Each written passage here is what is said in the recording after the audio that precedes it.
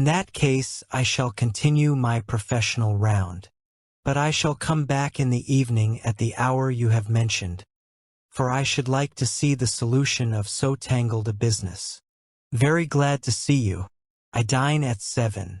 There is a woodcock, I believe.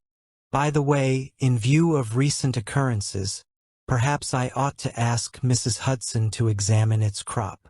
I had been delayed at a case, and it was a little after 6:30 when I found myself in Baker Street once more.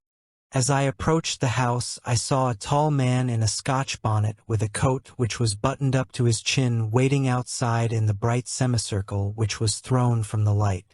Just as I arrived, the door was opened, and we were shown up together to Holmes' room. "Mr. Henry Baker, I believe," said he, rising from his armchair and greeting his visitor with the easy air of geniality which he could so readily assume. "Pray take this chair by the fire, Mr. Baker. It is a cold night, and I observe that your circulation is more adapted for summer than for winter. Ah, Watson, you have just come at the right time. Is that your hat, Mr. Baker?" "Yes, sir, that is undoubtedly my hat." He was a large man with rounded shoulders, a massive head, and a broad, intelligent face, sloping down to a pointed beard of graying brown. A touch of red in nose and cheeks, with a slight tremor of his extended hand, recalled Holmes' surmise as to his habits. His rusty black frock coat was buttoned right up in front, with the collar turned up, and his thin wrists protruded from his sleeves without a sign of cuff or shirt. He spoke in a slow, disconnected fashion, choosing his words with care, and gave the impression generally of a man of learning and letters who had had ill usage at the hands of fortune. "We have retained these things for some days," said Holmes, "because we expected to see an advertisement from you giving your address. I am at a loss to know now why you did not advertise."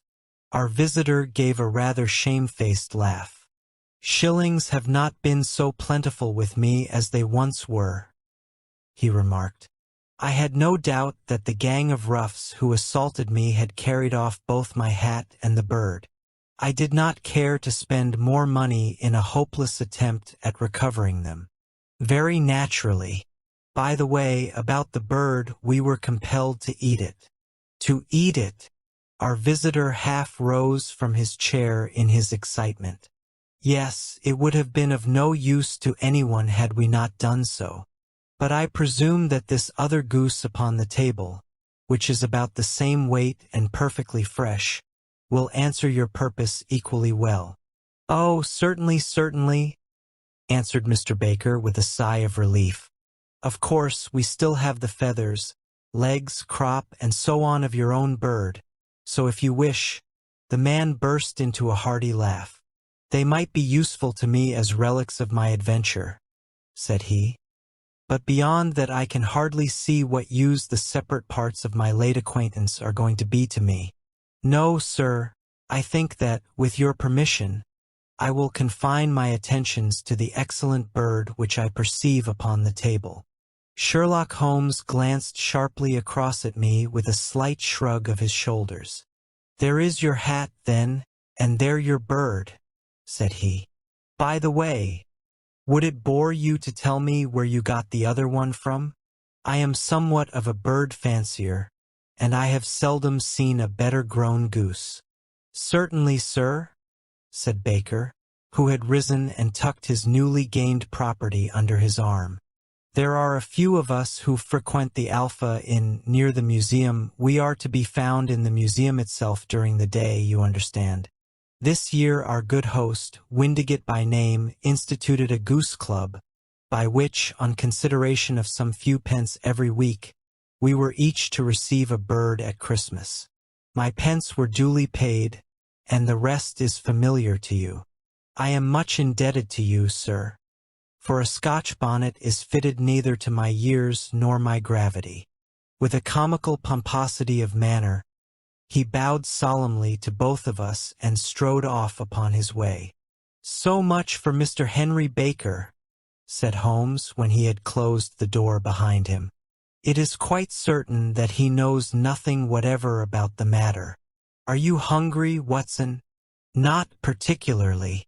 Then I suggest that we turn our dinner into a supper and follow up this clue while it is still hot. By all means. It was a bitter night, so we drew on our coats and wrapped scarves about our throats. Outside, the stars were shining coldly in a cloudless sky, and the breath of the passers-by blew out into smoke like so many pistol shots. Our footfalls rang out crisply and loudly as we swung through the Doctor's Quarter, Wimpole Street, Harley Street, and so through Wigmore Street into Oxford Street. In a quarter of an hour we were in Bloomsbury at the Alpha Inn, which is a small public house at the corner of one of the streets which runs down into Holborn. Holmes pushed open the door of the private bar and ordered 2 glasses of beer from the ruddy-faced landlord. "Your beer should be excellent if it is as good as your geese," said he. "My geese?" The man seemed surprised. "Yes, I was speaking only half an hour ago to Mr. Henry Baker, who was a member of your goose club." "Ah, yes, I see. But you see, sir, them's not our geese." "Indeed? Whose, then?" "Well, I got the 2 dozen from a salesman in Covent Garden." "Indeed? I know some of them. Which was it?" "Breckenridge is his name." "Ah, I don't know him. Well, here's your good health, landlord, and prosperity to your house. Good night. Now for Mr. Breckenridge," he continued, buttoning up his coat as we came out into the frosty air. "Remember, Watson, that though we have so homely a thing as a goose at one end of this chain, we have at the other a man who will certainly get 7 years in prison unless we can establish his innocence. It is possible that our inquiry may but confirm his guilt, but in any case we have a line of investigation which has been missed by the police, and which a singular chance has placed in our hands. Let us follow it out to the bitter end. Faces to the south, then, and quick march." We passed across Holborn, down in Dell Street, and so through an area of slums to Covent Garden Market. One of the largest stalls bore the name of Breckenridge upon it, and the proprietor, a horsey-looking man, with a sharp face and trim side whiskers, was helping a boy to put up the shutters. "Good evening. It's a cold night," said Holmes. The salesman nodded and shot a questioning glance at my companion. "Sold out of geese, I see," continued Holmes, pointing at the bare slabs of marble. "Let you have 500 tomorrow morning. That's no good. Well, there are some on the stall with the gas flare." "Ah, but I was recommended to you." "Who by?" "The landlord of the Alpha." "Oh, yes. I sent him a couple of dozen. Fine birds they were, too. Now, where did you get them from?"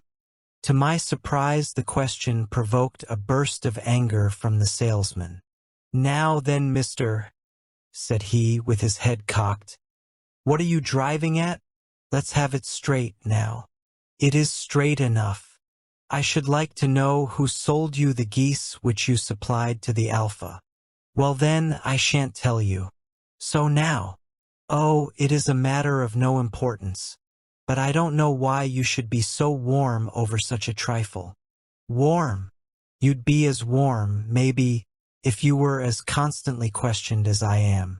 When I pay good money for a good article, there should be an end of the business. But it's where are the geese? And who did you sell the geese to? And what will you take for the geese? One would think they were the only geese in the world, to hear the fuss that is made over them." "Well, I have no connection with any other people who have been making inquiries," said Holmes carelessly. "If you won't tell us, the bet is off, that is all. But I'm always ready to back my opinion on a matter of birds, and I have £5 on it that the bird I ate is country bred." "Well, then, you've lost your money, for it's town bred," snapped the salesman. "It's nothing of the kind. I say it is. I don't believe it. Do you think you know more about birds than I, who have handled them ever since I was a child? I tell you, all those birds that went to the Alpha were town-bred. You'll never persuade me to believe that. Will you bet, then? It's merely taking your money, for I know that I am right. But I'll have a sovereign on with you, just to teach you not to be obstinate. The salesman chuckled grimly. "Bring me the books, Bill," said he. The small boy brought round a small thin volume and a great greasy-backed one, laying them out together beneath the hanging lamp. "Now then," said the salesman, "I thought that I was out of geese, but before I finish you'll find that there is still one left in my shop. You see this little book? Well, that's the list of the folk from whom I buy. Do you see? Well, then, here on this page are the country folk, and the numbers after their names are where their accounts are in the big ledger. Now then, you see this other page in red ink? Well, that is a list of my town suppliers. Now look at that third name. Just read it out to me. Mrs. Oakshott, 117 Brixton Road, 249. Read Holmes. Quite so. Now turn that up in the ledger. Holmes turned to the page indicated. Here you are, Mrs. Oakshott, 117 Brixton Road, egg and poultry supplier. Now then, what's the last entry? December 22nd, 24 geese at sevens. Sidé. Quite so. There you are. And underneath, sold to Mr. Windigate of the Alpha at 12s. What have you to say now? Sherlock Holmes looked deeply annoyed. He drew a sovereign from his pocket and threw it down upon the slab, turning away with the air of a man whose disgust is too deep for words. A few yards off he stopped under a lamp post and laughed in the hearty, noiseless fashion which was peculiar to him. When you see a man with whiskers of that cut and the pink protruding out of his pocket, you can always draw him by a bet, said he. If I had put £100 down in front of him, that man would not have given me such complete information as was drawn from him by the idea that he was doing me on a wager. Well, Watson, we are, I fancy, nearing the end of our quest, and the only point which remains to be determined is whether we should go on to this Mrs. Oakshott tonight, or whether we should reserve it for tomorrow. It is clear from what that rude fellow said that there are others besides ourselves who are anxious about the matter, and I should— His remarks were suddenly cut short by a loud noise which broke out from the stall which we had just left. Turning round, we saw a little rat-faced fellow standing in the center of the circle of yellow light which was thrown by the swinging lamp, while Breckenridge, the salesman, framed in the door of his stall, was shaking his fists fiercely at the cringing figure. "I've had enough of you and your geese," he shouted. "I wish you were all at the devil together. If you come annoying me any more with your silly talk, I'll set the dog at you. You bring Mrs. Oakshott here and I'll answer her. But what have you to do with it? Did I buy the geese off you? No, but one of them was mine all the same," whined the little man. "Well, then, ask Mrs. Oakshott for it. She told me to ask you. Well, you can ask the King of Prussia, for all I care. I've had enough of it. Get out of this." He rushed fiercely forward, and the inquirer flitted away into the darkness. "Ah, this may save us a visit to Brixton Road," whispered Holmes. "Come with me, and we will see what is to be made of this fellow." Striding through the scattered knots of people who lounged round the flaring stalls, my companion speedily overtook the little man and touched him upon the shoulder. He sprang round, and I could see in the gas light that every vestige of color had been driven from his face. "Who are you, then? What do you want?" he asked in a shaking voice. "You will excuse me," said Holmes blandly. but I could not help overhearing the questions which you put to the salesman just now. I think that I could be of assistance to you. You? Who are you? How could you know anything of the matter? My name is Sherlock Holmes. It is my business to know what other people don't know. But you can know nothing of this? Excuse me, I know everything of it. You are endeavoring to trace some geese which were sold by Mrs. Oakshott of Brixton Road to a salesman named Breckenridge, by him in turn to Mr. Windigate of the Alpha, and by him to his club, of which Mr. Henry Baker is a member. Oh, sir, you are the very man whom I have longed to meet, cried the little fellow with outstretched hands and quivering fingers. I can hardly explain to you how interested I am in this matter. Sherlock Holmes hailed a four-wheeler which was passing. In that case we had better discuss it in a cozy room rather than in this wind-swept marketplace, said he. But pray tell me, before we go farther, who it is that I have the pleasure of assisting. The man hesitated for an instant. My name is John Robinson, he answered with an indirect glance. No, no, the real name, said Holmes sweetly. It is always awkward doing business with a false name. A flush sprang to the white cheeks of the stranger. Well then, said he, my real name is James Ryder. Precisely so. Head attendant at the Hotel Cosmopolitan. Pray step into the cab, and I shall soon be able to tell you everything which you would wish to know. The little man stood glancing from one to the other of us with half-frightened, half-hopeful eyes, as one who is not sure whether he is on the verge of a windfall or of a catastrophe. Then he stepped into the cab, and in half an hour we were back in the sitting-room at Baker Street. Nothing had been said during our drive, but the high, thin breathing of our new companion, and the wringing of his hands, spoke of the nervous tension within him. Here we are, said Holmes cheerily as we filed into the room. The fire looks very suitable for this weather. You look cold, Mr. Ryder. Pray take the basket chair. I will just put on my slippers before we settle this little matter of yours. Now then, you want to know what became of those geese? Yes, sir. Or rather, I fancy, of that goose.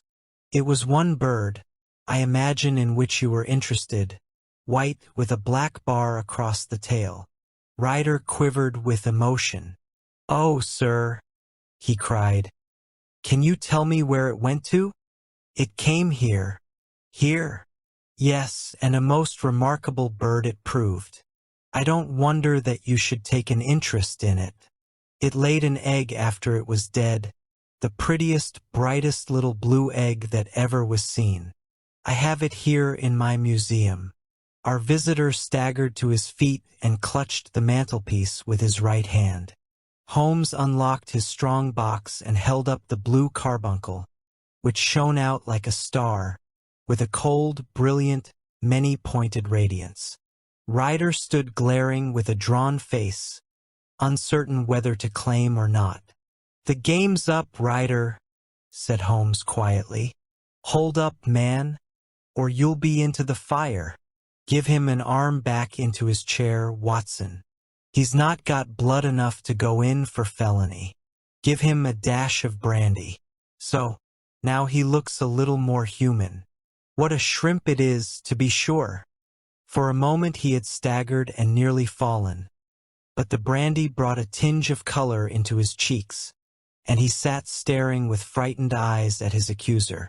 I have almost every link in my hands, and all the proofs which I could possibly need, so there is little which you need tell me. Still, that little may as well be cleared up to make the case complete. You had heard, Ryder, of this blue stone of the Countess of Morkers. It was Catherine Cusack who told me of it, said he in a crackling voice. I see, her ladyship's waiting maid. Well, the temptation of sudden wealth so easily acquired was too much for you, as it has been for better men before you. But you were not very scrupulous in the means you used. It seems to me, Ryder, that there is the making of a very pretty villain in you. You knew that this man Horner, the plumber, had been concerned in some such matter before, and that suspicion would rest the more readily upon him. What did you do, then? You made some small job in my lady's room, you and your confederate Cusack, and you managed that he should be the man sent for. Then, when he had left, you rifled the jewel case, raised the alarm, and had this unfortunate man arrested. You then— Ryder threw himself down suddenly upon the rug and clutched at my companion's knees. "For God's sake, have mercy!" he shrieked. "Think of my father, of my mother. It would break their hearts. I never went wrong before. I never will again. I swear it. I'll swear it on a Bible. Oh, don't bring it into court. For Christ's sake, don't." "Get back into your chair," said Holmes sternly. "It is very well to cringe and crawl now, but you thought little enough of this poor Horner in the dock for a crime of which he knew nothing. I will fly, Mr. Holmes. I will leave the country, sir. Then the charge against him will break down. We will talk about that. And now let us hear a true account of the next act. How came the stone into the goose, and how came the goose into the open market? Tell us the truth, for there lies your only hope of safety." Ryder passed his tongue over his parched lips. "I will tell you it just as it happened, sir," said he. "When Horner had been arrested, it seemed to me that it would be best for me to get away with the stone at once, for I did not know at what moment the police might not take it into their heads to search me and my room. There was no place about the hotel where it would be safe. I went out as if on some commission, and I made for my sister's house. She had married a man named Oakshott, and lived in Brixton Road, where she fattened birds for the market. All the way there every man I met seemed to me to be a policeman or a detective. And, for all that it was a cold night, the sweat was pouring down my face before I came to the Brixton Road. My sister asked me what was the matter and why I was so pale, but I told her that I had been upset by the jewel robbery at the hotel. Then I went into the backyard and smoked a pipe and wondered what it would be best to do. I had a friend once called Maudsley who went to the bad and has just been serving his time in Pentonville. One day he had met me and fell into talk about the ways of thieves and how they could get rid of what they stole. I knew that he would be true to me, for I knew one or two things about him. So I made up my mind to go right on to Kilburn, where he lived, and take him into my confidence. He would show me how to turn the stone into money, but how to get to him in safety. I thought of the agonies I had gone through in coming from the hotel. I might at any moment be seized and searched, and there would be the stone in my waistcoat pocket. I was leaning against the wall at the time and looking at the geese which were walking about round my feet, and suddenly an idea came into my head which showed me how I could beat the best detective that ever lived. My sister had told me some weeks before that I might have the pick of her geese for a Christmas present, and I knew that she was always as good as her word. I would take my goose now, and in it I would carry my stone to Kilburn. There was a little shed in the yard, and behind this I drove one of the birds, a fine big one, white with a barred tail. I caught it, and prying its bill open, I thrust the stone down its throat as far as my finger could reach. The bird gave a gulp, and I felt the stone pass along its throat and down into its stomach. But the creature flapped and struggled, and out came my sister to know what was the matter. As I turned to speak to her, the brute broke loose and fluttered off among the others. "Whatever were you doing with that bird, Jem?" says she. "Well," said I, "you said you'd give me one for Christmas, and I was feeling which was the fattest." "Oh," says she, "we've set yours aside for you. Jem's bird, we call it. It's the big white one over yonder. There's 26 of them, which makes one for you, and 1 for us and 2 dozen for the market. Thank you, Maggie, says I, but if it is all the same to you, I'd rather have that one I was handling just now. The other is a good 3 pound heavier, said she, and we fattened it expressly for you. Never mind. I'll have the other and I'll take it now, said I.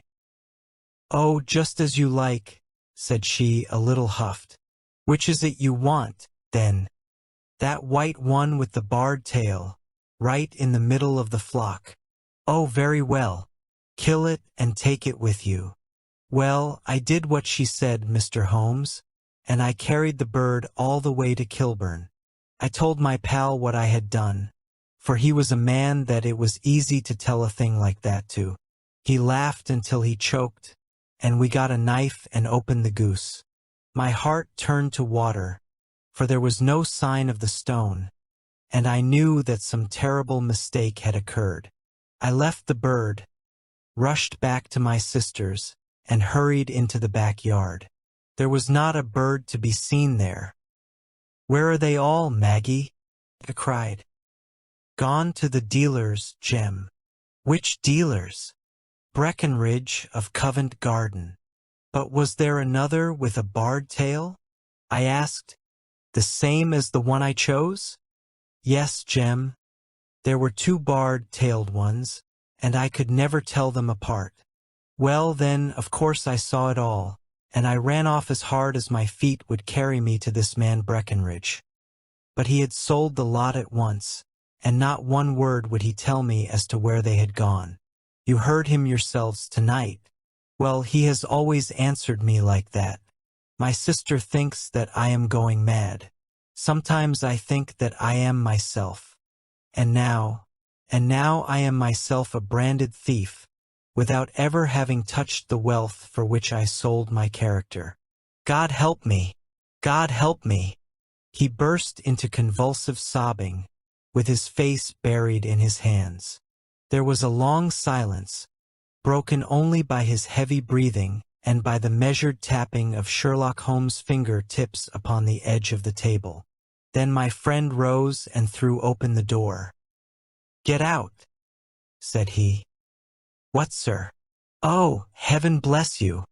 No more words. Get out." And no more words were needed. There was a rush, a clatter upon the stairs, the bang of a door, and the crisp rattle of running footfalls from the street. "After all, Watson," said Holmes, reaching up his hand for his clay pipe, "I am not retained by the police to supply their deficiencies. If Horner were in danger, it would be another thing. But this fellow will not appear against him, and the case must collapse. I suppose that I am commuting a felony, but it is just possible that I am saving a soul. This fellow will not go wrong again.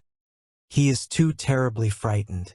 Send him to prison now, and you make him a prison bird for life. Besides, it is the season of forgiveness. Chance has put in our way a most singular and whimsical problem, and its solution is its own reward. If you will have the goodness to touch the bell, Doctor, we will begin another investigation, in which also a bird will be the chief feature. On glancing over my notes of the 70-odd cases in which I have during the last 8 years studied the methods of my friend Sherlock Holmes, I find many tragic, some comic, a large number merely strange, but none commonplace. For, working as he did rather for the love of his art than for the acquisition of wealth, he refused to associate himself with any investigation which did not tend towards the unusual, and even the fantastic. Of all these varied cases, however, I cannot recall any which presented more singular features than that which was associated with the well-known Surrey family of the Roylotts of Stoke Moran. The events in question occurred in the early days of my association with Holmes, when we were sharing rooms as bachelors in Baker Street.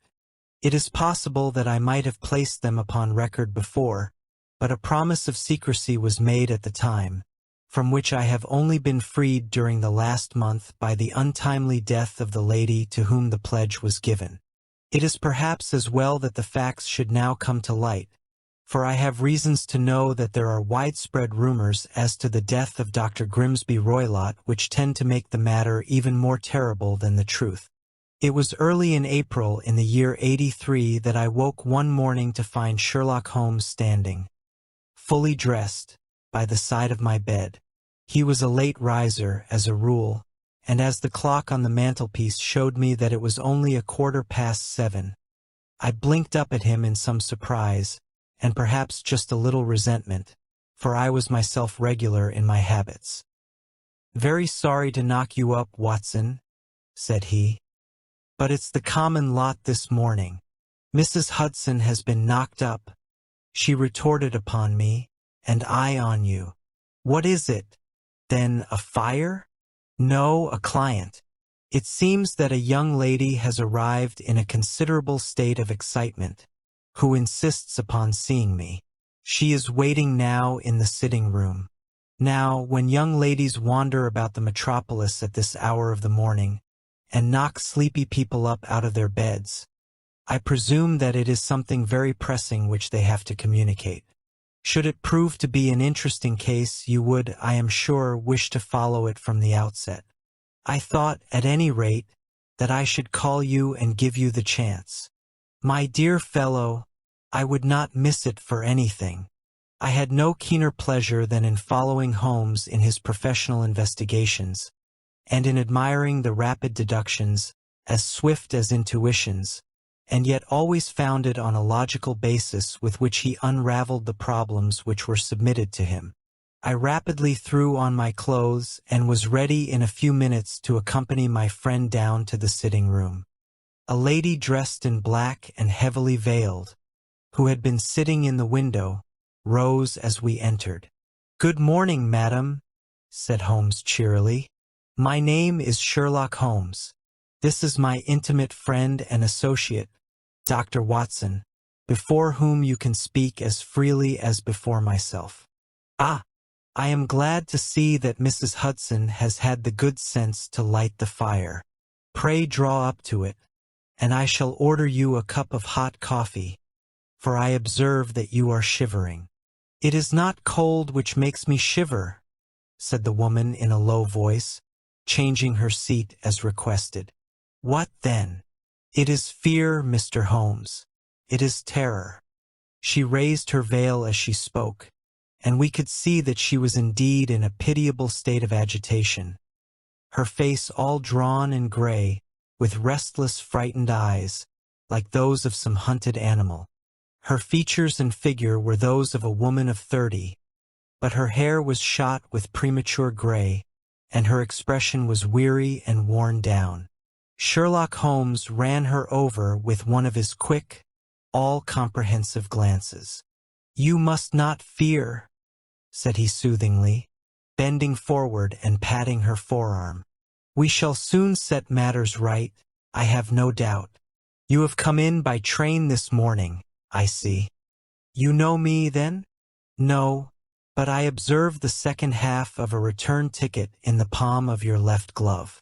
You must have started early, and yet you had a good drive in a dog-cart, along heavy roads, before you reached the station." The lady gave a violent start and stared in bewilderment at my companion. "There is no mystery, my dear madam," said he, smiling. "The left arm of your jacket is spattered with mud in no less than 7 places. The marks are perfectly fresh.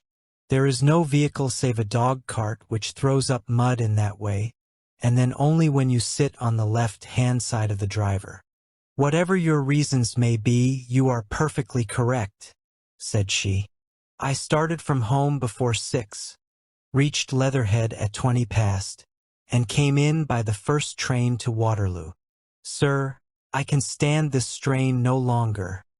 I shall go mad if it continues. I have no one to turn to, none, save only one, who cares for me, and he, poor fellow, can be of little aid. I have heard of you, Mr. Holmes. I have heard of you from Mrs. Farintosh, whom you helped in the hour of her sore need. It was from her that I had your address. Oh, sir, do you not think that you could help me, too, and at least throw a little light through the dense darkness which surrounds me? At present it is out of my power to reward you for your services, but in a month or 6 weeks I shall be married, with the control of my own income, and then at least you shall not find me ungrateful." Holmes turned to his desk and, unlocking it, drew out a small case book, which he consulted. "Farintosh," said he. "Ah, yes, I recall the case. It was concerned with a jeweled coronet. I think it was before your time, Watson. I can only say, madam, that I shall be happy to devote the same care to your case as I did to that of your friend. As to reward, my profession is its own reward, but you are at liberty to pay whatever expenses I may be put to, at the time which suits you best. And now I beg that you will lay before us everything that may help us in forming an opinion upon the matter." "Alas," replied our visitor, "the very horror of my situation lies in the fact that my fears are so vague, and my suspicions depend so entirely upon small points, which might seem trivial to another, that even he to whom of all others I have a right to look for help and advice looks upon all that I tell him about it as the fancies of a nervous woman. He does not say so, but I can read it from his soothing answers and averted eyes. But I have heard, Mr. Holmes, that you can see deeply into the wickedness of the human heart. You may advise me how to walk amid the dangers which encompass me." "I am all attention, madam. My name is Helen Stoner, and I am living with my stepfather, who is the last survivor of one of the oldest Saxon families in England, the Roylotts of Stoke Moran, on the western border of Surrey." Holmes nodded his head. "The name is familiar to me," said he. "The family was at one time among the richest in England, and the estates extended over the borders into Berkshire in the north, and Hampshire in the west. In the last century, however, for successive heirs were of wasteful disposition, and the family ruin was eventually completed by a gambler in the days of the Regency. Nothing was left save a few acres of ground, and the 200-year-old house, which is itself crushed under a heavy mortgage. The last squire dragged out his existence there, living the horrible life of an aristocratic yet poor man. But his only son, my stepfather, seeing that he must adapt himself to the new conditions, obtained an advance from a relative, which enabled him to take a medical degree and went out to Calcutta, where, by his professional skill and his force of character, he established a large practice. In a fit of anger, however, caused by some robberies which had been perpetrated in the house, he beat his native butler to death and narrowly escaped a capital sentence. As it was, he suffered a long term of imprisonment and afterwards returned to England a sad and disappointed man. When Dr. Roylott was in India, he married my mother, Mrs. Stoner, the young widow of Major General Stoner, of the Bengal Artillery. My sister Julia and I were twins, and we were only 2 years old at the time of my mother's remarriage. She had a considerable sum of money, not less than £1,000 a year, and this she bequeathed to Dr. Roylott entirely while we resided with him, with a provision that a certain annual sum should be allowed to each of us in the event of our marriage. Shortly after our return to England, my mother died. She was killed 8 years ago in a railway accident near Crewe. Dr. Roylott then abandoned his attempts to establish himself in practice in London and took us to live with him in the old ancestral house at Stoke Moran. The money which my mother had left was enough for all our wants, and there seemed to be no obstacle to our happiness. But a terrible change came over our stepfather about this time. Instead of making friends and exchanging visits with our neighbors, who had at first been delighted to see a Roylott of Stoke Moran back in the old family seat, he shut himself up in his house and seldom came out save to indulge in ferocious quarrels with whoever might cross his path. Violence of temper approaching to mania has been hereditary in the men of the family, and in my stepfather's case it had, I believe, been intensified by his long residence in the tropics.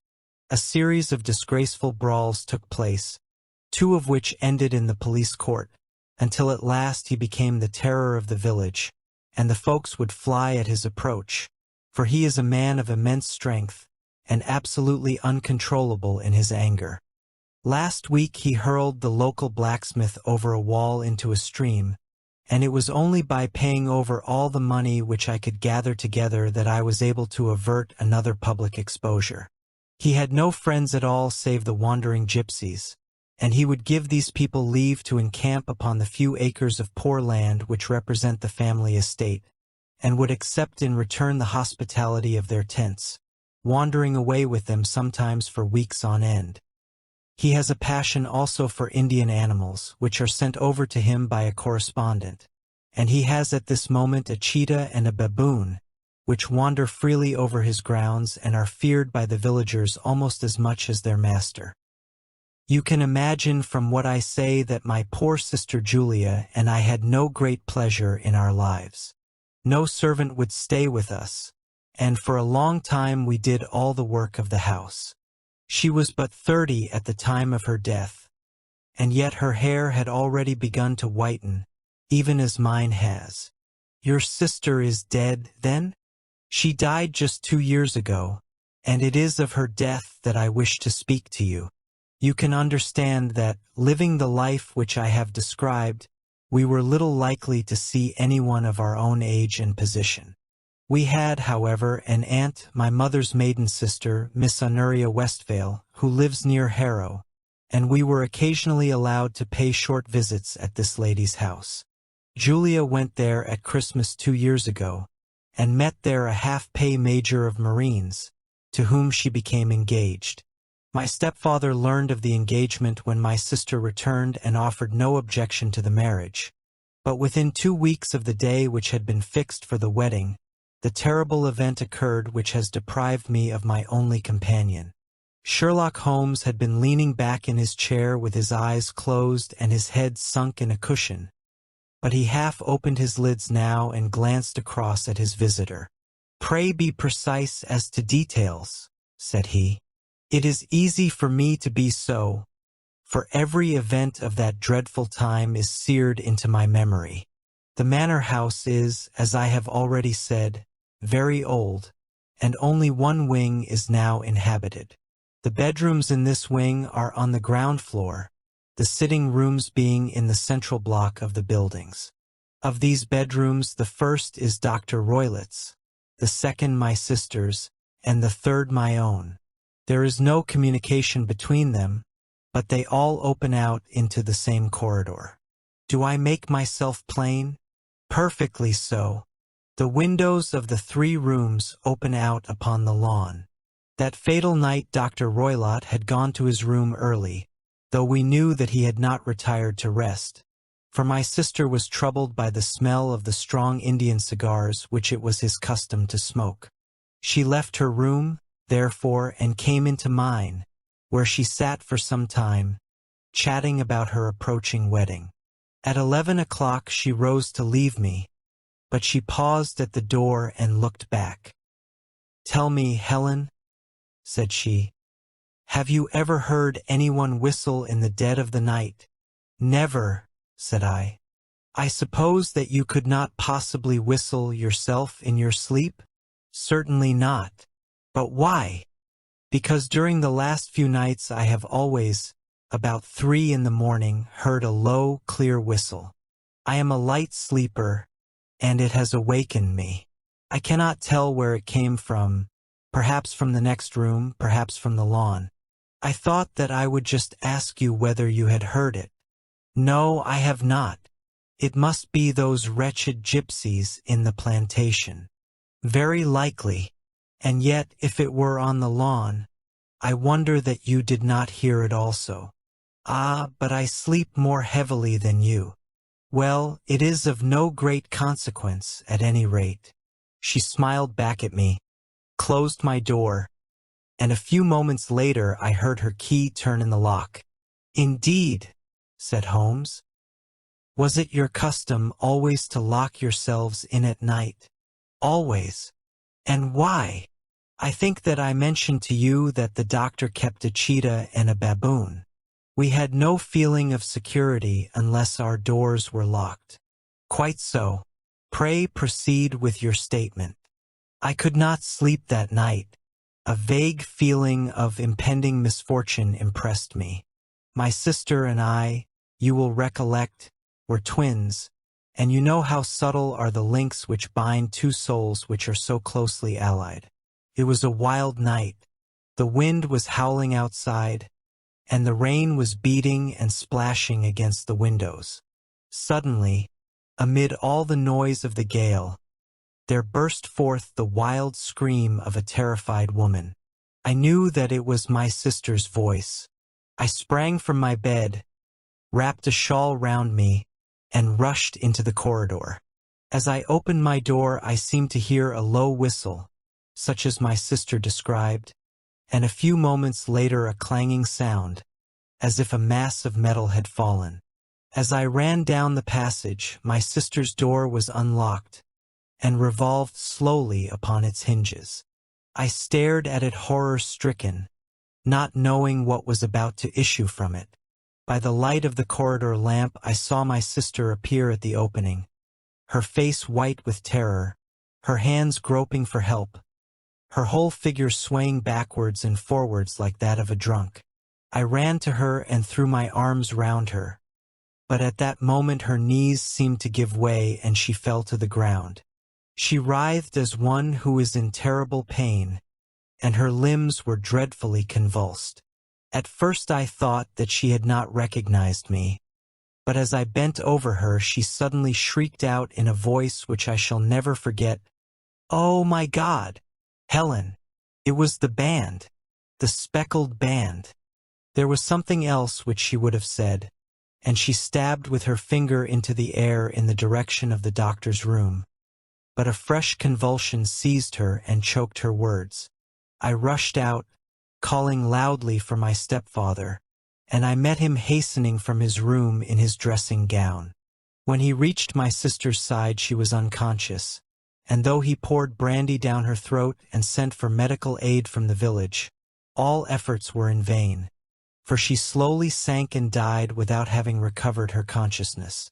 Such was the dreadful end of my beloved sister. "One moment," said Holmes. "Are you sure about this whistle and metallic sound? Could you swear to it?" "That was what the county coroner asked me at the inquiry. It is my strong impression that I heard it, and yet, among the crash of the gale and the creaking of an old house, I may possibly have been deceived." "Was your sister dressed?" "No, she was in her night dress. In her right hand was found the charred stump of a match, and in her left a matchbox, showing that she had struck a light and looked about her when the alarm took place. That is important." "And what conclusions did the coroner come to?" "He investigated the case with great care, for Dr. Roylett's conduct had long been notorious in the county, but he was unable to find any satisfactory cause of death. My evidence showed that the door had been fastened upon the inner side, and the windows were blocked by old-fashioned shutters with broad iron bars, which were secured every night. The walls were carefully sounded, and were shown to be quite solid all round, and the flooring was also thoroughly examined, with the same result. The chimney is wide, but is barred up by 4 large staples. It is certain, therefore, that my sister was quite alone when she met her end. Besides, there were no marks of any violence upon her." "How about poison?" "The doctors examined her for it, but without success." "What do you think that this unfortunate lady died of, then?" "It is my belief that she died of pure fear and nervous shock, though what it was that frightened her I cannot imagine." "Were there gypsies in the plantation at the time?" "Yes, there are nearly always some there." "Ah, and what did you gather from this allusion to a band, a speckled band?" "Sometimes I have thought that it was merely the wild talk of madness, sometimes that it may have referred to some band of people, perhaps to these very gypsies in the plantation." I do not know whether the spotted handkerchiefs which so many of them wear over their heads might have suggested the strange adjective which she used. Holmes shook his head like a man who is far from being satisfied. "These are very deep waters," said he. "Pray go on with your narrative. 2 years have passed since then, and my life has been until lately lonelier than ever. A month ago, however, a dear friend, whom I have known for many years, has done me the honor to ask my hand in marriage.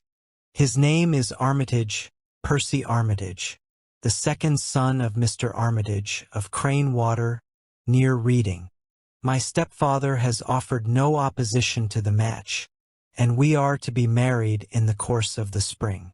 2 days ago some repairs were started in the west wing of the building, and my bedroom wall has been pierced, so that I have had to move into the chamber in which my sister died, and to sleep in the very bed in which she slept.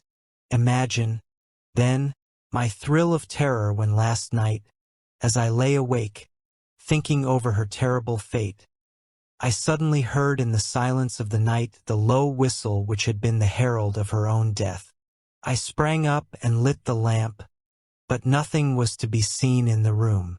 I was too shaken to go to bed again, however, so I dressed, and as soon as it was daylight I slipped down, got a dog cart at the Crown Inn, which is opposite, and drove to Leatherhead, from whence I have come on this morning with the one object of seeing you and asking your advice."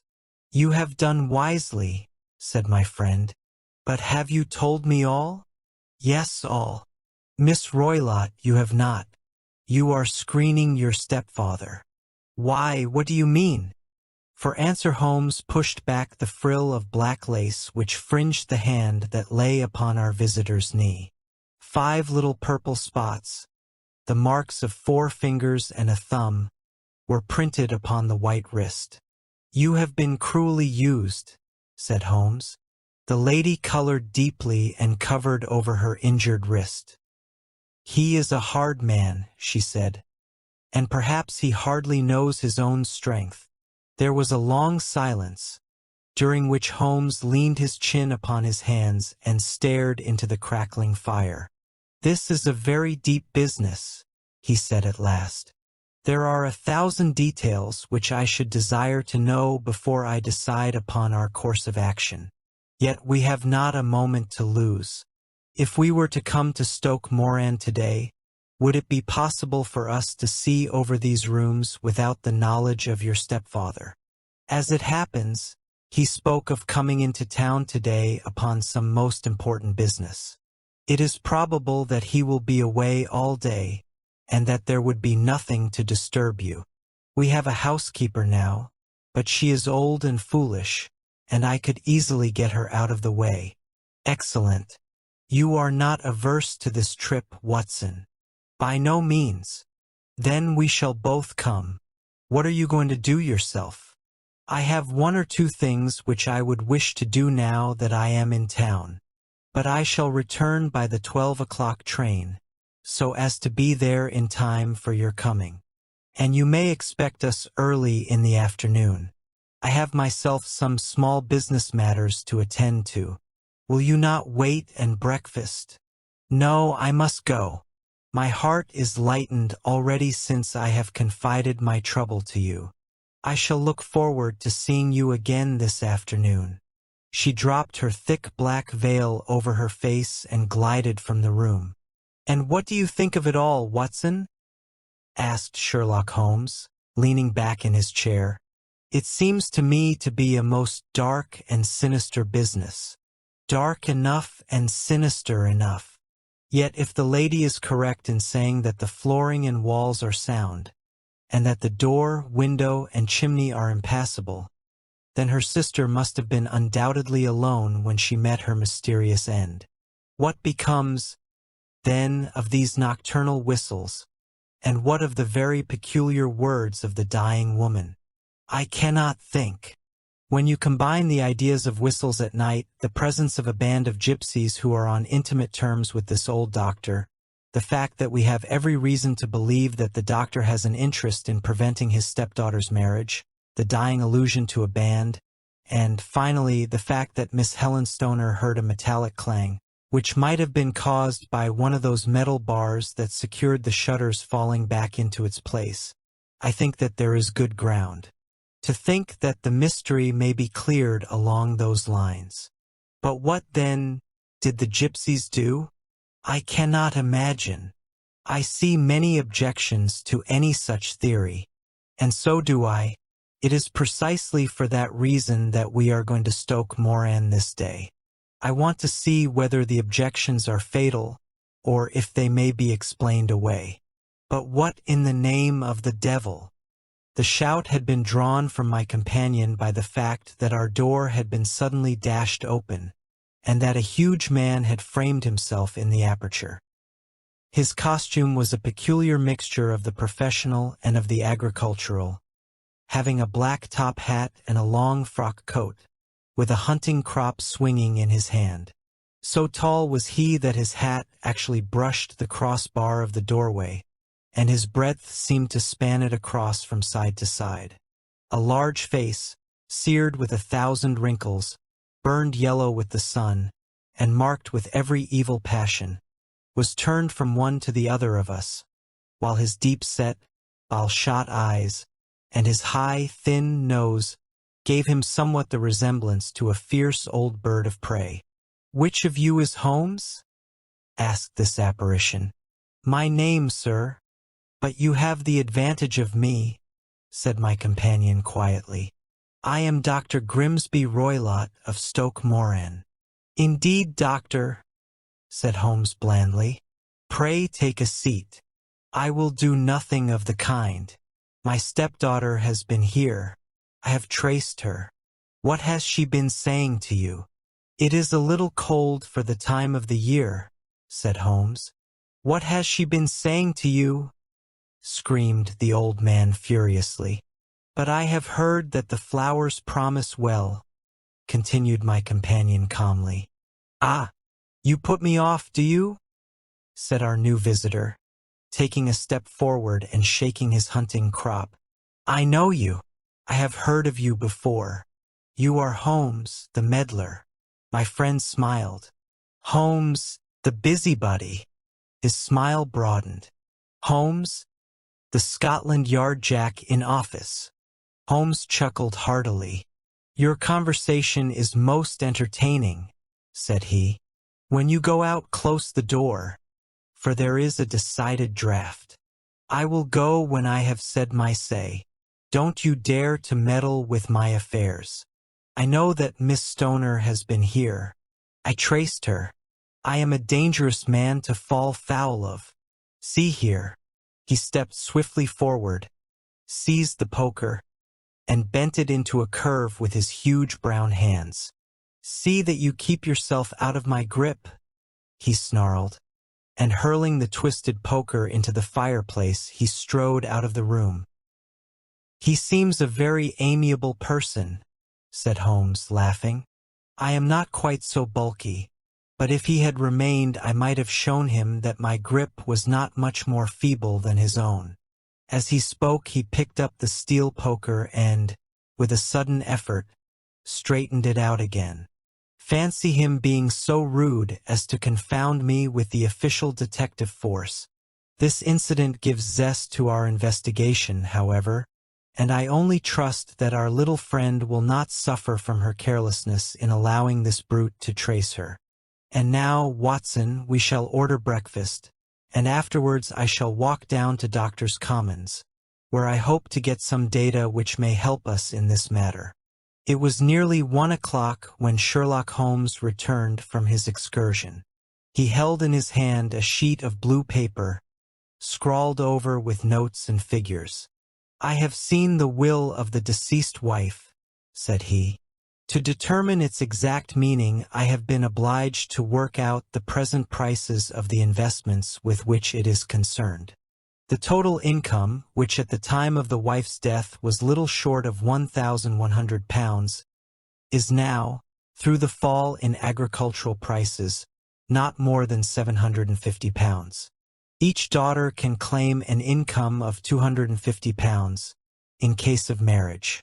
It is evident, therefore, that if both girls had married, this beauty would have had almost nothing, while even one of them would cripple him to a very serious extent. My morning's work has not been wasted, since it has proved that he has the very strongest motives for standing in the way of anything of the sort. And now, Watson, this is too serious to waste time, especially as the old man is aware that we are interesting ourselves in his affairs. So if you are ready, we shall call a cab and drive to Waterloo. I should be very much obliged if you would slip your revolver into your pocket. And Ely's number 2 is an excellent argument with gentlemen who can twist steel pokers into knots. That and a toothbrush are, I think, all that we need. At Waterloo we were fortunate in catching a train for Leatherhead, where we hired a trap at the station inn and drove for 4 or 5 miles through the lovely Surrey lanes. It was a perfect day, with a bright sun and a few fleecy clouds in the heavens. The trees and hedges were just throwing out their first green shoots, and the air was full of the pleasant smell of the moist earth. To me, at least, there was a strange contrast between the sweet promise of the spring and this sinister quest upon which we were engaged. My companion sat in the front of the trap, his arms folded, his hat pulled down over his eyes, and his chin sunk upon his breast, buried in the deepest thought. Suddenly, however, he started, tapped me on the shoulder, and pointed over the meadows. "Look there," said he. A heavily timbered park stretched up in a gentle slope, thickening into a grove at the highest point. From amid the branches there jutted out the grey gables and high roof of a very old mansion. "Stoke Moran?" said he. "Yes, sir, that be the house of Dr. Grimsby Roylott," remarked the driver. "There is some building going on there," said Holmes. "That is where we are going." "There's the village," said the driver, pointing to a cluster of roofs some distance to the left. "But if you want to get to the house, you'll find it shorter to get over this fence, and so by the footpath over the fields. There it is where the lady is walking." "And the lady, I fancy, is Miss Stoner," observed Holmes, shading his eyes. "Yes, I think we had better do as you suggest." We got off, paid our fare, and the trap rattled back on its way to Leatherhead. "I thought it as well," said Holmes as we climbed the fence, "that this fellow should think we had come here as architects or on some definite business. It may stop his gossip. Good afternoon, Miss Stoner. You see that we have been as good as our word." Our client of the morning had hurried forward to meet us with a face which spoke her joy. "I have been waiting so eagerly for you," she cried, shaking hands with us warmly. "All has turned out splendidly. Dr. Roylott has gone to town, and it is unlikely that he will be back before evening." "We have had the pleasure of making the doctor's acquaintance," said Holmes, and in a few words he sketched out what had occurred. Miss Stoner turned white to the lips as she listened. "Good heavens!" she cried. "He has followed me, then, so it appears. He is so cunning that I never know when I am safe from him. What will he say when he returns? He must guard himself, for he may find that there is someone more cunning than himself upon his track. You must lock yourself up from him tonight. If he is violent, we shall take you away to your aunt's at Harrow. Now, we must make the best use of our time, so kindly take us at once to the rooms which we are to examine." The building was of grey, lichen-marked stone, with a high central portion and 2 curving wings, like the claws of a crab, thrown out on each side. In one of these wings the windows were broken and blocked with wooden boards, while the roof was partly caved in, a picture of ruin. The central portion was in little better repair, but the right-hand block was comparatively modern, and the blinds in the windows, with the blue smoke curling up from the chimneys, showed that this was where the family resided. Some scaffolding had been erected against the end wall, and the stonework had been broken into, but there were no signs of any workmen at the moment of our visit. Holmes walked slowly up and down the ill-trimmed lawn and examined with deep attention the outsides of the windows. "This, I take it, belongs to the room in which you used to sleep, the center one to your sister's, and the one next to the main building to Dr. Roylett's chamber?" "Exactly so, but I am now sleeping in the middle one. Pending the alterations, as I understand. By the way, there does not seem to be any very pressing need for repairs at that end wall." There were none. I believe that it was an excuse to move me from my room. "Ah, that is suggestive. Now, on the other side of this narrow wing runs the corridor from which these 3 rooms open. There are windows in it, of course." "Yes, but very small ones. Too narrow for anyone to pass through. As you both locked your doors at night, your rooms were unapproachable from that side. Now, would you have the kindness to go into your room and bar your shutters?" Miss Stoner did so, and Holmes, after a careful examination through the open window, endeavored in every way to force the shutter open, but without success. There was no slit through which a knife could be passed to raise the bar. Then with his lens he tested the hinges, but they were of solid iron, built firmly into the massive masonry. Said he, scratching his chin in some perplexity. "My theory certainly presents some difficulties. No one could pass these shutters if they were bolted. Well, we shall see if the inside throws any light upon the matter." A small side door led into the whitewashed corridor from which the 3 bedrooms opened. Holmes refused to examine the 3rd chamber, so we passed at once to the 2nd, that in which Miss Stoner was now sleeping, and in which her sister had met with her fate. It was a homely little room, with a low ceiling and a gaping fireplace, after the fashion of old country houses. A brown chest of drawers stood in one corner, a narrow bed in another, and a dressing table on the left-hand side of the window. These articles, with 2 small wickerwork chairs, made up all the furniture in the room save for a square of Wilton carpet in the center. The boards round and the paneling of the walls were of brown, worm-eaten oak, so old and discolored that it may have dated from the original building of the house. Holmes drew one of the chairs into a corner and sat silent, while his eyes traveled round and up and down, taking in every detail of the apartment. "Where does that bell communicate with?" he asked at last, pointing to a thick bell rope which hung down beside the bed, the end of the rope actually lying upon the pillow. "It goes to the housekeeper's room." "It looks newer than the other things?" "Yes, it was only put there a couple of years ago." "Your sister asked for it, I suppose?" "No, I never heard of her using it. We used always to get what we wanted for ourselves." "Indeed, it seemed unnecessary to put so nice a bell pull there. You will excuse me for a few minutes while I satisfy myself as to this floor." He threw himself down upon his face with his lens in his hand and crawled swiftly backward and forward, examining closely the cracks between the boards. Then he did the same with the wood work with which the chamber was paneled. Finally he walked over to the bed and spent some time in staring at it and in running his eye up and down the wall. Finally he took the bell rope in his hand and gave it a brisk tug. "Why, it's a dummy," said he. "Won't it ring?" "No, it is not even attached to a wire. This is very interesting. You can see now that it is fastened to a hook just above where the little opening for the ventilator is." "How very absurd. I never noticed that before." "Very strange," muttered Holmes, pulling at the rope.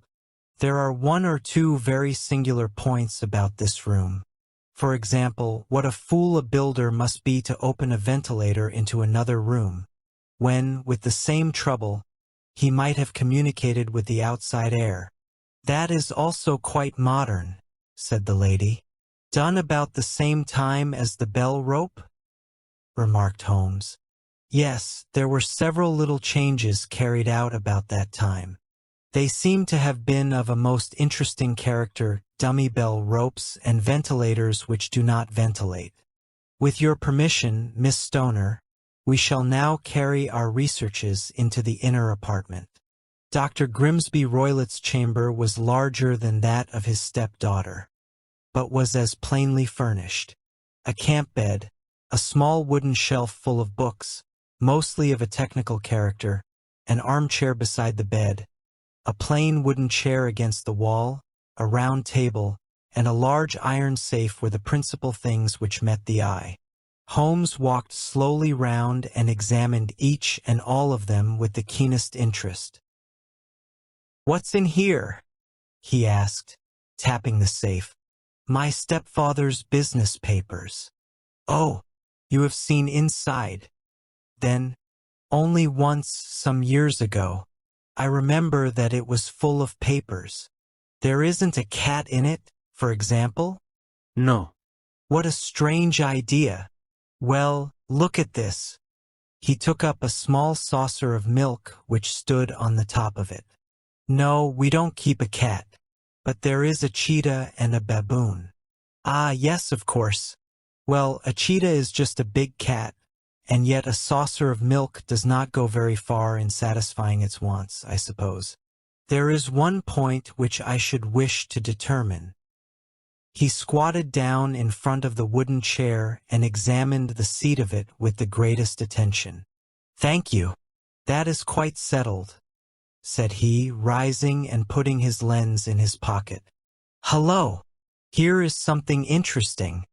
The object which had caught his eye was a small dog lash hung on one corner of the bed.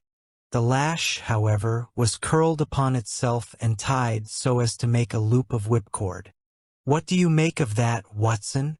"It's a common enough lash, but I don't know why it should be tied." "That is not quite so common, is it?" "Ah, me. It's a wicked world, and when a clever man turns his brains to crime it is the worst of all.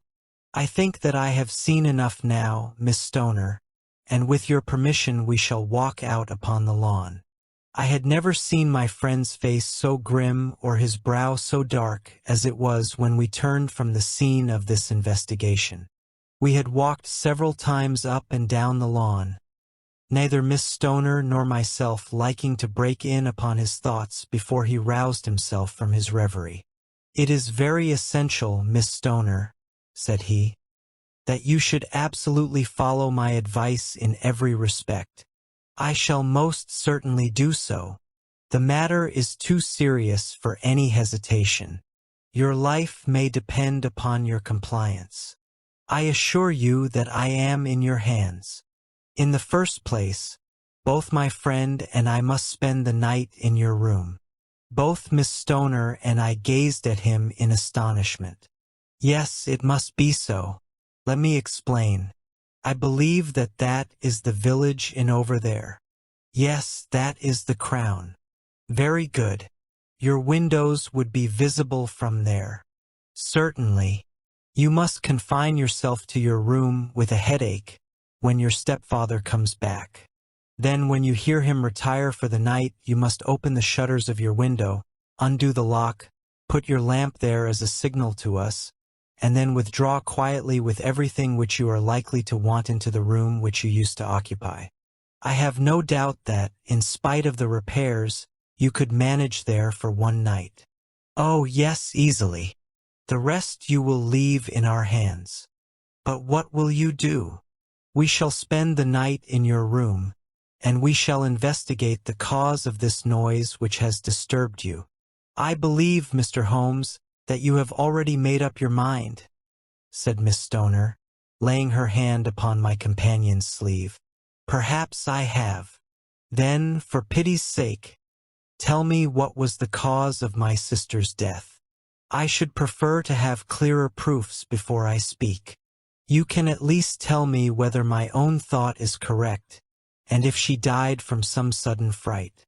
"No, I do not think so. I think that there was probably some more tangible cause. And now, Miss Stoner, we must leave you, for if Dr. Roylott returned and saw us, our journey would be in vain. Goodbye, and be brave, for if you will do what I have told you, you may rest assured that we shall soon drive away the dangers that threaten you. Sherlock Holmes and I had no difficulty in engaging a bedroom and sitting room at the Crown Inn.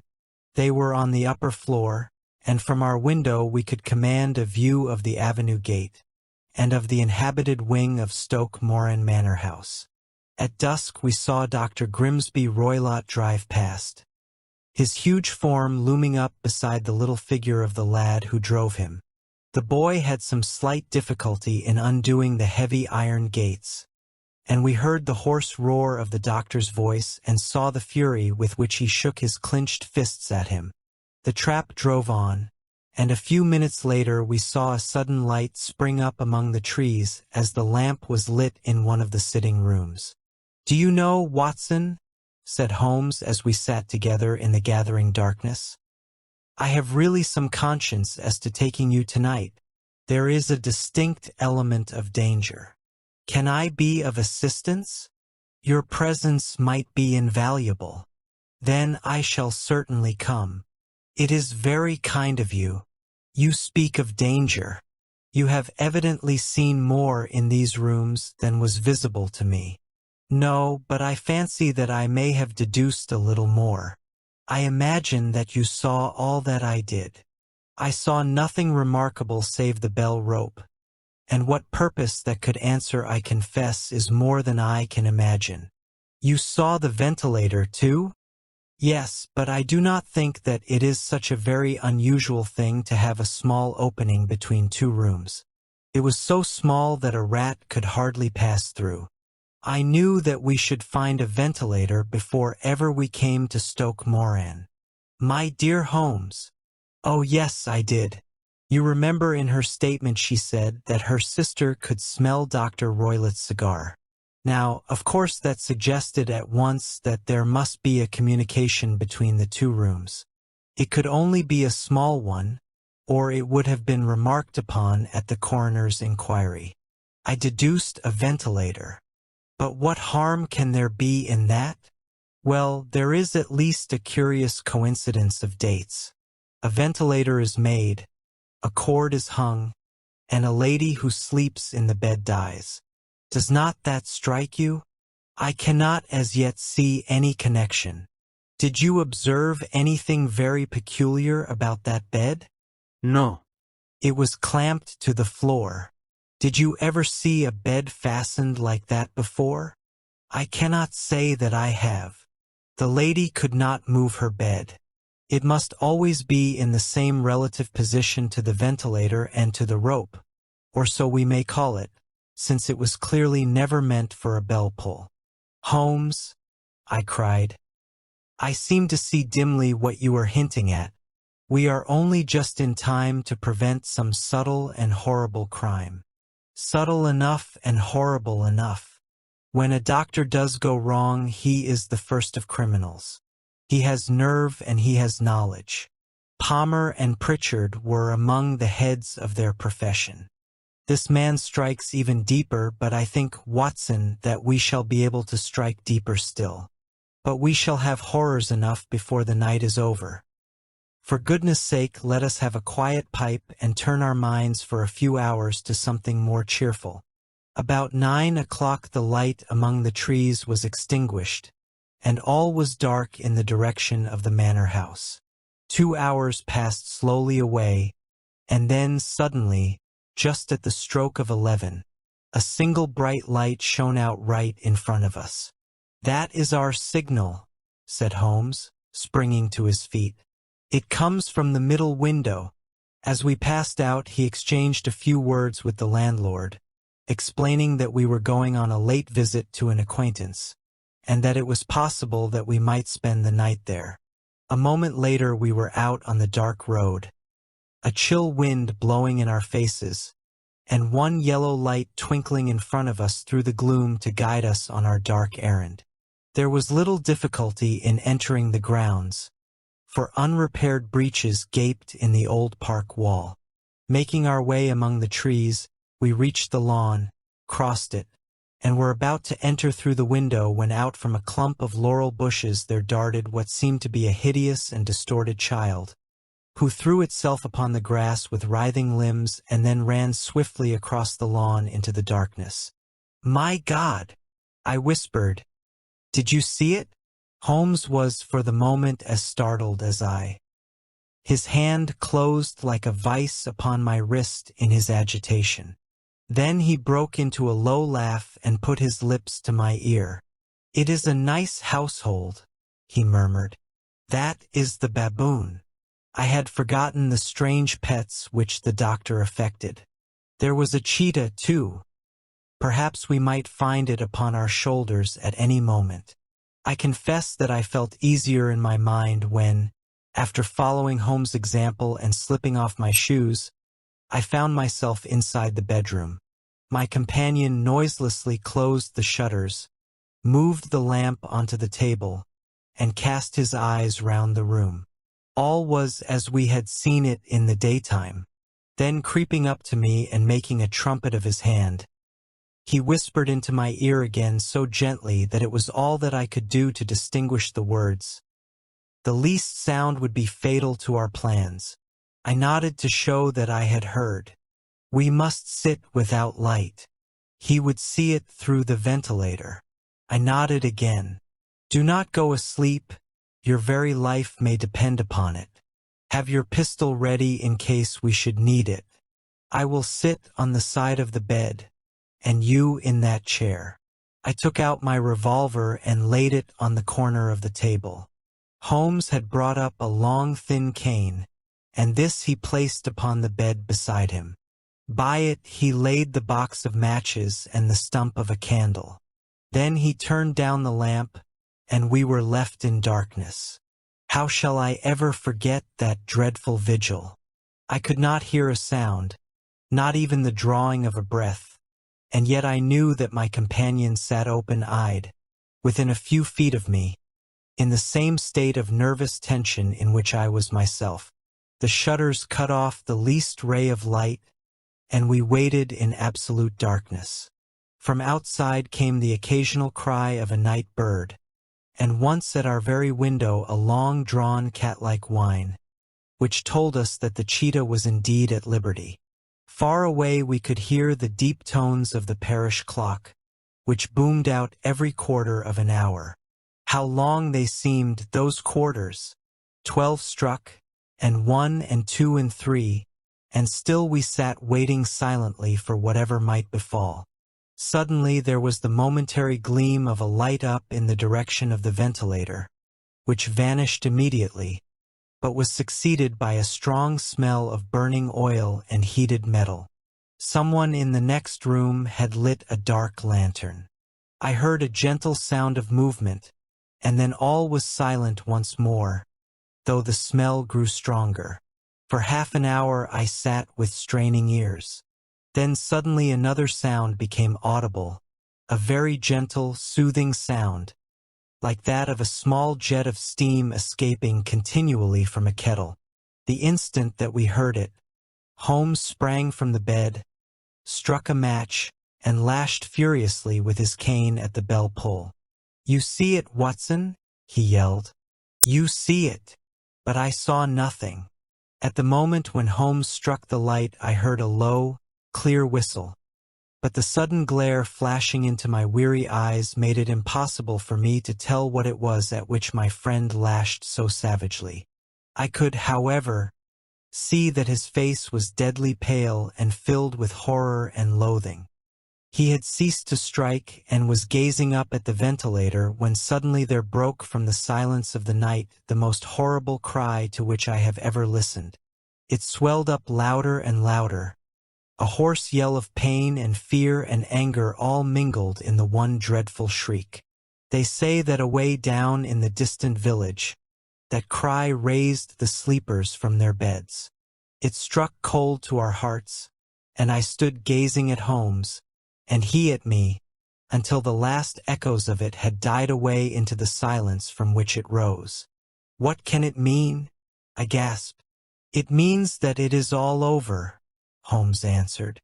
And perhaps, after all, it is for the best. Take your pistol, and we will enter Dr. Roylott's room. With a grave face, he lit the lamp and led the way down the corridor.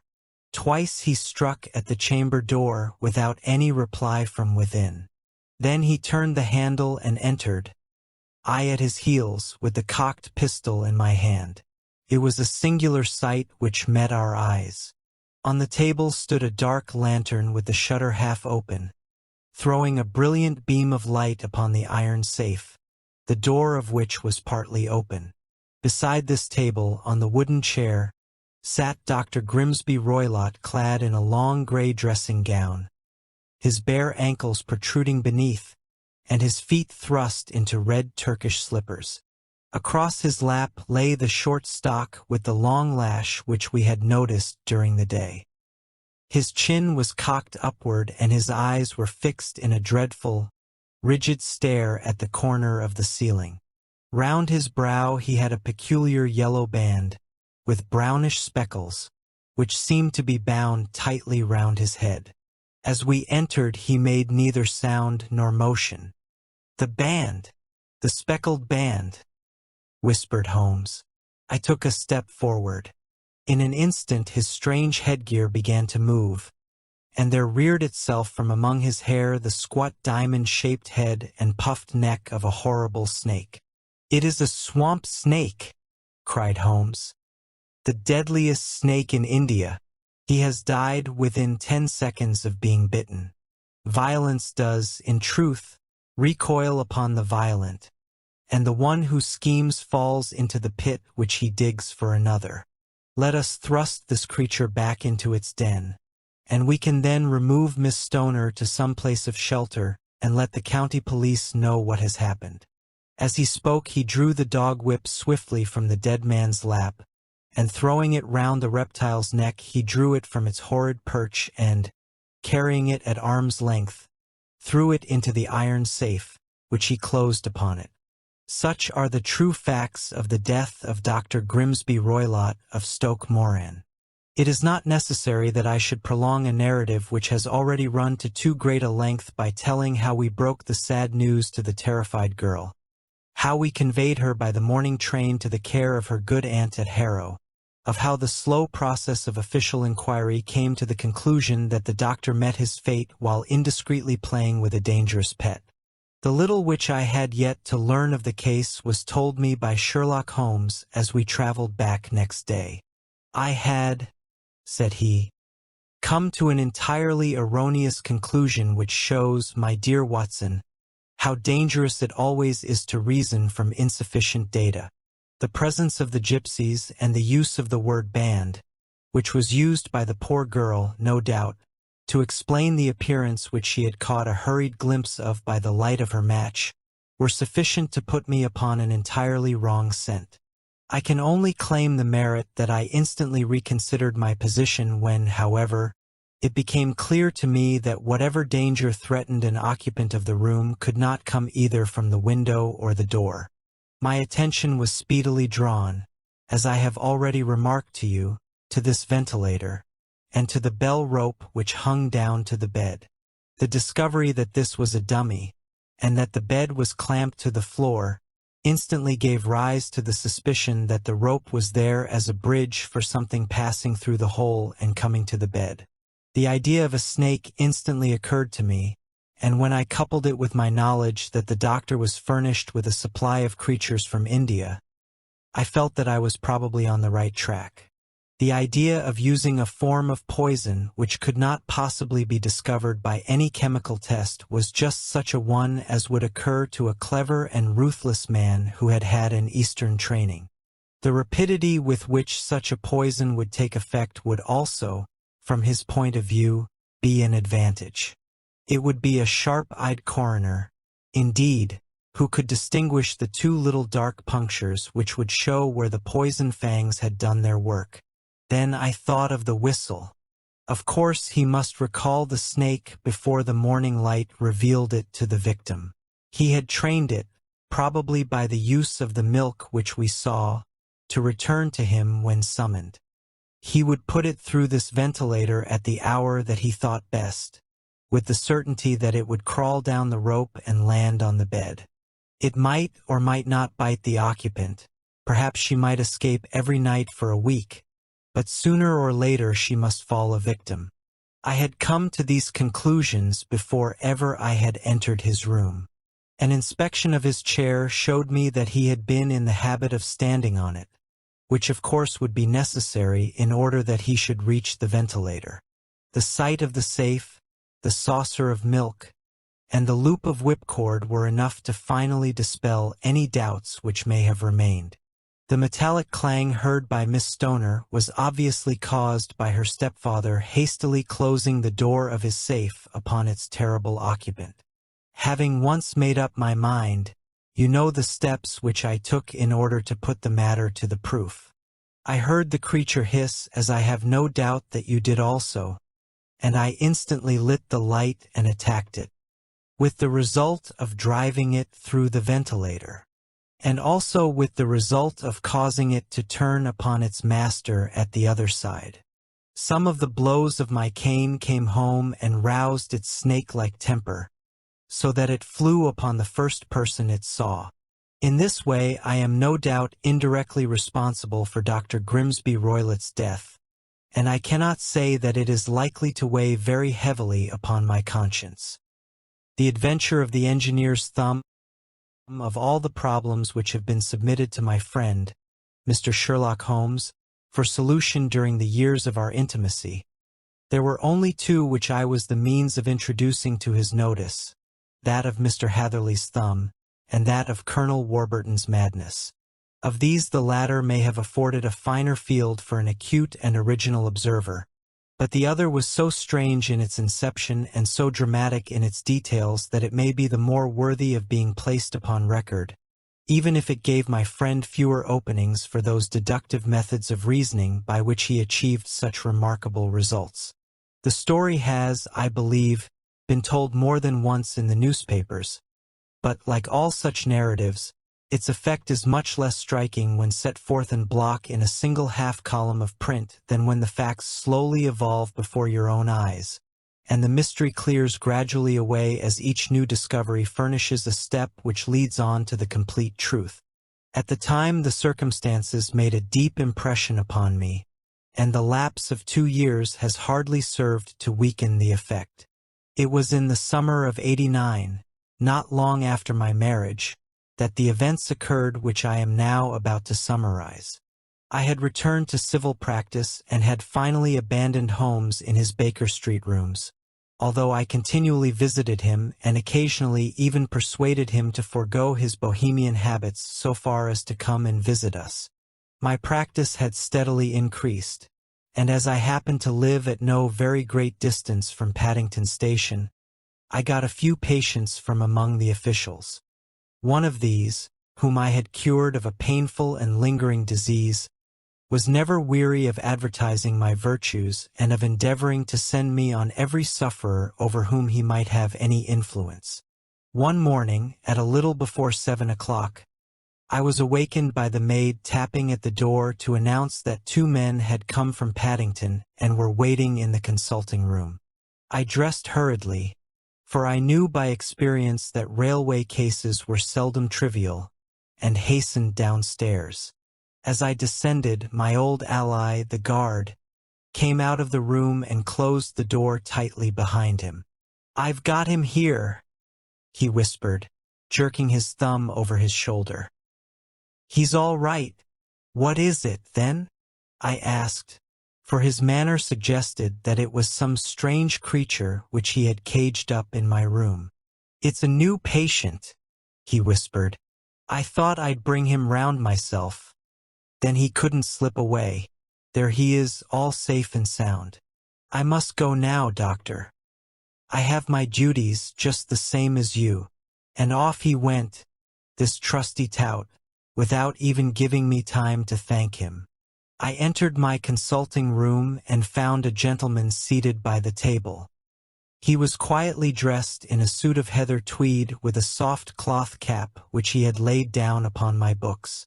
Round one of his hands he had a handkerchief wrapped, which was mottled all over with bloodstains.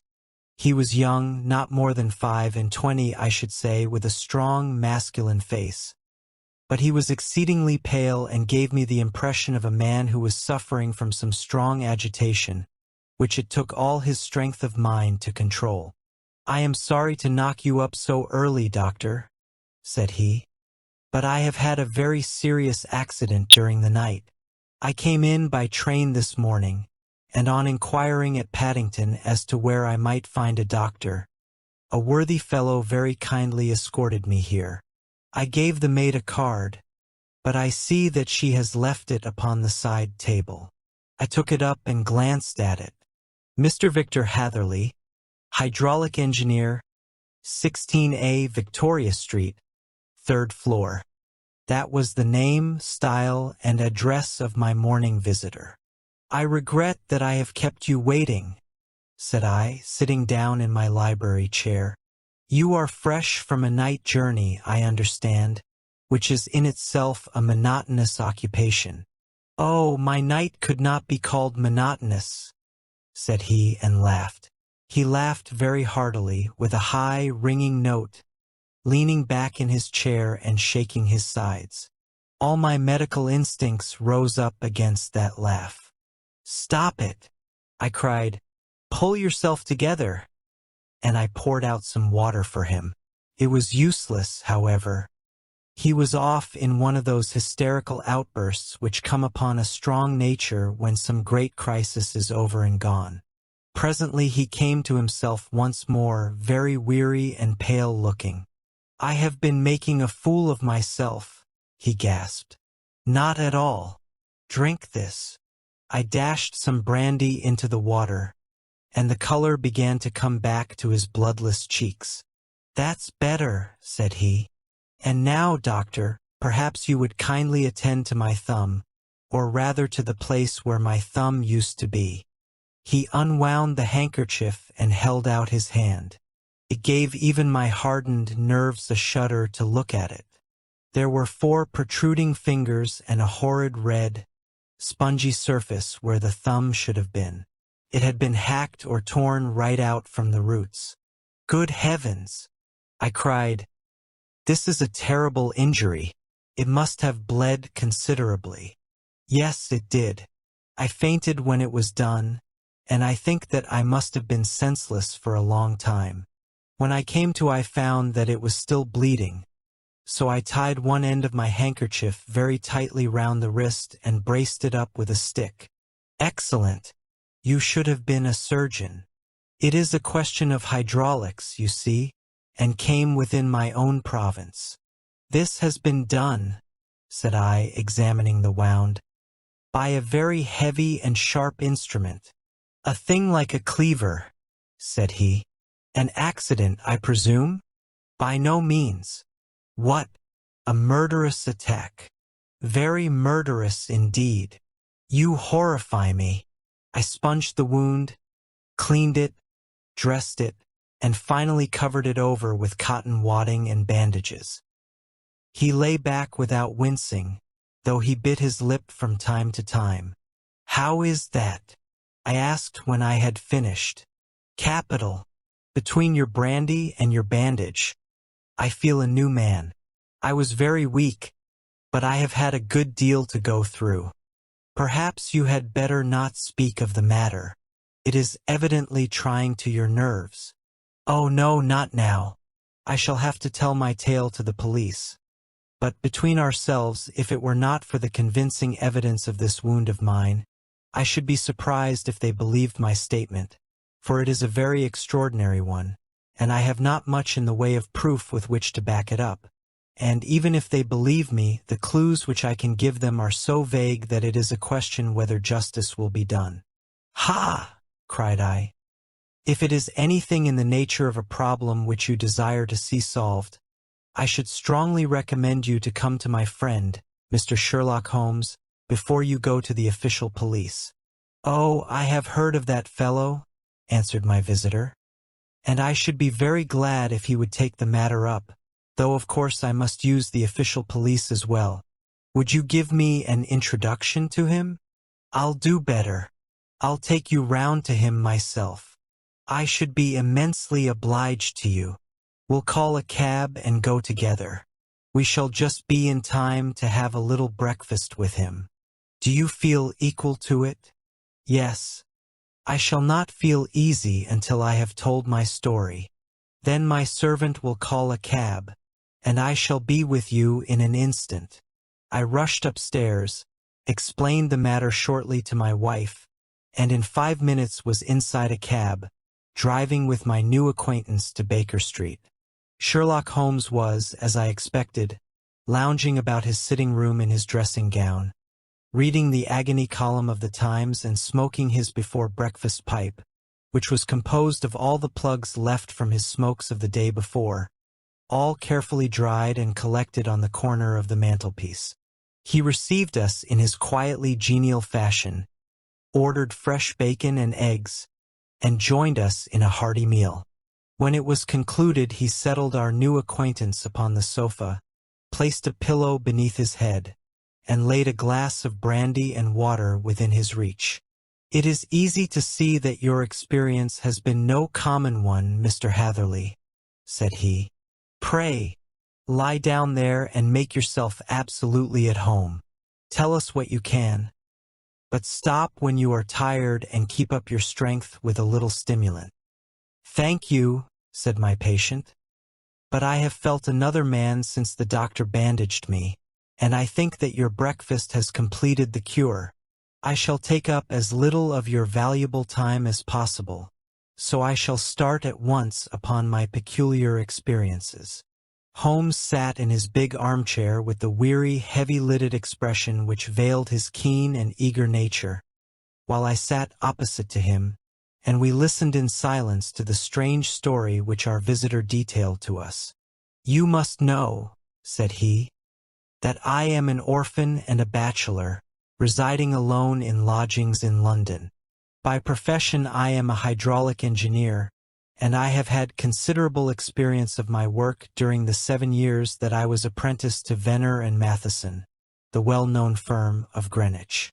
2 years ago, having served my time, and having also come into a fair sum of money through my poor father's death, I determined to start in business for myself and took professional chambers in Victoria Street. I suppose that everyone finds his first independent start in business a dreary experience. To me it has been exceptionally so. During 2 years I have had 3 consultations and 1 small job, and that is absolutely all that my profession has brought me. My gross takings amount to £27 tens. Every day, from 9 in the morning until 4 in the afternoon, I waited in my little den, until at last my heart began to sink, and I came to believe that I should never have any practice at all. Yesterday, however, just as I was thinking of leaving the office, my clerk entered to say there was a gentleman waiting who wished to see me upon business. He brought up a card, too, with the name of Colonel Lysander Stark engraved upon it. Close at his heels came the colonel himself, a man rather over the middle size, but of an exceeding thinness. I do not think that I have ever seen so thin a man. His whole face sharpened away into nose and chin, and the skin of his cheeks was drawn quite tense over his outstanding bones. Yet this extreme thinness seemed to be his natural habit, and due to no disease, for his eye was bright, his step brisk, and his bearing assured. He was plainly but neatly dressed, and his age, I should judge, would be nearer 40 than 30. "Mr. Hatherley?" said he, with something of a German accent. "You have been recommended to me, Mr. Hatherley, as being a man who is not only proficient in his profession, but is also discreet and capable of preserving a secret." I bowed, feeling as flattered as any young man would at such an address. "May I ask who it was who gave me so good a character?" "Well, perhaps it is better that I should not tell you that just at this moment. I have it from the same source that you are both an orphan and a bachelor and are residing alone in London. That is quite correct, I answered. But you will excuse me if I say that I cannot see how all this bears upon my professional qualifications. I understand that it was on a professional matter that you wished to speak to me. Undoubtedly so, but you will find that all I say is really to the point. I have a professional commission for you, but absolute secrecy is quite essential. Absolute secrecy, you understand?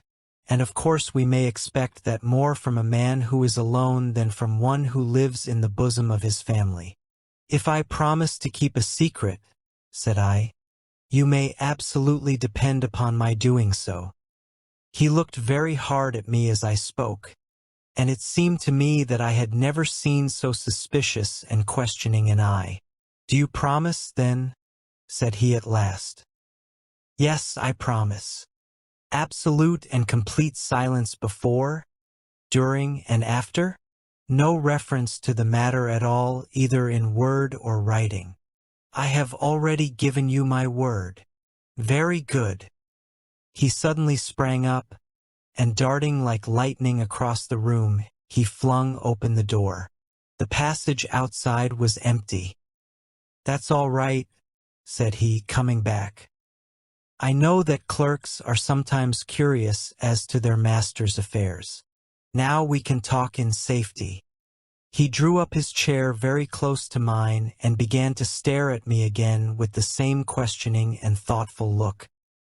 A feeling of repulsion, and of something akin to fear, had begun to rise within me at the strange antics of this man. Even my dread of losing a client could not restrain me from showing my impatience. I beg that you will state your business, sir, said I. My time is of value. Heaven forgive me for that last sentence, but the words came to my lips. How would 50 guineas for a night's work suit you? He asked. Most admirably. I say a night's work, but an hour's would be nearer the mark. I simply want your opinion about a hydraulic stamping machine which has got out of gear. If you show us what is wrong, we shall soon set it right ourselves. What do you think of such a commission as that?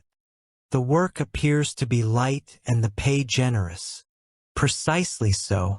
We shall want you to come tonight by the last train. Where to? To Ayford, in Berkshire. It is a little place near the borders of Oxfordshire, and within 7 miles of Reading.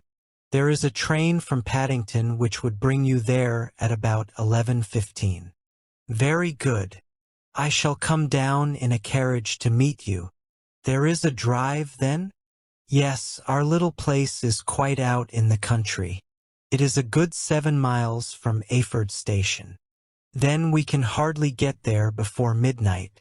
I suppose there would be no chance of a train back. I should be compelled to stop the night. Yes, we could easily give you a shakedown. That is very awkward. Could I not come at some more convenient hour? We have judged it best that you should come late. It is to make up for any inconvenience that we are paying to you, a young and unknown man, a fee which would buy an opinion from the very heads of your profession. Still, of course, if you would like to draw out of the business, there is plenty of time to do so. I thought of the 50 guineas, and of how very useful they would be to me. Not at all, said I. I shall be very happy to accommodate myself to your wishes. I should like, however, to understand a little more clearly what it is that you wish me to do. Quite so. It is very natural that the pledge of secrecy which we have exacted from you should have aroused your curiosity. I have no wish to commit you to anything without your having it all laid before you. I suppose that we are absolutely safe from eavesdroppers. Entirely. Then the matter stands thus. You are probably aware that Fuller's earth is a valuable product, and that it is only found in 1 or 2 places in England. I have heard so. Some little time ago I bought a small place, a very small place, within 10 miles of Reading. I was fortunate enough to discover that there was a deposit of fuller's earth in one of my fields. On examining it, however, I found that this deposit was a comparatively small one, and that it formed a link between two very much larger ones upon the right and left, both of them, however, in the grounds of my neighbors. These good people were absolutely ignorant that their land contained that which was quite as valuable as a gold mine. Naturally, it was to my interest to buy their land before they discovered its true value, but unfortunately I had no capital by which I could do this. I took a few of my friends into the secret, however, and they suggested that we should quietly and secretly work our own little deposit, and that in this way we should earn the money which would enable us to buy the neighboring fields.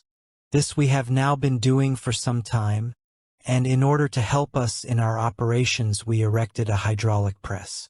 This press, as I have already explained, has got out of order, and we wish your advice upon the subject.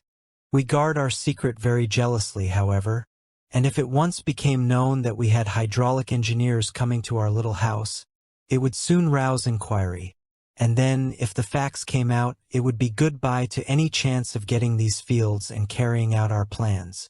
That is why I have made you promise me that you will not tell a human being that you are going to Ayford tonight. I hope that I make it all plain. I quite follow you, said I. The only point which I could not quite understand was what use you could make of a hydraulic press in excavating fuller's earth, which, as I understand, is dug out like gravel from a pit. Ah, said he carelessly, we have our own process. We compress the earth into bricks, so as to remove them without revealing what they are. But that is a mere detail. I have taken you fully into my confidence now, Mr. Hatherley, and I have shown you how I trust you. He rose as he spoke. I shall expect you, then, at Ayford at 11:15. I shall certainly be there, and not a word to a soul. He looked at me with a last long, questioning gaze, and then, pressing my hand in a cold, damp grasp, he hurried from the room. Well, when I came to think it all over in cool blood, I was very much astonished, as you may both think, at this sudden commission which had been entrusted to me. On the one hand, of course, I was glad, for the fee was at least tenfold what I should have asked had I set a price upon my own services, and it was possible that this order might lead to other ones. On the other hand, the face and manner of my patron had made an unpleasant impression upon me, and I could not think that his explanation of the fuller's earth was sufficient to explain the necessity for my coming at midnight, and his extreme anxiety lest I should tell anyone of my errand. However, I threw all fears to the winds, ate a hearty supper, drove to Paddington, and started off, having obeyed to the letter the injunction as to holding my tongue. At Reading I had to change not only my carriage but my station. However, I was in time for the last train to Ayford, and I reached the little dim-lit station after 11 o'clock. I was the only passenger who got out there, and there was no one upon the platform save a single sleepy porter with a lantern. As I passed out through the wicket gate, however, I found my acquaintance of the morning waiting in the shadow upon the other side. Without a word he grasped my arm and hurried me into a carriage, the door of which was standing open. He drew up the windows on either side, tapped on the woodwork, and away we went as fast as the horse could go. "One horse?" interjected Holmes. "Yes, only one." "Did you observe the color?" "Yes. I saw it by the sidelights when I was stepping into the carriage. It was a chestnut." "Tired looking or fresh?" "Oh, fresh and glossy." "Thank you.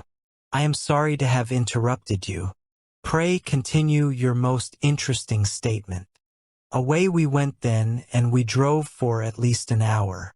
Colonel Lysander Stark had said that it was only 7 miles, but I should think, from the rate that we seemed to go, and from the time that we took, that it must have been nearer 12. He sat at my side in silence all the time, and I was aware, more than once when I glanced in his direction, that he was looking at me with great intensity.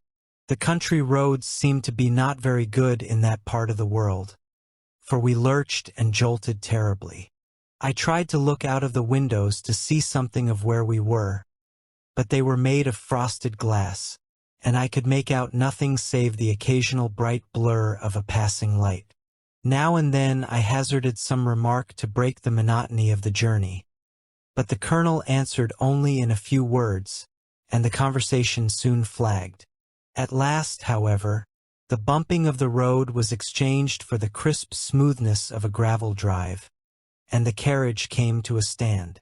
Colonel Lysander Stark sprang out, and, as I followed after him, pulled me swiftly into a porch which gaped in front of us. We stepped, as it were, right out of the carriage and into the hall, so that I failed to catch the most fleeting glance of the front of the house. The instant that I had crossed the threshold, the door slammed heavily behind us, and I heard faintly the rattle of the wheels as the carriage drove away.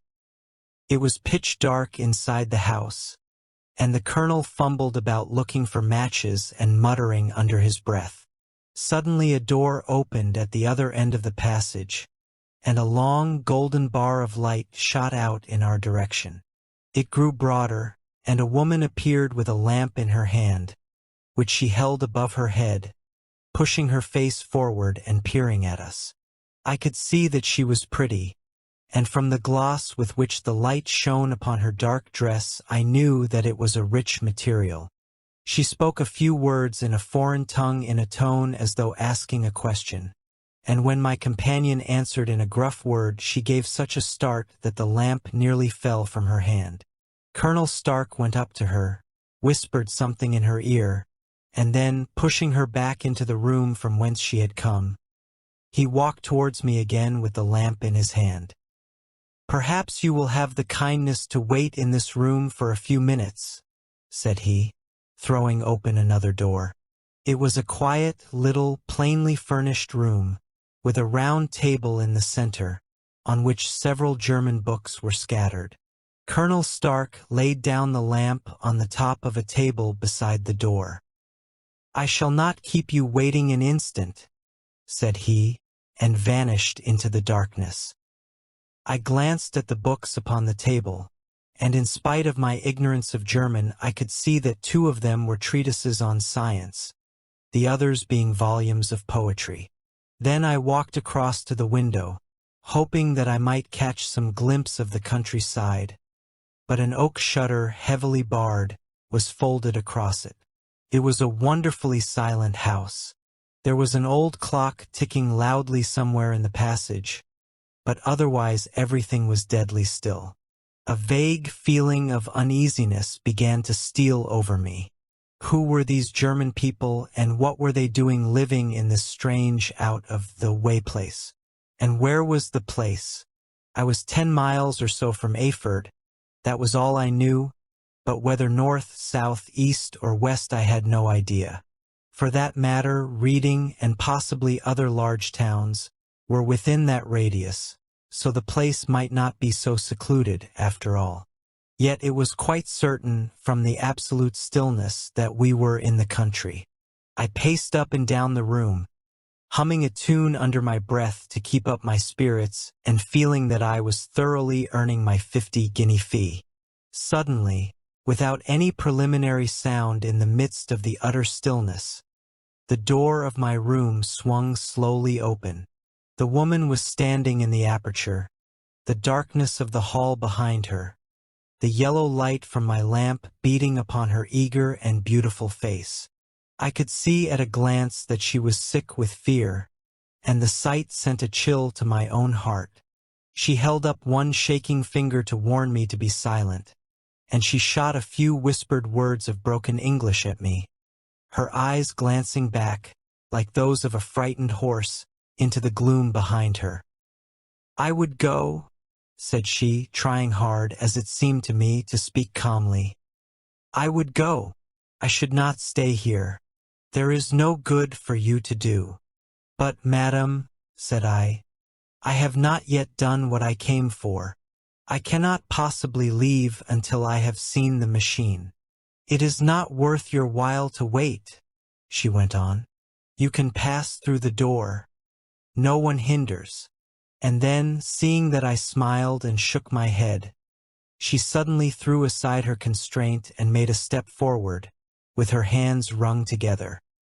For the love of heaven, she whispered, get away from here before it is too late.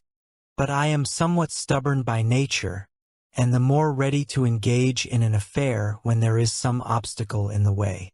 I thought of my 50-guinea fee, of my wearisome journey, and of the unpleasant night which seemed to be before me. Was it all to go for nothing? Why should I slink away without having carried out my commission, and without the payment which was my due? This woman might, for all I knew, be a mad woman. With a stout bearing, therefore, though her manner had shaken me more than I cared to confess, I still shook my head and declared my intention of remaining where I was. She was about to renew her desperate pleas when a door slammed overhead, and the sound of several footsteps was heard upon the stairs. She listened for an instant, threw up her hands with a despairing gesture, and vanished as suddenly and as noiselessly as she had come. The newcomers were Colonel Lysander Stark and a short, thick man with a beard growing out of the creases of his double chin, who was introduced to me as Mr. Ferguson. "This is my secretary and manager," said the colonel. "By the way, I was under the impression that I left this door shut just now. I fear that you have felt the draught." "On the contrary," said I opened the door myself because I felt the room to be a little close. He shot one of his suspicious looks at me. "Perhaps we had better proceed to business, then," said he. "Mr. Ferguson and I will take you up to see the machine. I had better put my hat on, I suppose?" "Oh, no, it is in the house." "What, you dig fuller's earth in the house?" "No, no. This is only where we compress it. But never mind that. All we wish you to do is to examine the machine and to let us know what is wrong with it." We went upstairs together, the colonel first with the lamp, the fat manager and I behind him.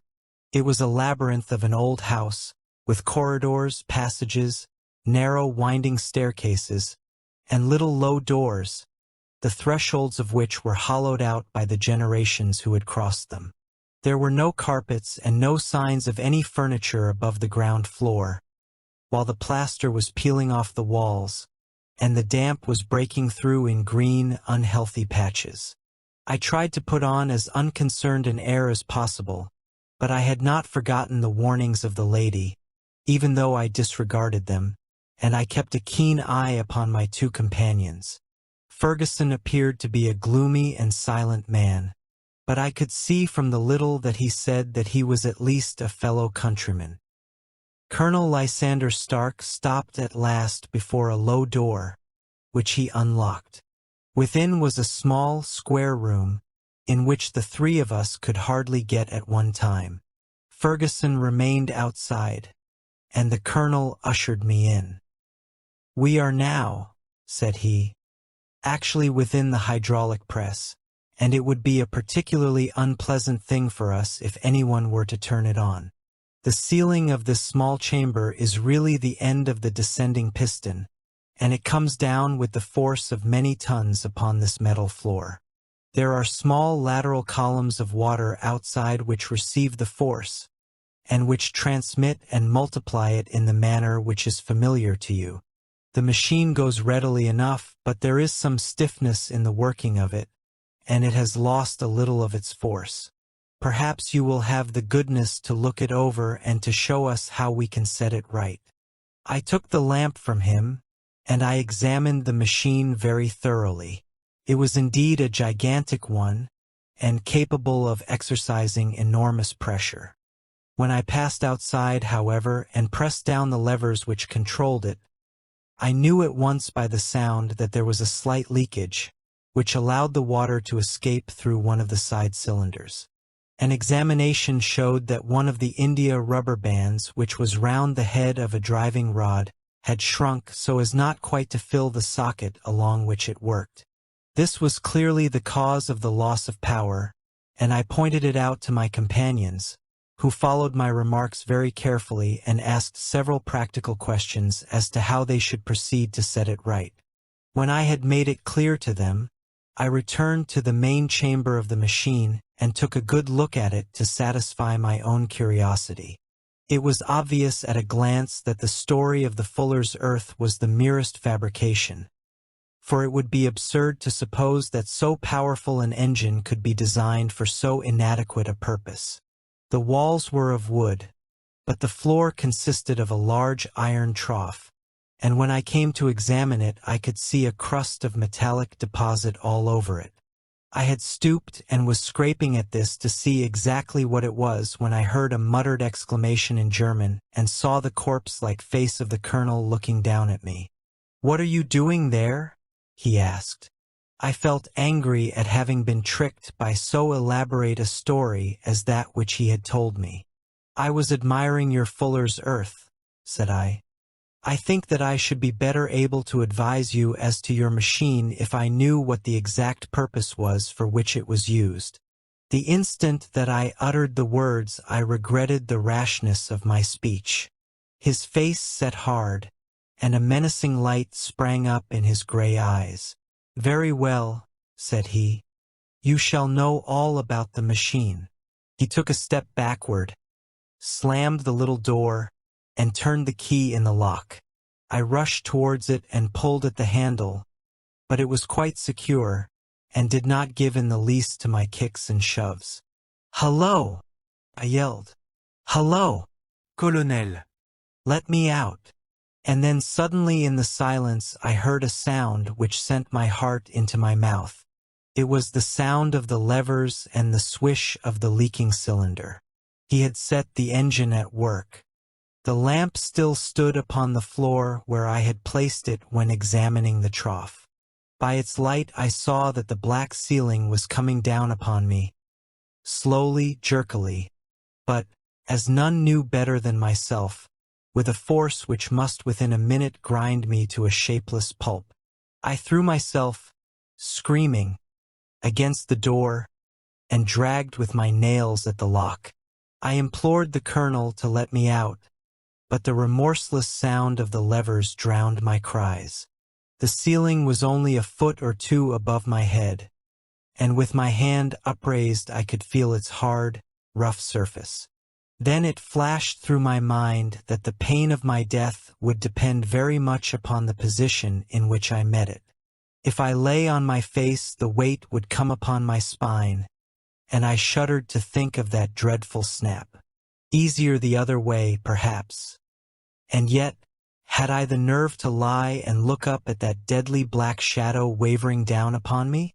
Already I was unable to stand erect, when my eye caught something which brought a gush of hope back to my heart. I have said that though the floor and ceiling were of iron, the walls were of wood. As I gave a last hurried glance around, I saw a thin line of yellow light between two of the boards, which broadened and broadened as a small panel was pushed backward. For an instant I could hardly believe that here was indeed a door which led away from death. The next instant I threw myself through, and lay half fainting upon the other side. The panel had closed again behind me, but the crash of the lamp, and a few moments afterwards the clang of the two slabs of metal, told me how narrow had been my escape. I was recalled to myself by a frantic plucking at my wrist, and I found myself lying upon the stone floor of a narrow corridor, while a woman bent over me and tugged at me with her left hand, while she held a candle in her right. It was the same good friend whose warning I had so foolishly rejected.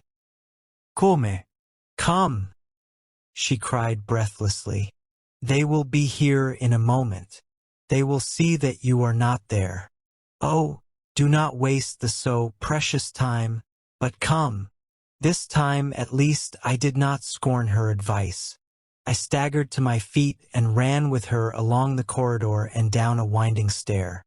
The ladder led to another broad passage, and just as we reached it we heard the sound of running feet and the shouting of two voices, one answering the other from the floor on which we were and from the one beneath. My guide stopped and looked about her like one who is at her wit's end. Then she threw open a door which led into a bedroom, through the window of which the moon was shining brightly. "It is your only chance," said she. "It is high, but it may be that you can jump it." As she spoke a light sprang into view at the further end of the passage, and I saw the lean figure of Colonel Lysander Stark rushing forward with a lantern in one hand and a weapon like a butcher's cleaver in the other. I rushed across the bedroom, flung open the window, and looked out.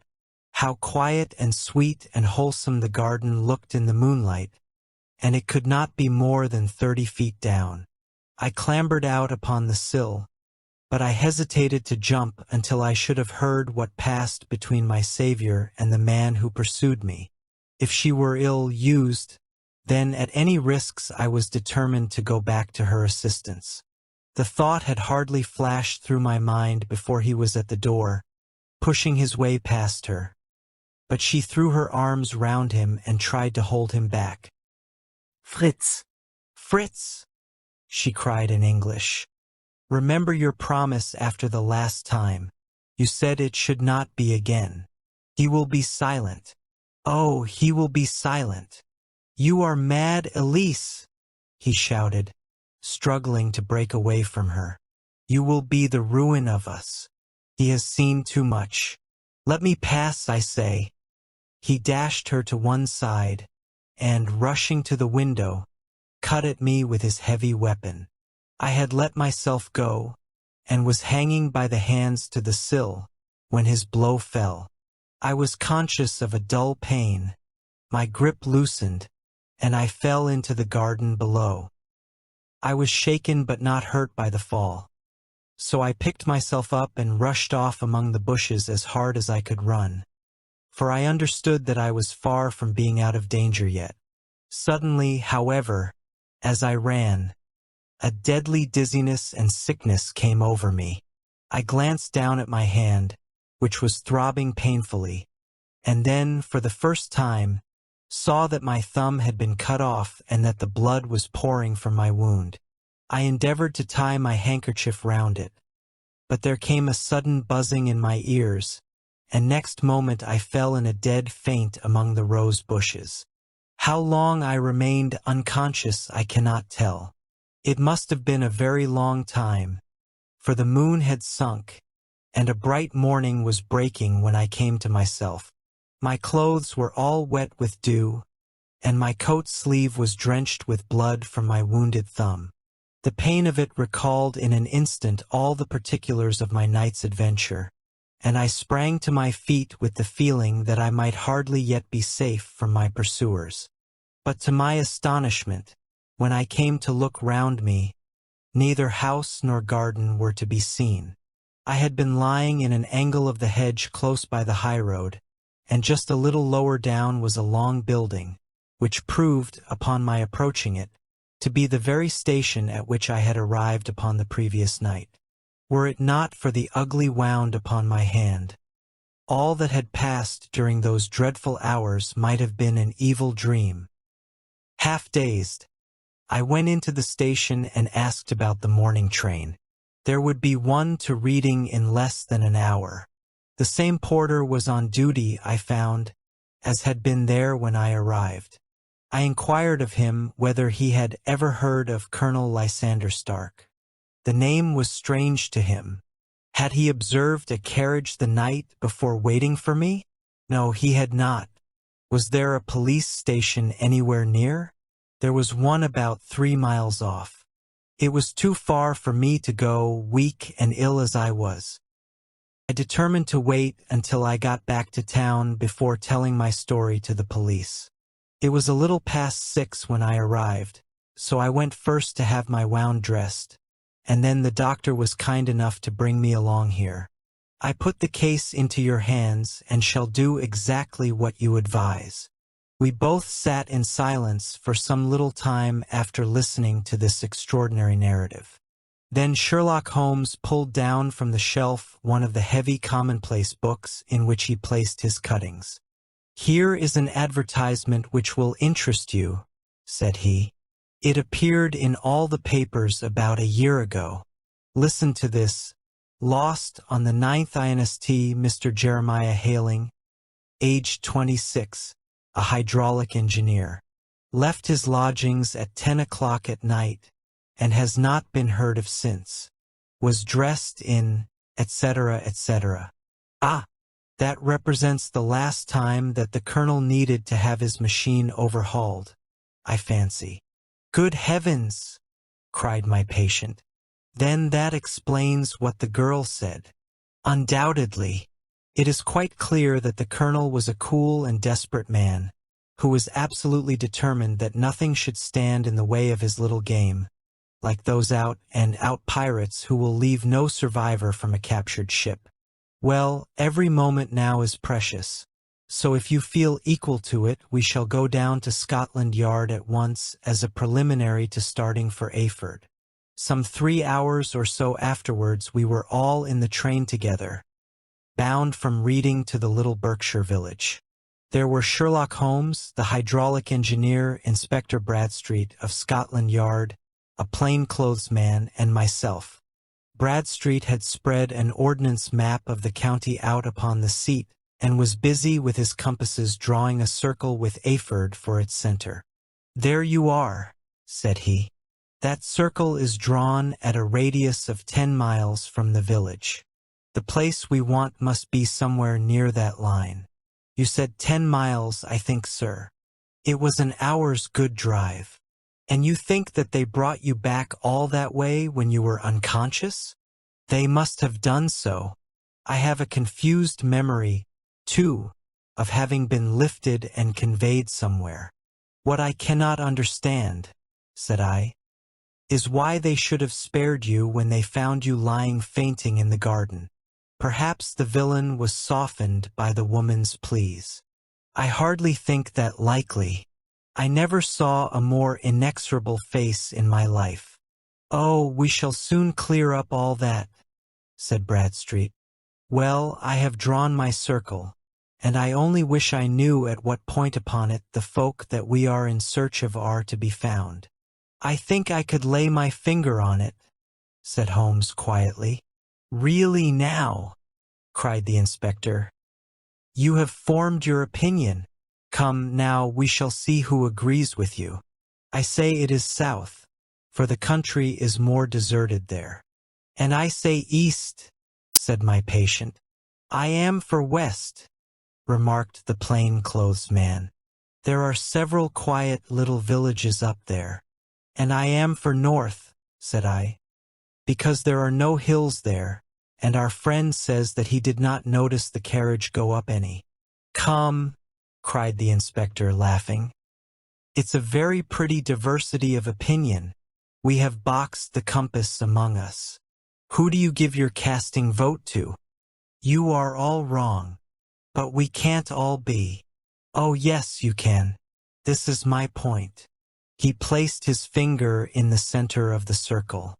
"This is where we shall find them." "But the 12-mile drive?" gasped Hatherley. 6 out and 6 back. Nothing simpler. You say yourself that the horse was fresh and glossy when you got in.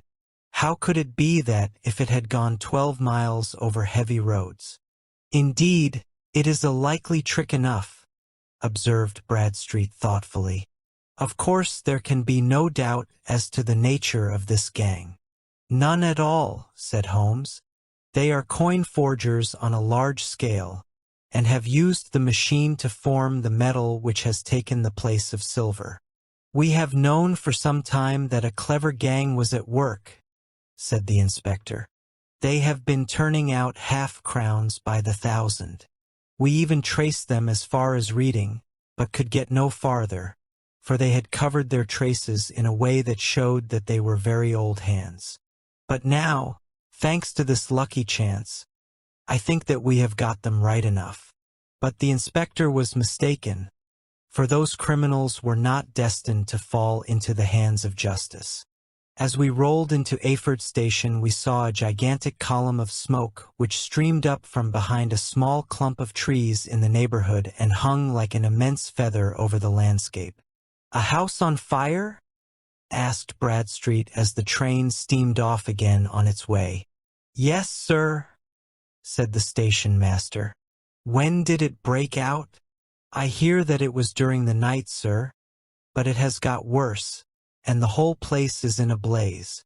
"Whose house is it?" "Dr. Betcher's." "Tell me," broke in the engineer, "is Dr. Betcher a German, very thin, with a long, sharp nose?" The station master laughed heartily.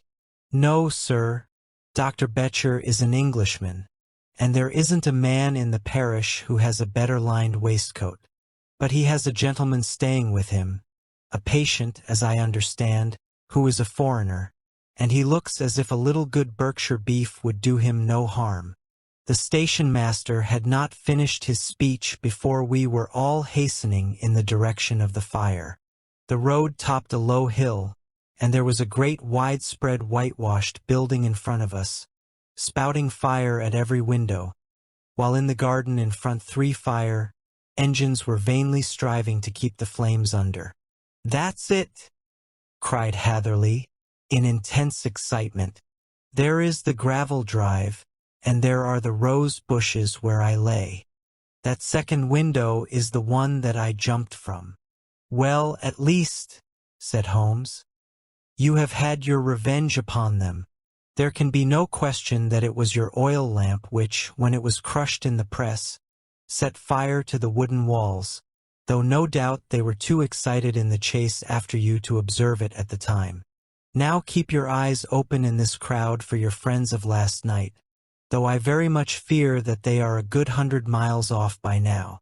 And Holmes' fears came to be realized, for from that day to this no word has ever been heard either of the beautiful woman, the sinister German, or the sad Englishman. Early that morning a peasant had met a cart containing several people and some very bulky boxes driving rapidly in the direction of Reading, but there all traces of the fugitives disappeared, and even Holmes' ingenuity failed ever to discover the least clue as to their whereabouts. The firemen had been much perturbed at the strange arrangements which they had found within, and still more so by discovering a newly severed human thumb upon a window-sill of the second floor. About sunset, however, their efforts were at last successful, and they subdued the flames, but not before the roof had fallen in, and the whole place been reduced to such absolute ruin that, save some twisted cylinders and iron piping, not a trace remained of the machinery which had cost our unfortunate acquaintance so dearly.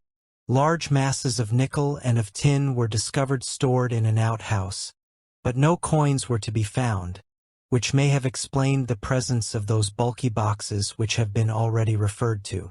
How our hydraulic engineer had been conveyed from the garden to the spot where he recovered his senses might have remained forever a mystery were it not for the soft mold, which told us a very plain tale.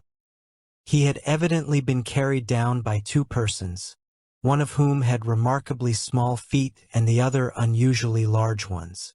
On the whole, it was most probable that the silent Englishman, being less bold or less murderous than his companion, had assisted the woman to bear the unconscious man out of the way of danger. "Well," said our engineer ruefully as we took our seats to return once more to London, "it has been a pretty business for me. I have lost my thumb, and I have lost a 50-guinea fee. And what have I gained? Experience," said Holmes, laughing. "Indirectly it may be of value, you know. You have only to put it into words to gain the reputation of being excellent company for the remainder of your existence. The adventure of the noble bachelor, the Lord St. Simon marriage, and its curious termination, have long ceased to be a subject of interest in those exalted circles in which the unfortunate bridegroom moves. Fresh scandals have eclipsed it, and their more spicy details have drawn the gossips away from this 4-year-old drama.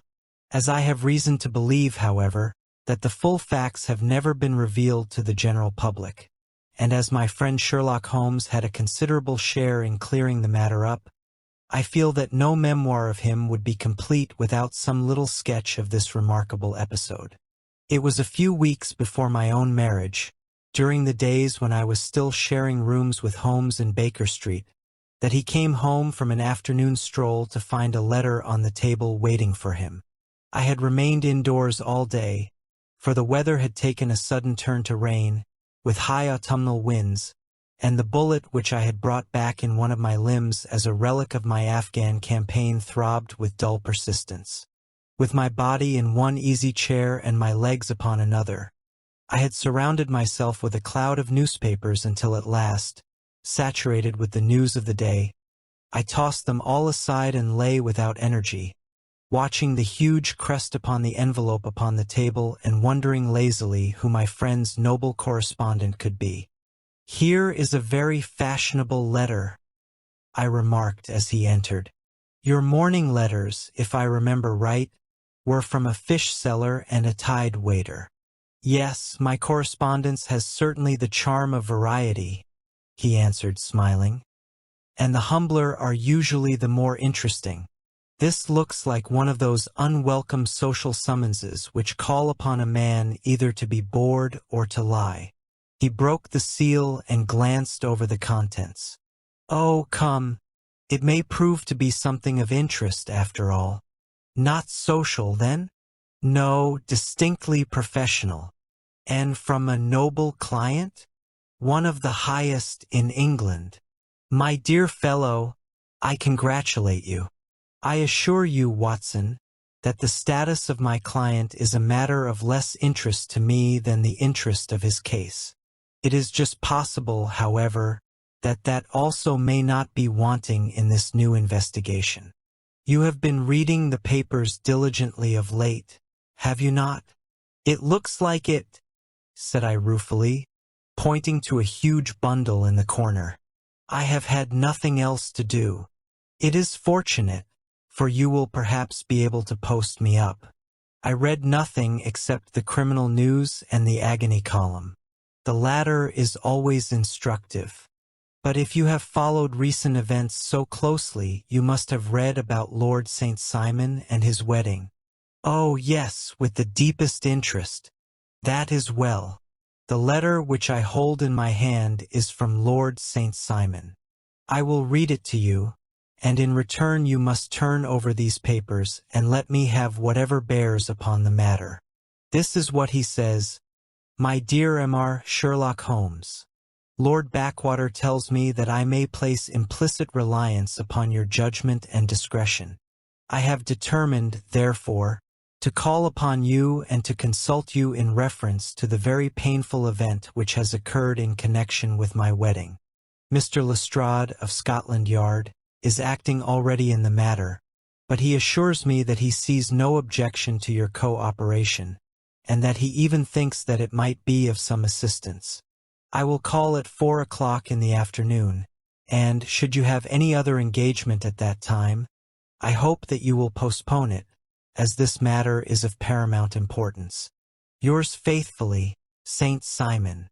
It is dated from Grosvenor Mansions, written with a pen, and the noble lord has had the misfortune to get a smear of ink upon the outer side of his right little finger, remarked Holmes as he folded up the letter. "He says 4 o'clock. It is 3 now. He will be here in an hour. Then I have just time, with your assistance, to get clear upon the subject. Turn over those papers and arrange the extracts in their order of time, while I take a glance as to who our client is." He picked a red-covered volume from a line of books of reference beside the mantelpiece. "Here he is," said he, sitting down and flattening it out upon his knee. "Lord Robert Walsingham de Vere St. Simon, second son of the Duke of Balmoral. Arms? Born in 1846. He's 41 years of age, which is mature for marriage. was Under-Secretary for the Colonies in a late administration. The Duke, his father, was at one time Secretary for Foreign Affairs. They inherit Plantagenet blood by direct descent, and Tudor on the mother's side. Ah, well, there is nothing very instructive in all this. I think that I must turn to you, Watson, for something more solid. I have very little difficulty in finding what I want, said I, for the facts are quite recent, and the matter struck me as remarkable. I feared to refer them to you, however, as I knew that you had an inquiry on hand and that you disliked the intrusion of other matters. Oh, you mean the little problem of the Grosvenor Square furniture van. That is quite cleared up now, though indeed it was obvious from the first. Pray give me the results of your newspaper selections. Here is the first notice which I can find. It is in the personal column of the Morning Post and dates, as you see, some weeks back. A marriage has been arranged, it says, and will, if rumor is correct, very shortly take place between Lord Robert St. Simon, second son of the Duke of Balmoral, and Miss Hattie Doran, the only daughter of Aloysius Doran, Esq. of San Francisco, California, USA. That is all. Terse and to the point, remarked Holmes, stretching his long, thin legs towards the fire. There was a paragraph amplifying this in one of the society papers of the same week. Ah, here it is. There will soon be a call for protection in the marriage market, for the present free trade principle appears to tell heavily against our home product. One by one, the management of the noble houses of Great Britain is passing into the hands of our fair cousins from across the Atlantic. An important addition has been made during the last week to the list of the prizes which have been borne away by these charming invaders. Lord St. Simon, who has shown himself for over 20 years proof against the little god's arrows, has now definitely announced his approaching marriage with Miss Hattie Doran, the fascinating daughter of a California millionaire. Miss Doran, whose graceful figure and striking face attracted much attention at the Westbury House festivities, is an only child, and it is currently reported that her marriage will run to considerably over the 6 figures, with expectancies for the future. As it is an open secret that the Duke of Balmoral has been compelled to sell his pictures within the last few years, and as Lord St. Simon has no property of his own save the small estate of Birchmoor, it is obvious that the Californian heiress is not the only gainer by an alliance which will enable her to make the easy and common transition from a Republican lady to a member of the British nobility. Anything else? Asked Holmes, yawning. Oh yes, plenty.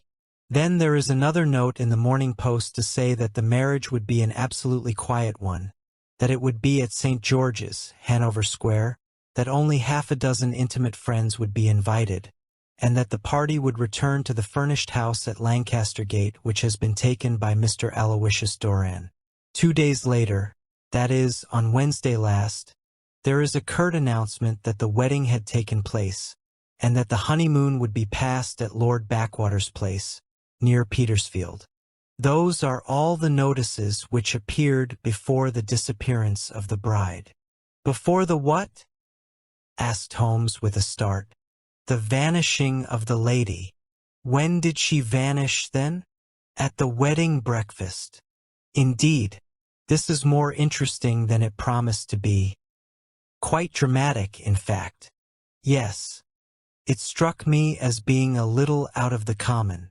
They often vanish before the ceremony and occasionally during the honeymoon, but I cannot call to mind anything quite so prompt as this. Pray let me have the details. I warn you that they are very incomplete. Perhaps we may make them less so. Such as they are set forth in a single article of a morning paper of yesterday, which I will read to you. It is headed, Singular Occurrence at a Fashionable Wedding.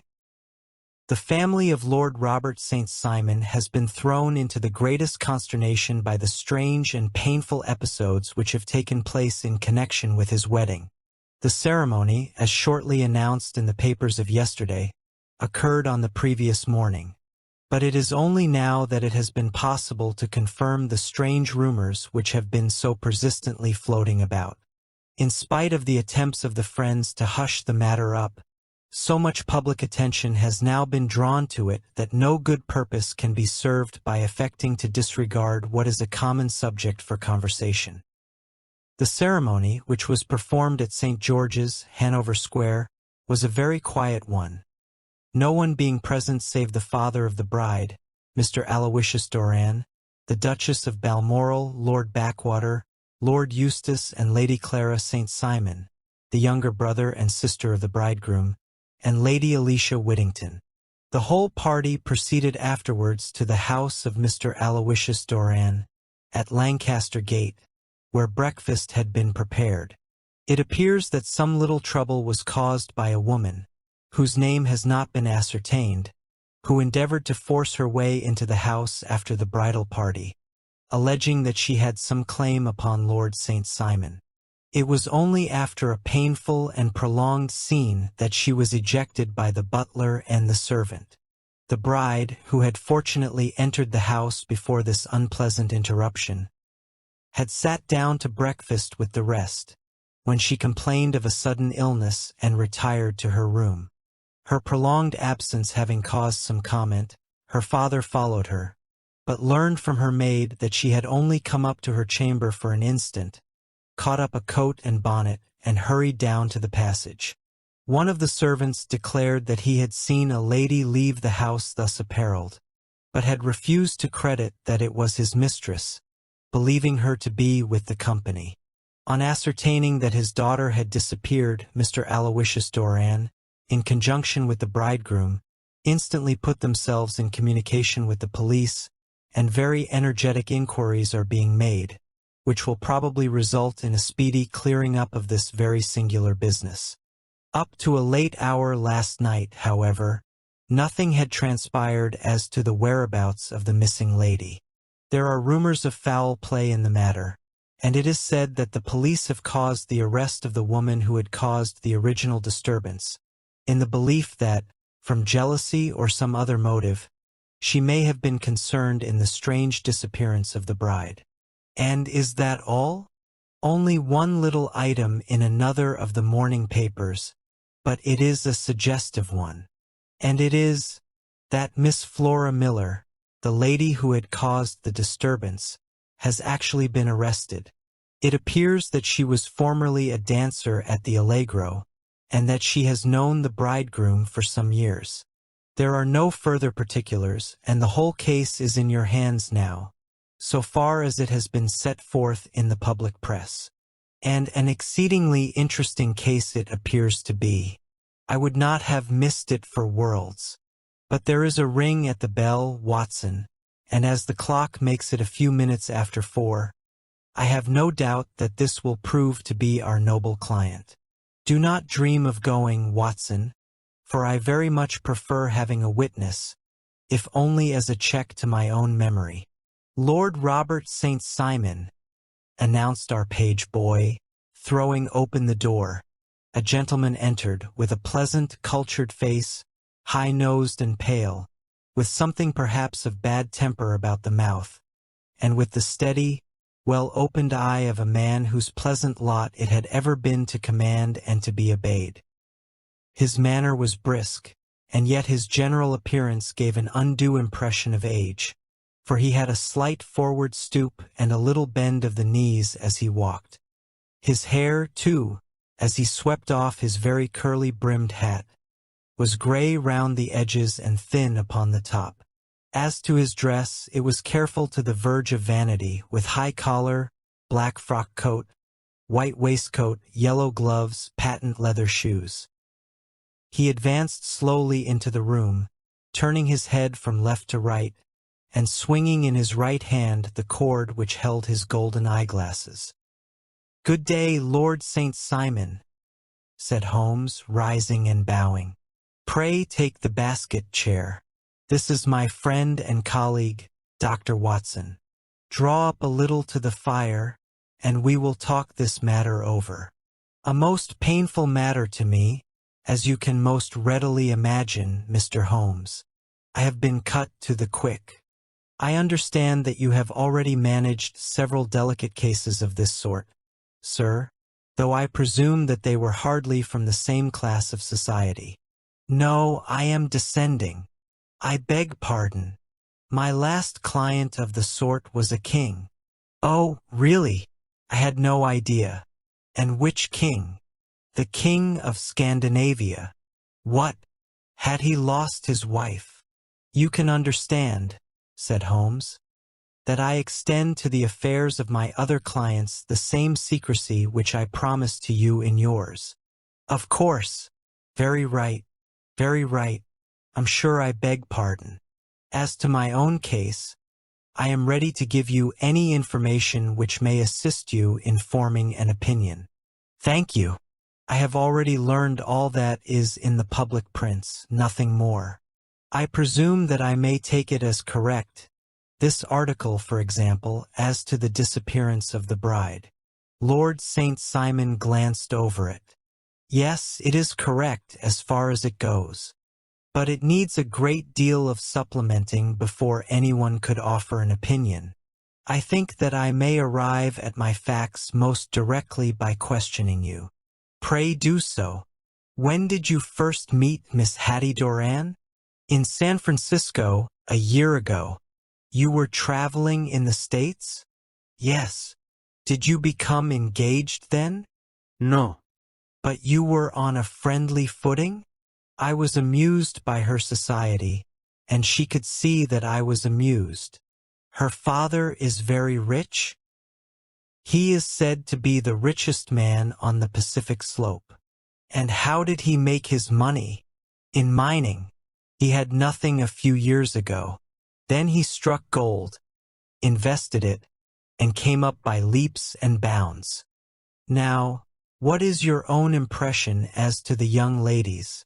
Your wife's character? The nobleman swung his glasses a little faster and stared down into the fire. You see, Mr. Holmes, said he, my wife was 20 before her father became a rich man.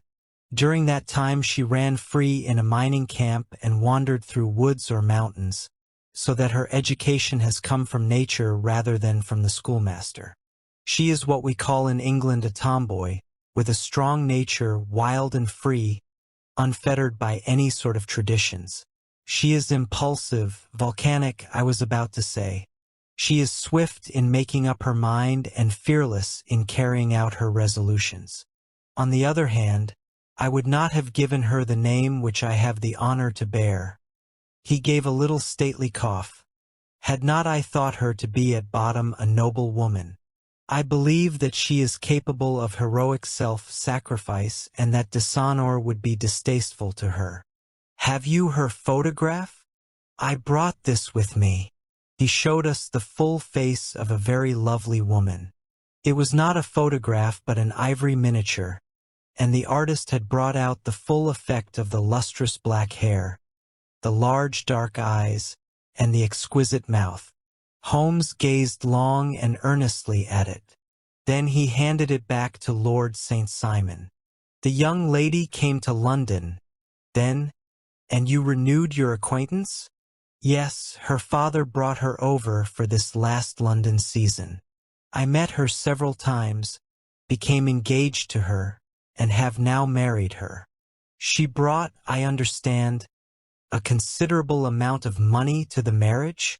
A fair amount, not more than is usual in my family. And this, of course, remains to you, since the marriage is a fait accompli? I really have made no inquiries on the subject. Very naturally not. Did you see Miss Doran on the day before the wedding? Yes. Was she in good spirits? Never better. She kept talking of what we should do in our future lives. Indeed, that is very interesting. And on the morning of the wedding, she was as bright as possible, at least until after the ceremony. And did you observe any change in her then?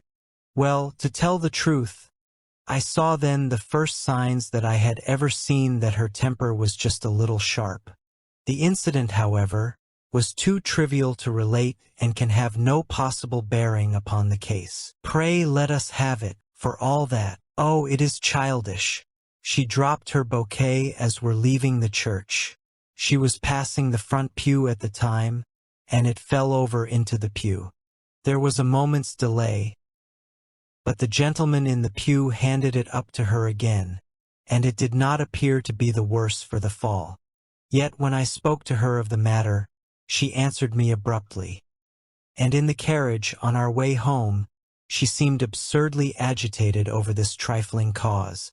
Indeed, you say that there was a gentleman in the pew. Some of the general public were present.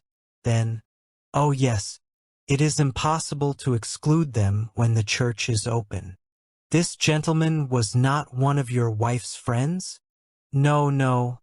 I call him a gentleman by courtesy, but he was quite a common-looking person. I hardly noticed his appearance. But really I think that we are wandering rather far from the point. Lady St. Simon, then, returned from the wedding in a less cheerful frame of mind than she had gone to it. What did she do on re-entering her father's house? I saw her in conversation with her maid. And who is her maid? Alice is her name. She is an American and came from California with her. A confidential servant? A little too much so. It seemed to me that her mistress allowed her to take great liberties. Still, of course, in America they look upon these things in a different way. How long did she speak to this Alice? Oh, a few minutes. I had something else to think of. You did not overhear what they said? Lady St. Simon said something about jumping a claim. She was accustomed to use slang of the kind. I have no idea what she meant. American slang is very expressive sometimes. And what did your wife do when she finished speaking to her maid? She walked into the breakfast room. On your arm? No, alone. She was very independent in little matters like that. Then, after we had sat down for 10 minutes or so, she rose hurriedly, muttered some words of apology, and left the room. She never came back. But this maid, Alice, as I understand, deposes that she went to her room, covered her bride's dress with a long coat, put on a bonnet, and went out. Quite so. And she was afterwards seen walking into Hyde Park in company with Flora Miller, a woman who is now in custody, and who had already made a disturbance at Mr. Doran's house that morning. Ah, yes, I should like a few particulars as to this young lady, and your relations to her. Lord St. Simon shrugged his shoulders and raised his eyebrows. We have been on a friendly footing for some years. I may say on a very friendly footing. She used to be at the Allegro. I have treated her generously, and she had no just cause of complaint against me. But you know what women are, Mr. Holmes. Flora was a dear little thing, but exceedingly hot-headed and devotedly attached to me. She wrote me dreadful letters when she heard that I was about to be married, and, to tell the truth, the reason why I had the marriage celebrated so quietly was that I feared lest there might be a scandal in the church. She came to Mr. Doran's door just after we returned, and she endeavored to push her way in, uttering very abusive expressions towards my wife, and even threatening her. But I had foreseen the possibility of something of the sort, and I had 2 police fellows there in private clothes, who soon pushed her out again. She was quiet when she saw that there was no good in making a row. Did your wife hear all this? No, thank goodness she did not. And she was seen walking with this very woman afterwards? Yes, that is what Mr. Lestrade of Scotland Yard looks upon as so serious. It is thought that Flora decoyed my wife out and laid some terrible trap for her. Well, it is possible. You think so too? I did not say a probable one. But you do not yourself look upon this as likely. I do not think Flora would hurt a fly. Still, jealousy is a strange transformer of characters. Pray, what is your own theory as to what took place? Well, really, I came to seek a theory, not to offer one. I have given you all the facts.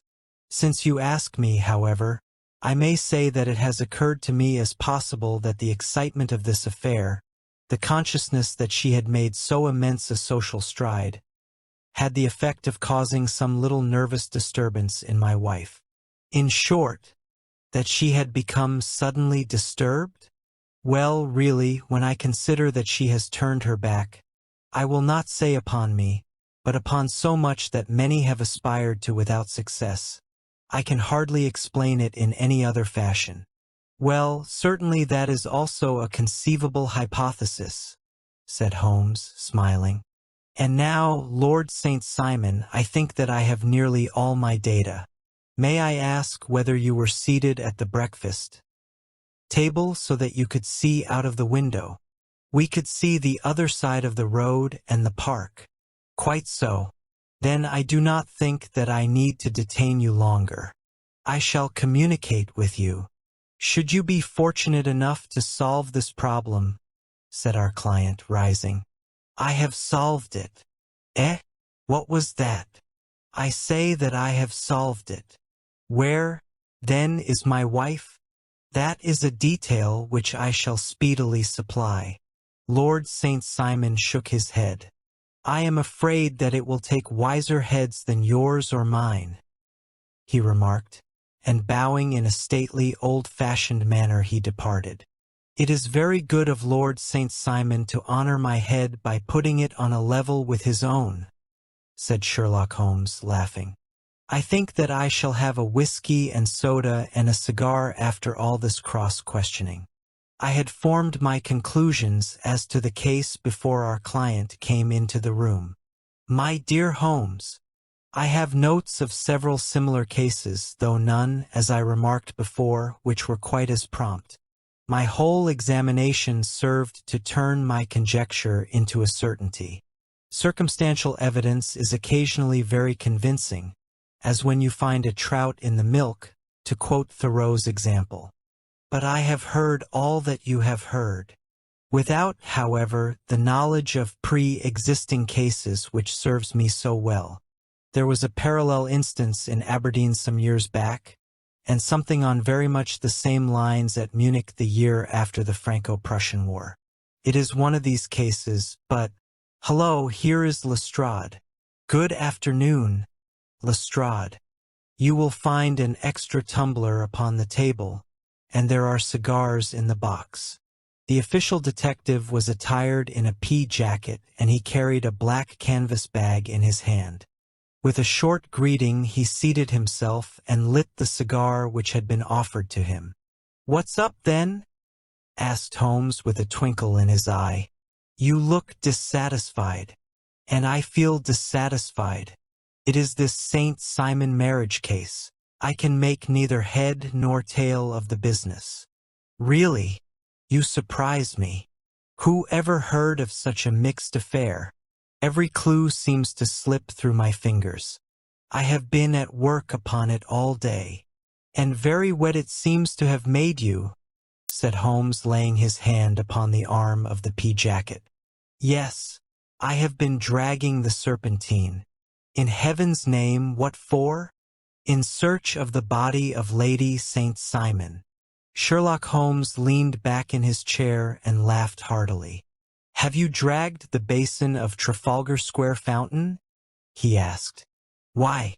What do you mean?" "Because you have just as good a chance of finding this lady in the one as in the other." Lestrade shot an angry glance at my companion. "I suppose you know all about it," he snarled. "Well, I have only just heard the facts, but my mind is made up." "Oh, indeed. Then you think that the Serpentine plays no part in the matter." "I think it very unlikely."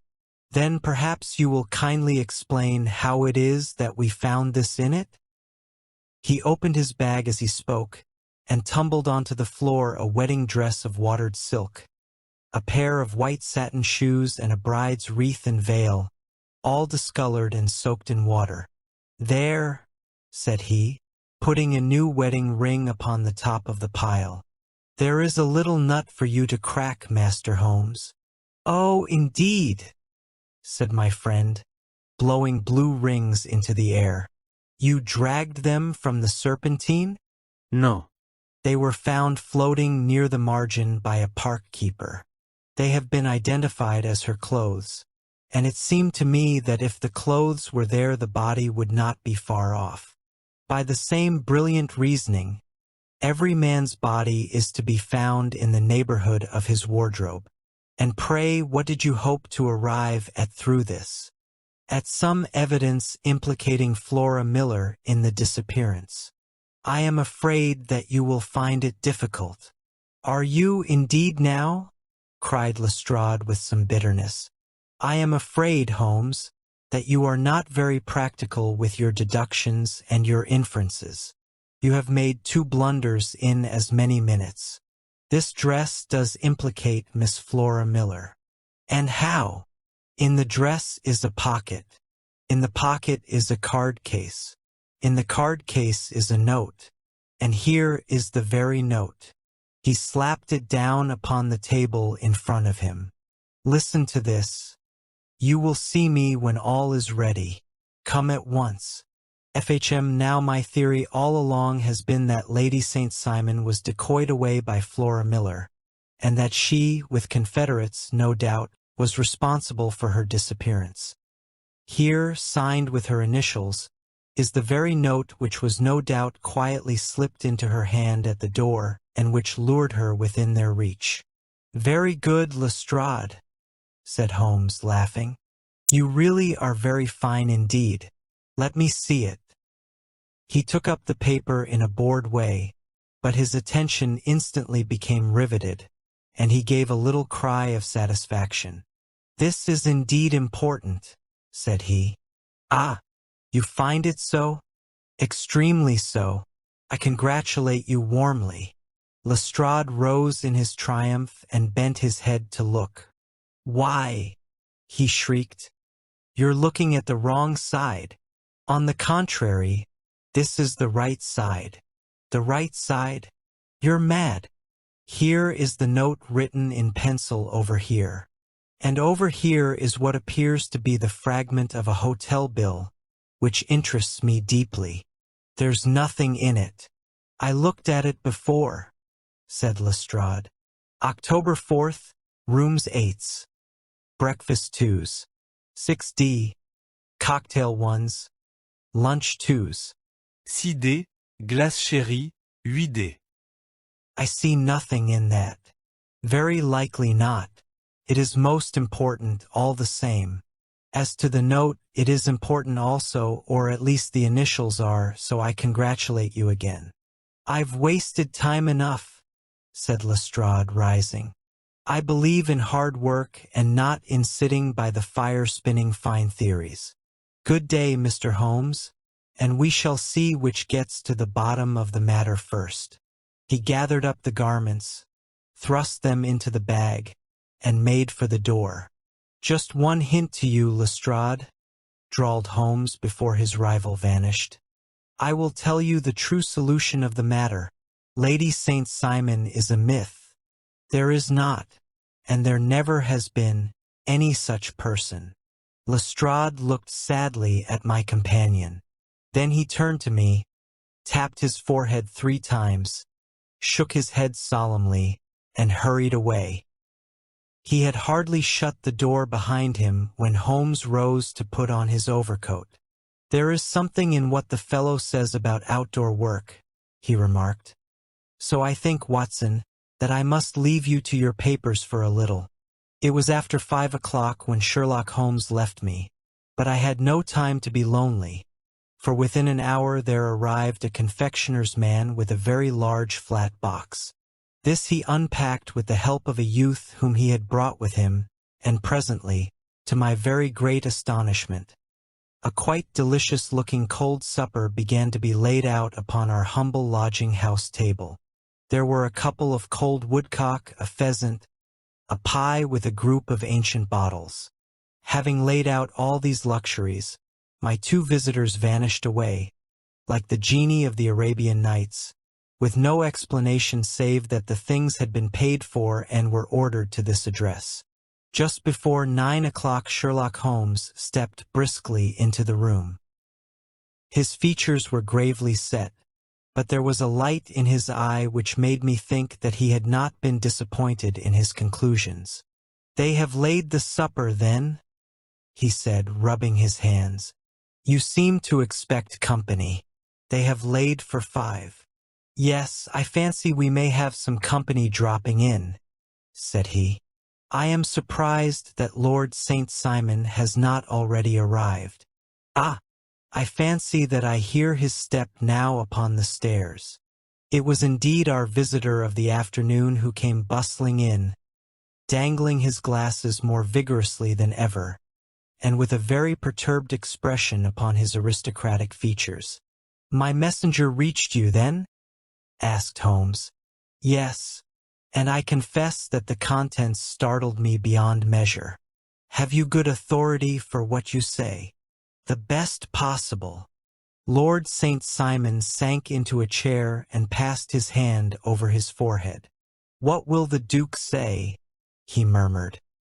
"When he hears that one of the family has been subjected to such humiliation, it is the purest accident. I cannot allow that there is any humiliation." "Ah, you look on these things from another standpoint. I fail to see that anyone is to blame. I can hardly see how the lady could have acted otherwise, though her abrupt method of doing it was undoubtedly to be regretted. Having no mother, she had no one to advise her at such a crisis." "It was a slight, sir, a public slight," said Lord St. Simon, tapping his fingers upon the table. "You must make allowance for this poor girl, placed in so unprecedented a position." "I will make no allowance. I am very angry indeed, and I have been shamefully used." "I think that I heard a ring," said Holmes. "Yes, there are steps on the landing. If I cannot persuade you to take a lenient view of the matter, Lord St. Simon, I have brought an advocate here who may be more successful." He opened the door and ushered in a lady and gentleman. "Lord St. Simon," said he, "allow me to introduce you to Mr. and Mrs. Francis Hay Moulton. The lady, I think, you have already met." At the sight of these newcomers our client had sprung from his seat and stood very erect, with his eyes cast down and his hand thrust into the breast of his frock coat, a picture of offended dignity. The lady had taken a quick step forward and had held out her hand to him, but he still refused to raise his eyes. It was as well for his resolution, perhaps, for her pleading face was one which it was hard to resist. "You're angry, Robert," said she. "Well, I guess you have every cause to be." "Pray make no apology to me," said Lord St. Simon bitterly.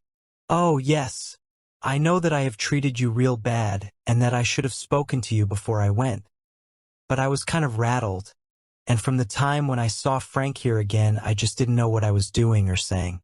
I only wonder I didn't fall down and do a faint right there before the altar.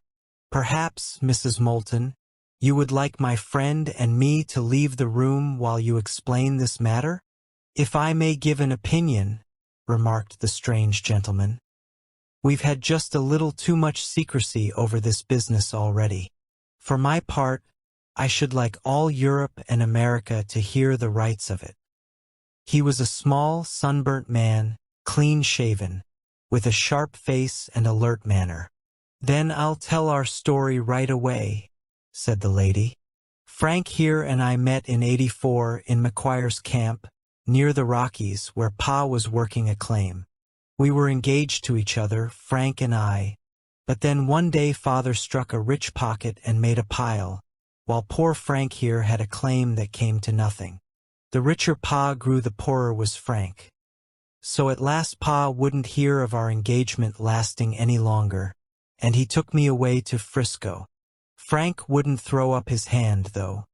So he followed me there, and he saw me without Pa knowing anything about it. It would only have made him mad to know, so we just fixed it all up for ourselves. Frank said that he would go and make his pile, too, and never come back to claim me until he had as much as Pa. So then I promised to wait for him to the end of time and pledged myself not to marry anyone else while he lived. "Why shouldn't we be married right away, then?" said he. "And then I will feel sure of you, and I won't claim to be your husband until I come back." Well, we talked it over, and he had fixed it all up so nicely with a clergyman already in waiting that we just did it right there. And then Frank went off to seek his fortune, and I went back to Pa. The next I heard of Frank was that he was in Montana, and then he went prospecting in Arizona, and then I heard of him from New Mexico. After that came a long newspaper story about how a miners' camp had been attacked by Apache Indians, and there was my Frank's name among the killed. I fainted dead away, and I was very sick for months after. Pa thought I had a decline and took me to half the doctors in Frisco. Not a word of news came for a year and more, so that I never doubted that Frank was really dead. Then Lord St. Simon came to Frisco, and we came to London, and a marriage was arranged, and Pa was very pleased. But I felt all the time that no man on this earth would ever take the place in my heart that had been given to my poor Frank. Still, if I had married Lord St. Simon, of course I'd have done my duty by him. We can't command our love, but we can our actions. I went to the altar with him with the intention to make him just as good a wife as it was in me to be.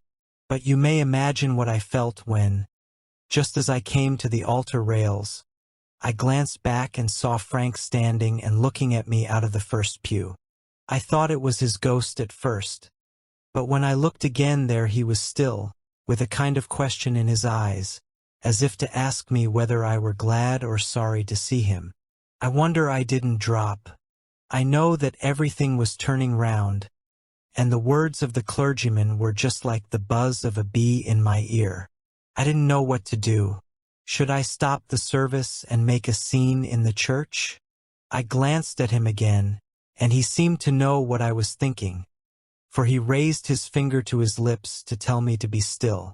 Then I saw him scribble on a piece of paper, and I knew that he was writing me a note. As I passed his pew on the way out, I dropped my bouquet over to him, and he slipped the note into my hand when he returned me the flowers. It was only a line asking me to join him when he made the sign to me to do so. Of course, I never doubted for a moment that my first duty was now to him, and I determined to do just whatever he might direct. When I got back, I told my maid, who had known him in California, and had always been his friend. I ordered her to say nothing, but to get a few things packed and my coat ready. I know I ought to have spoken to Lord St. Simon, but it was dreadful hard before his mother and all those great people. I just made up my mind to run away and explain afterwards. I hadn't been at the table 10 minutes before I saw Frank out of the window at the other side of the road. He beckoned to me and then began walking into the park. I slipped out, put on my things, and followed him. Some woman came talking something or other about Lord St. Simon to me. Seemed to me from the little I heard as if he had a little secret of his own before marriage also. But I managed to get away from her and soon overtook Frank. We got into a cab together, and away we drove to some lodgings he had taken in Gordon Square, and that was my true wedding after all those years of waiting. Frank had been a prisoner among the Apaches, had escaped, came on to Frisco, found that I had given him up for dead and had gone to England, followed me there, and had come upon me at last on the very morning of my second wedding. "I saw it in a paper," explained the American. "It gave the name and the church, but not where the lady lived." Then we had a talk as to what we should do, and Frank was all for openness, but I was so ashamed of it all that I felt as if I should like to vanish away and never see any of them again, just sending a line to Pa, perhaps, to show him that I was alive. It was awful to me to think of all those lords and ladies sitting round that breakfast table and waiting for me to come back. So Frank took my wedding clothes and things and made a bundle of them, so that I should not be traced, and dropped them away somewhere where no one could find them. It is likely that we should have gone on to Paris tomorrow, only that this good gentleman, Mr. Holmes, came round to us this evening, though how he found us is more than I can think. And he showed us very clearly and kindly that I was wrong and that Frank was right, and that we should be putting ourselves in the wrong if we were so secret. Then he offered to give us a chance of talking to Lord St. Simon alone, and so we came right away round to his rooms at once. Now, Robert, you have heard it all, and I am very sorry if I have given you pain, and I hope that you do not think very meanly of me. Lord St. Simon had by no means relaxed his rigid attitude, but had listened with a frowning brow and a compressed lip to this long narrative. "Excuse me," he said, "but it is not my custom to discuss my most intimate personal affairs in this public manner." "Then you won't forgive me? You won't shake hands before I go?" "Oh, certainly, if it would give you any pleasure." He put out his hand and coldly grasped that which she extended to him. "I had hoped," suggested Holmes, "that you would have joined us in a friendly supper." "I think that there you ask a little too much," responded his lordship. "I may be forced to acquiesce in these recent developments, but I can hardly be expected to make merry over them. I think that, with your permission, I will now wish you all a very good night." He included us all in a sweeping bow and stalked out of the room. "Then I trust that you at least will honor me with your company," said Sherlock Holmes. "It is always a joy to meet an American, Mr. Moulton, for I am one of those who believe that the folly of a monarch and the blundering of a minister in far-gone years will not prevent our children from being someday citizens of the same world-wide country under a flag which shall be a quartering of the Union Jack with the stars and stripes." "The case has been an interesting one," remarked Holmes when our visitors had left us, "because it serves to show very clearly how simple the explanation may be of an affair which at first sight seems to be almost inexplicable. Nothing could be more natural than the sequence of events as narrated by this lady, and nothing stranger than the result when viewed, for instance, by Mr. Lestrade of Scotland Yard." "You were not yourself at fault at all, then?" "From the first, two facts were very obvious to me. The one that the lady had been quite willing to undergo the wedding ceremony, the other that she had repented of it within a few minutes of returning home. Obviously something had occurred during the morning, then, to cause her to change her mind. What could that something be? She could not have spoken to anyone when she was out, for she had been in the company of the bridegroom. Had she seen someone, then? If she had, it must be someone from America, because she had spent so short a time in this country that she could hardly have allowed anyone to acquire so deep an influence over her that the mere sight of him would induce her to change her plans so completely. You see, we have already arrived, by a process of exclusion, at the idea that she might have seen an American. Then who could this American be, and why should he possess so much influence over her? It might be a lover, it might be a husband. Her young womanhood had, I knew, been spent in rough scenes and under strange conditions. So far I had got before I ever heard Lord St. Simon's narrative. When he told us of a man in a pew, of the change in the bride's manner, of so transparent a device for obtaining a note as the dropping of a bouquet, of her resort to her confidential maid, and of her very significant allusion to claim jumping, which in miner's language means taking possession of that which another person has a prior claim to, the whole situation became absolutely clear. She had gone off with a man, and the man was either a lover or was a previous husband, the chances being in favor of the latter. And how in the world did you find them? It might have been difficult, but friend Lestrade held information in his hands the value of which he did not himself know. The initials were, of course, of the highest importance, but more valuable still was it to know that within a week he had settled his bill at one of the most select London hotels. How did you deduce the select? By the select prices.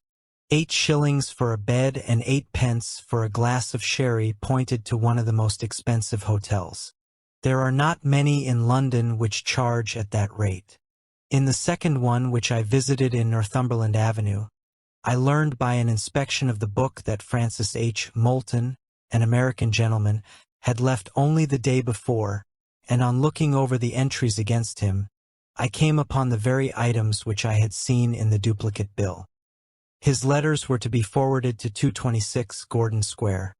So there I traveled, and being fortunate enough to find the loving couple at home, I ventured to give them some paternal advice and to point out to them that it would be better in every way that they should make their position a little clearer both to the general public and to Lord St. Simon in particular. I invited them to meet him here, and, as you see, I made him keep the appointment. But with no very good result, I remarked. His conduct was certainly not very gracious. Ah, Watson, said Holmes, smiling. Perhaps you would not be very gracious either, if, after all the trouble of wooing and wedding, you found yourself deprived in an instant of wife and of fortune. I think that we may judge Lord St. Simon very mercifully and thank our stars that we are never likely to find ourselves in the same position. Draw your chair up and hand me my violin. For the only problem we have still to solve is how to while away these bleak autumn evenings. The adventure of the barrel coronet. Holmes, said I as I stood one morning in our bow window looking down the street. Here is a madman coming along. It seems rather sad that his relatives should allow him to come out alone. My friend rose lazily from his armchair and stood with his hands in the pockets of his dressing gown, looking over my shoulder. It was a bright, crisp February morning, and the snow of the day before still lay deep upon the ground, shimmering brightly in the wintry sun. Down the center of Baker Street it had been plowed into a brown crumbly band by the traffic, but at either side and on the heaped-up edges of the footpaths it still lay as white as when it fell. The gray pavement had been cleaned and scraped, but was still dangerously slippery, so that there were fewer passengers than usual. Indeed, from the direction of the Metropolitan Station no one was coming save the single gentleman whose eccentric conduct had drawn my attention. He was a man of about 50, tall, large, and imposing, with a massive, strongly marked face and a commanding figure. He was dressed in a dark yet rich style, in black frock coat, shining hat, and well-cut pearl-gray trousers. Yet his actions were in absurd contrast to the dignity of his dress and features, for he was running hard, with occasional little springs, such as a weary man gives who is little accustomed to set any tax upon his legs. As he ran he jerked his hands up and down, waved his head around, and writhed his face into the most extraordinary contortions. "What on earth can be the matter with him?" I asked. "He is looking up at the numbers of the houses."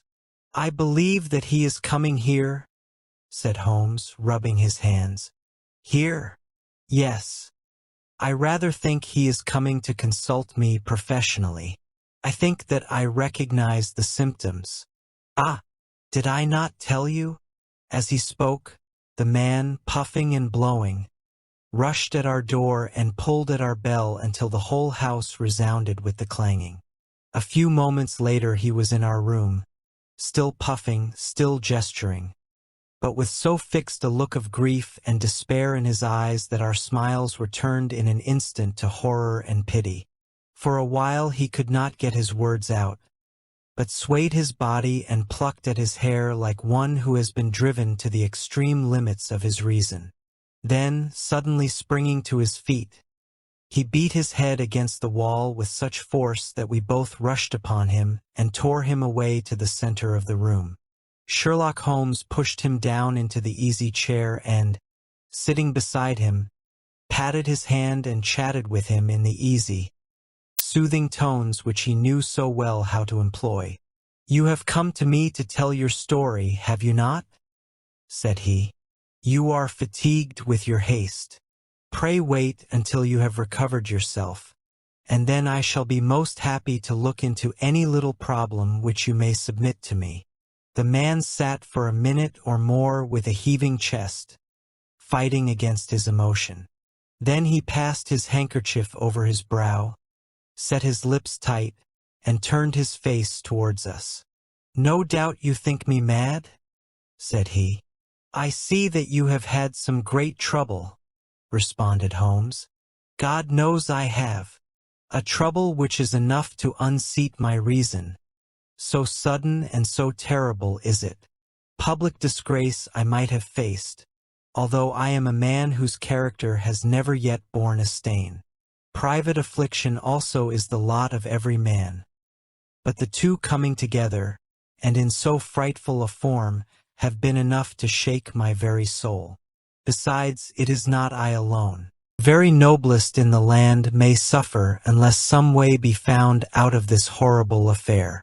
"Pray compose yourself, sir," said Holmes, "and let me have a clear account of who you are and what it is that has befallen you." "My name," answered our visitor, "is probably familiar to your ears. I am Alexander Holder, of the banking firm of Holder and Stevenson, of Threadneedle Street."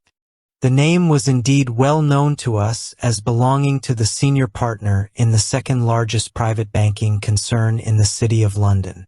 What could have happened, then, to bring one of the foremost citizens of London to this most pitiable pass? We waited, all curiosity, until with another effort he braced himself to tell his story. "I feel that time is of value," said he. "That is why I hastened here when the police inspector suggested that I should secure your co-operation. I came to Baker Street by the Underground and hurried from there on foot, for the cabs go slowly through this snow. That is why I was so out of breath, for I am a man who takes very little exercise. I feel better now, and I will put the facts before you as shortly and yet as clearly as I can.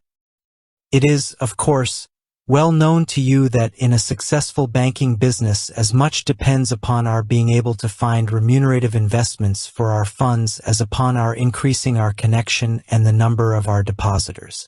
One of our most lucrative means of laying out money is in the shape of loans, where the security is unimpeachable. We have done a good deal in this direction during the last few years, and there are many noble families to whom we have advanced large sums upon the security of their pictures, libraries, or plate. Yesterday morning I was seated in my office at the bank when a card was brought in to me by one of the clerks. I started when I saw the name, for it was that of none other than, well, perhaps even to you I had better say no more than that it was a name which is a household word all over the earth, one of the highest, noblest, most exalted names in England.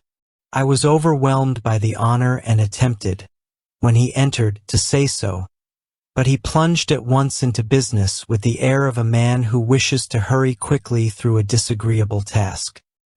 "Mr. Holder," said he, "I have been informed that you are in the habit of advancing money. The firm does so when the security is good." I answered, "It is absolutely essential to me," said he, "that I should have £50,000 at once. I could, of course, borrow so trifling a sum 10 times over from my friends, but I much prefer to make it a matter of business and to carry out that business myself. In my position you can readily understand that it is unwise to place oneself under obligations.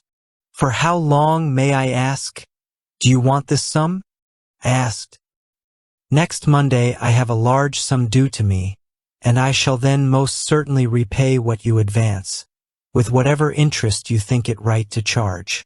But it is very essential to me that the money should be paid at once. I should be happy to advance it without further discussion from my own private purse," said I, "were it not that the strain would be rather more than it could bear. If, on the other hand, I am to do it in the name of the firm, then in justice to my partner I must insist that, even in your case, every businesslike precaution should be taken." "I should much prefer to have it so," said he, raising up a square, black morocco case which he had laid beside his chair. You have doubtless heard of the beryl coronet, one of the most precious public possessions of the empire, said I. Precisely. He opened the case, and there, in soft, flesh-colored velvet, lay the magnificent piece of jewelry which he had named. There are 39 enormous beryls, said he, and the gold chasing itself is priceless.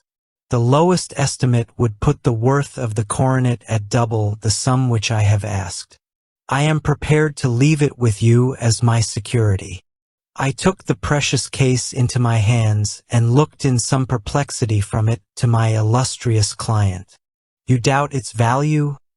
He asked. Not at all. I only doubt the propriety of my leaving it. You may set your mind at rest about that. I should not dream of doing so were it not absolutely certain that I should be able in 4 days to reclaim it. It is a pure matter of form.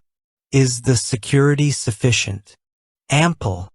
You understand, Mr. Holder, that I am giving you a strong proof of the confidence which I have in you, founded upon all that I have heard of you.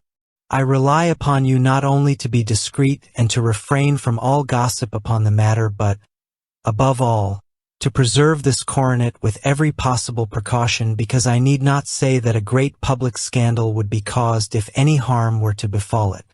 Any injury to it would be almost as serious as its complete loss, for there are no beryls in the world to match these, and it would be impossible to replace them. I leave it with you, however, with every confidence, and I shall call for it in person on Monday morning. Seeing that my client was anxious to leave, I said no more, but, calling for my cashier, I ordered him to pay over £51,000 notes. When I was alone once more, however, with the precious case lying upon the table in front of me, I could not but think with some misgivings of the immense responsibility which it entailed upon me. There could be no doubt that, as it was a national possession, a horrible scandal would ensue if any misfortune should occur to it. I already regretted having ever consented to take charge of it. However, it was too late to alter the matter now, so I locked it up in my private safe and turned once more to my work.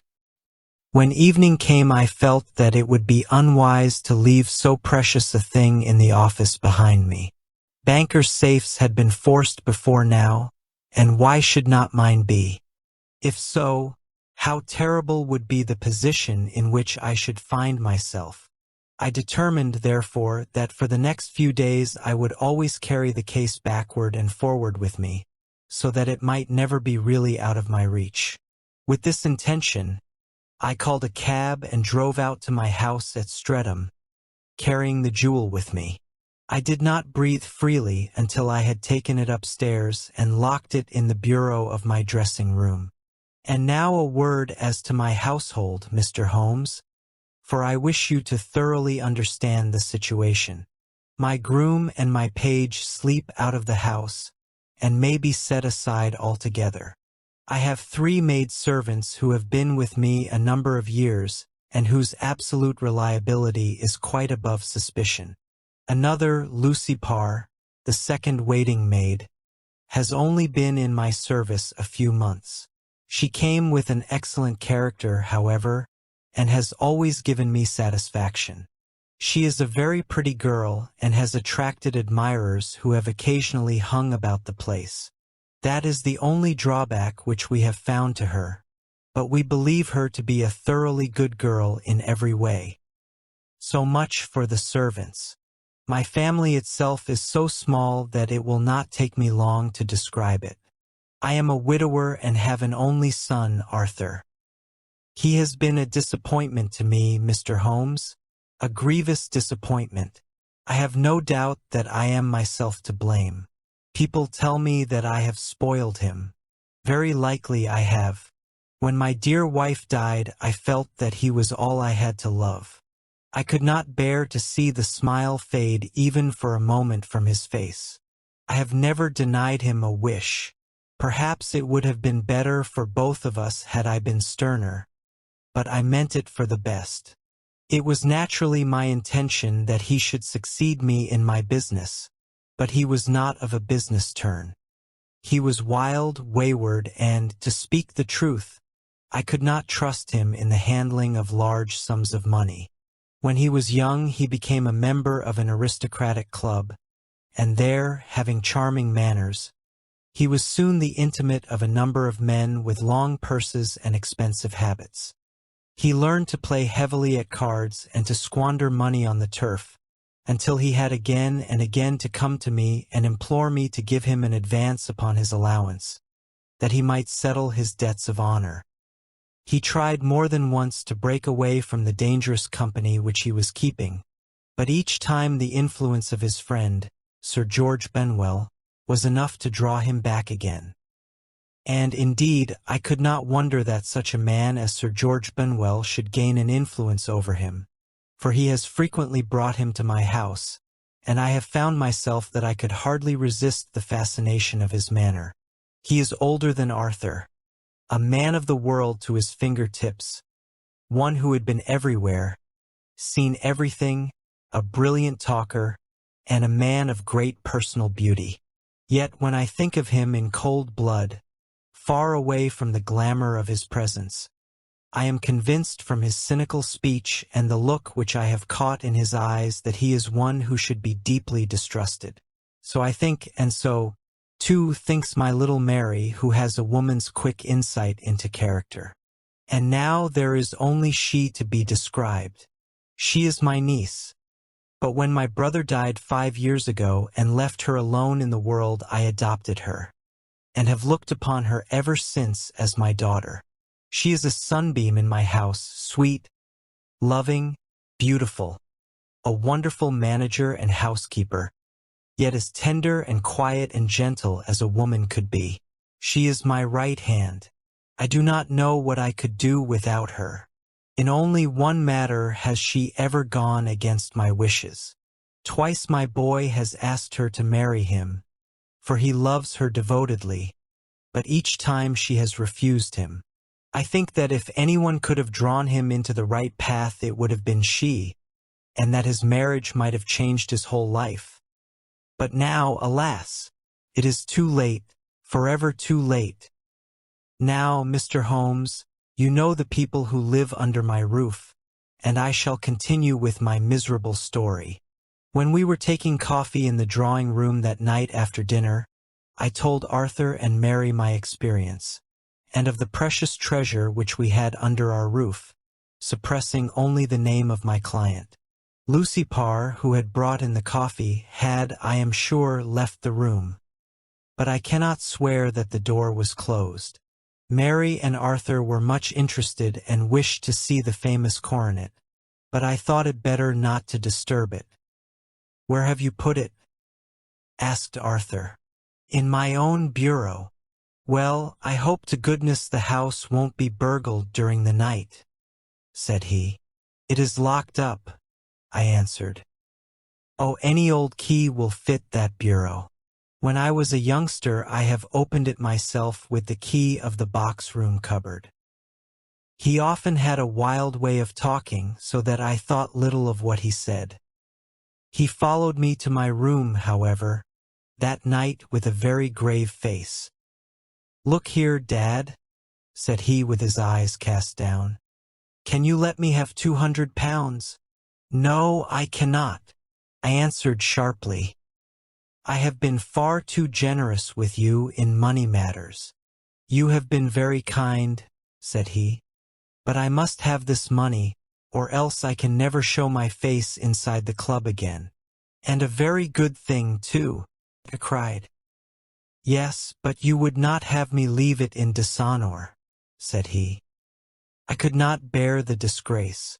I must raise the money in some way, and if you will not let me have it, then I must try other means."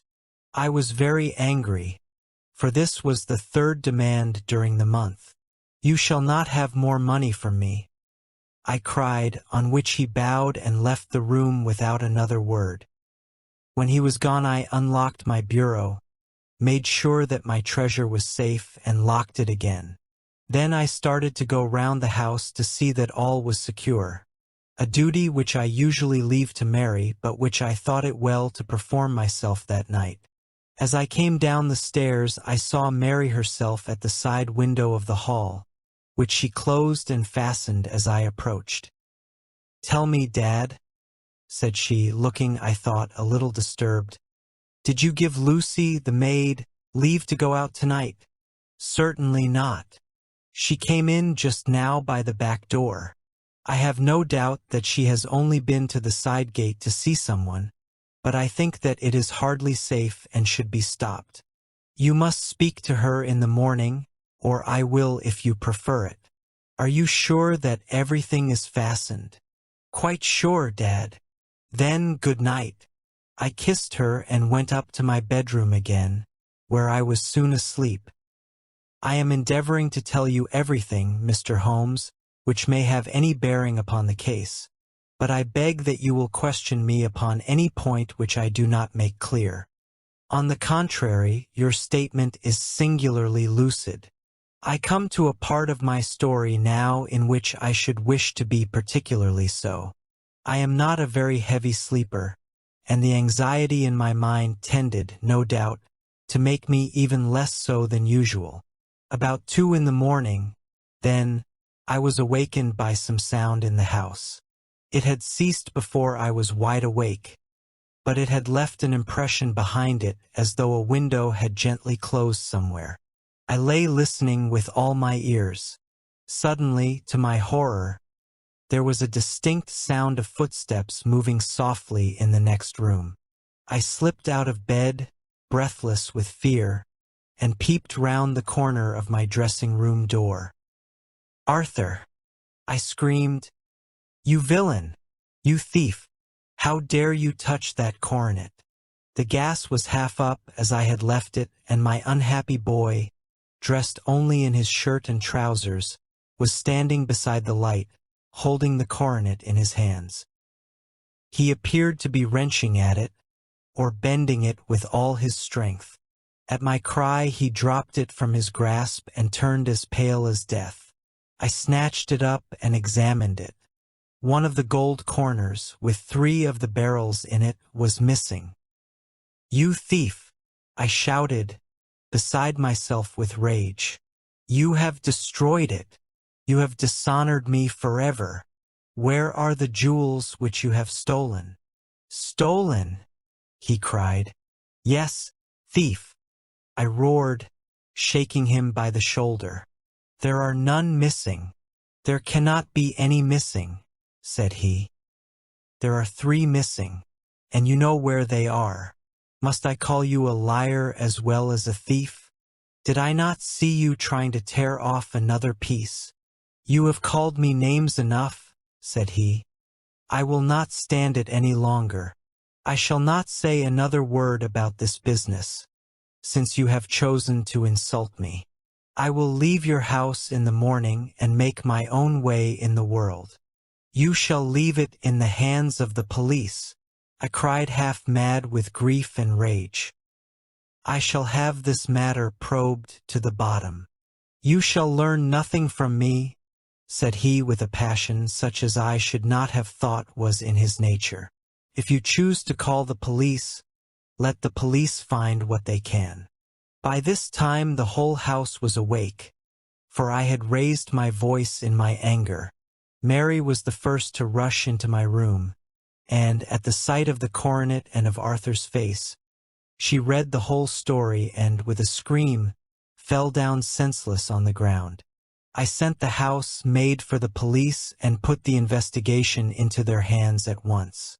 When the inspector and a constable entered the house, Arthur, who had stood sullenly with his arms folded, asked me whether it was my intention to charge him with theft. I answered that it had ceased to be a private matter, but had become a public one, since the ruined coronet was national property. I was determined that the law should have its way in everything. "At least," said he, "you will not have me arrested at once. It would be to your advantage as well as mine if I might leave the house for 5 minutes. That you may get away, or perhaps that you may conceal what you have stolen, said I.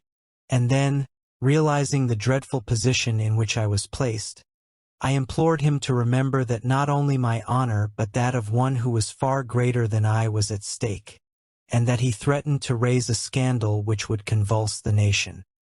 He might avert it all if he would but tell me what he had done with the 3 missing stones. You may as well face the matter, said I. You have been caught in the act, and no confession could make your guilt worse. If you but make such reparation as is in your power, by telling us where the barrels are, all shall be forgiven and forgotten. Keep your forgiveness for those who ask for it, he answered, turning away from me with a sneer. I saw that he was too hardened for any words of mine to influence him. There was but one way for it. I called in the inspector and gave him into custody. A search was made at once not only of his person but of his room and of every portion of the house where he could possibly have concealed the gems. But no trace of them could be found, nor would the wretched boy open his mouth for all our persuasions and our threats. This morning he was removed to a cell, and I, after going through all the police formalities, have hurried round to you to implore you to use your skill in unraveling the matter. The police have openly confessed that they can at present make nothing of it. You may go to any expense which you think necessary. I have already offered a reward of £1,000. My God, what shall I do? I have lost my honor, my gems, and my son in one night. Oh, what shall I do? He put a hand on either side of his head and rocked himself backwards and forwards, droning to himself like a child whose grief has got beyond words. Sherlock Holmes sat silent for some few minutes, with his brows knitted and his eyes fixed upon the fire. "Do you receive much company?" he asked. "None save my partner with his family and an occasional friend of Arthur's. Sir George Benwell has been several times lately. No one else, I think. Do you go out much in society?" "Arthur does. Mary and I stay at home. We neither of us care for it. That is unusual in a young girl. She is of a quiet nature. Besides, she is not so very young. She is 24. This matter, from what you say, seems to have been a shock to her also. Terrible. She is even more affected than I. You have neither of you any doubt as to your son's guilt? How can we have when I saw him with my own eyes with the coronet in his hands? I hardly consider that a conclusive proof. Was the remainder of the coronet at all injured? Yes, it was twisted. Do you not think, then, that he might have been trying to straighten it? God bless you. You are doing what you can for him and for me, but it is too heavy a task. What was he doing there at all? If his purpose were innocent, why did he not say so? Precisely. And if it were guilty, why did he not invent a lie? His silence appears to me to cut both ways. There are several singular points about the case. What did the police think of the noise which awoke you from your sleep? They considered that it might be caused by Arthur's closing his bedroom door. A likely story, as if a man bent on felony would slam his door so as to wake a household. What did they say, then, of the disappearance of these gems? They are still sounding the planking and probing the furniture in the hope of finding them. Have they thought of looking outside the house? Yes, they have shown extraordinary energy. The whole garden has already been closely examined. Now, my dear sir, said Holmes, is it not obvious to you now that this matter really strikes very much deeper than either you or the police were at first inclined to think? It appeared to you to be a simple case. To me it seems exceedingly complex. Consider what is involved by your theory. You suppose that your son came down from his bed, went, at great risk, to your dressing room, opened your bureau, took out your coronet, broke off by main force a small portion of it, went off to some other place, concealed 3 gems out of the 39, with such skill that nobody can find them, and then returned with the other 36 into the room in which he exposed himself to the greatest danger of being discovered. I ask you now, is such a theory tenable? But what other is there? Cried the banker with a gesture of despair. If his motives were innocent, why does he not explain them? It is our task to find that out, replied Holmes. So now, if you please, Mr. Holder, we will set off for Streatham together, and devote an hour to glancing a little more closely into details. My friend insisted upon my accompanying them in their expedition, which I was eager enough to do, for my curiosity and sympathy were deeply stirred by the story to which we had listened. I confess that the guilt of the banker's son appeared to me to be as obvious as it did to his unhappy father, but still I had such faith in Holmes' judgment that I felt that there must be some grounds for hope as long as he was dissatisfied with the accepted explanation. He hardly spoke a word the whole way out to the southern suburb, but sat with his chin upon his breast and his hat drawn over his eyes, sunk in the deepest thought. Our client appeared to have taken fresh heart at the little glimpse of hope which had been presented to him, and he even broke into a chat with me over his business affairs. A short railway journey and a shorter walk brought us to Fairbank, the modest residence of the great financier. Fairbank was a good-sized square house of white stone, standing back a little from the road. A double-carriage sweep with a snow-clad lawn stretched down in front to 2 large iron gates which closed the entrance. On the right side was a small wooden thicket, which led into a narrow path between 2 neat hedges stretching from the road to the kitchen door, and forming the tradesman's entrance. On the left ran a lane which led to the stables, and was not itself within the grounds at all, being a public, though little used, road. Holmes left us standing at the door and walked slowly all round the house, across the front, down the tradesman's path, and so round by the garden behind into the stable lane. So long was he that Mr. Holder and I went into the dining room and waited by the fire until he should return.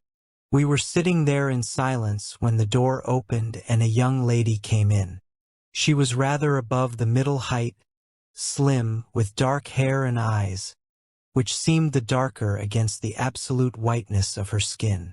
I do not think that I have ever seen such deadly paleness in a woman's face. Her lips, too, were bloodless, but her eyes were flushed with crying.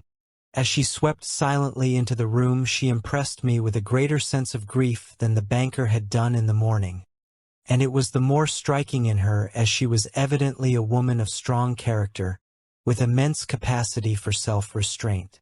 Disregarding my presence, she went straight to her uncle and passed her hand over his head with a sweet womanly caress. "You have given orders that Arthur should be liberated, have you not, Dad?" she asked. "No, no, my girl. The matter must be probed to the bottom. But I am so sure that he is innocent. You know what woman's instincts are. I know that he has done no harm, and that you will be sorry for having acted so harshly. Why is he silent? Then, if he is innocent, who knows? Perhaps because he was so angry that you should suspect him. How could I help suspecting him, when I actually saw him with the coronet in his hand? Oh, but he had only picked it up to look at it. Oh, do take my word for it that he is innocent. Let the matter drop and say no more. It is so dreadful to think of our dear Arthur in prison. I shall never let it drop until the gems are found. Never, Mary. Your affection for Arthur blinds you as to the awful consequences to me. Far from hushing the thing up, I have brought a gentleman down from London to inquire more deeply into it." "This gentleman?" she asked, facing round to me. "No, his friend. He wished us to leave him alone." He is round in the stable lane now. The stable lane? She raised her dark eyebrows. What can he hope to find there? Ah, this, I suppose, is he. I trust, sir, that you will succeed in proving, what I feel sure is the truth, that my cousin Arthur is innocent of this crime. I fully share your opinion, and I trust with you that we may prove it, returned Holmes, going back to the mat to knock the snow from his shoes. I believe I have the honor of addressing Miss Mary Holder. Might I ask you a question or two? Pray do, sir, if it may help to clear this horrible affair up. You heard nothing yourself last night? Nothing, until my uncle here began to speak loudly. I heard that and I came down. You shut up the windows and doors the night before. Did you fasten all the windows? Yes. Were they all fastened this morning? Yes. You have a maid who has a sweetheart? I think that you remarked to your uncle last night that she had been out to see him. Yes, and she was the girl who waited in the drawing-room, and who may have heard uncle's remarks about the coronet. I see. You infer that she may have gone out to tell her sweetheart, and that the two may have planned the robbery. But what is the good of all these vague theories? Cried the banker impatiently. When I have told you that I saw Arthur with the coronet in his hands, wait a little, Mr. Holder. We must come back to that. About this girl, Miss Holder. You saw her return by the kitchen door, I presume? Yes. When I went to see if the door was fastened for the night, I met her slipping in. I saw the man, too, in the gloom. Do you know him? Oh, yes. He is the greengrocer who brings our vegetables round. His name is Francis Prosper. He stood, said Holmes, to the left of the door, that is to say, farther up the path than is necessary to reach the door? Yes, he did. And he is a man with a wooden leg? Something like fear sprang up in the young lady's expressive black eyes. Why, you are like a magician, said she. How do you know that? She smiled, but there was no answering smile in Holmes' thin, eager face. I should be very glad now to go upstairs, said he. I shall probably wish to go over the outside of the house again. Perhaps I had better take a look at the lower windows before I go up. He walked swiftly round from one to the other, pausing only at the large one which looked from the hall onto the stable lane. This he opened and made a very careful examination of the sill with his powerful magnifying lens. Now we shall go upstairs, said he at last. The banker's dressing-room was a plainly furnished little chamber, with a grey carpet, a large bureau, and a long mirror. Holmes went to the bureau first and looked hard at the lock. Which key was used to open it? He asked. That which my son himself indicated, that of the cupboard of the lumber room. Have you it here? That is it on the dressing table. Sherlock Holmes took it up and opened the bureau. It is a noiseless lock, said he. It is no wonder that it did not wake you. This case, I presume, contains the coronet. We must have a look at it. He opened the case, and taking out the coronet, he laid it upon the table. It was a magnificent specimen of the jeweler's art, and the 36 stones were the finest that I have ever seen. At one side of the coronet was a cracked edge, where a corner holding 3 gems had been torn away. Now, Mr. Holder, said Holmes, here is the corner which corresponds to that which has been so unfortunately lost. Might I beg that you will break it off? The banker recoiled in horror. I should not dream of trying, said he. Then I will. Holmes suddenly bent his strength upon it, but without result. I feel it give a little, said he. But, though I am exceptionally strong in the fingers, it would take me all my time to break it. An ordinary man could not do it. Now, what do you think would happen if I did break it, Mr. Holder? There would be a noise like a pistol shot. Do you tell me that all this happened within a few yards of your bed, and that you heard nothing of it? I do not know what to think. It is all dark to me. But perhaps it may grow lighter as we go. What do you think, Miss Holder? I confess that I still share my uncle's perplexity. Your son had no shoes or slippers on when you saw him? He had nothing on save only his trousers and shirt. Thank you. We have certainly been favored with extraordinary luck during this inquiry, and it will be entirely our own fault if we do not succeed in clearing the matter up. With your permission, Mr. Holder, I shall now continue my investigations outside. He went alone at his own request, for he explained that any unnecessary footprints might make his task more difficult.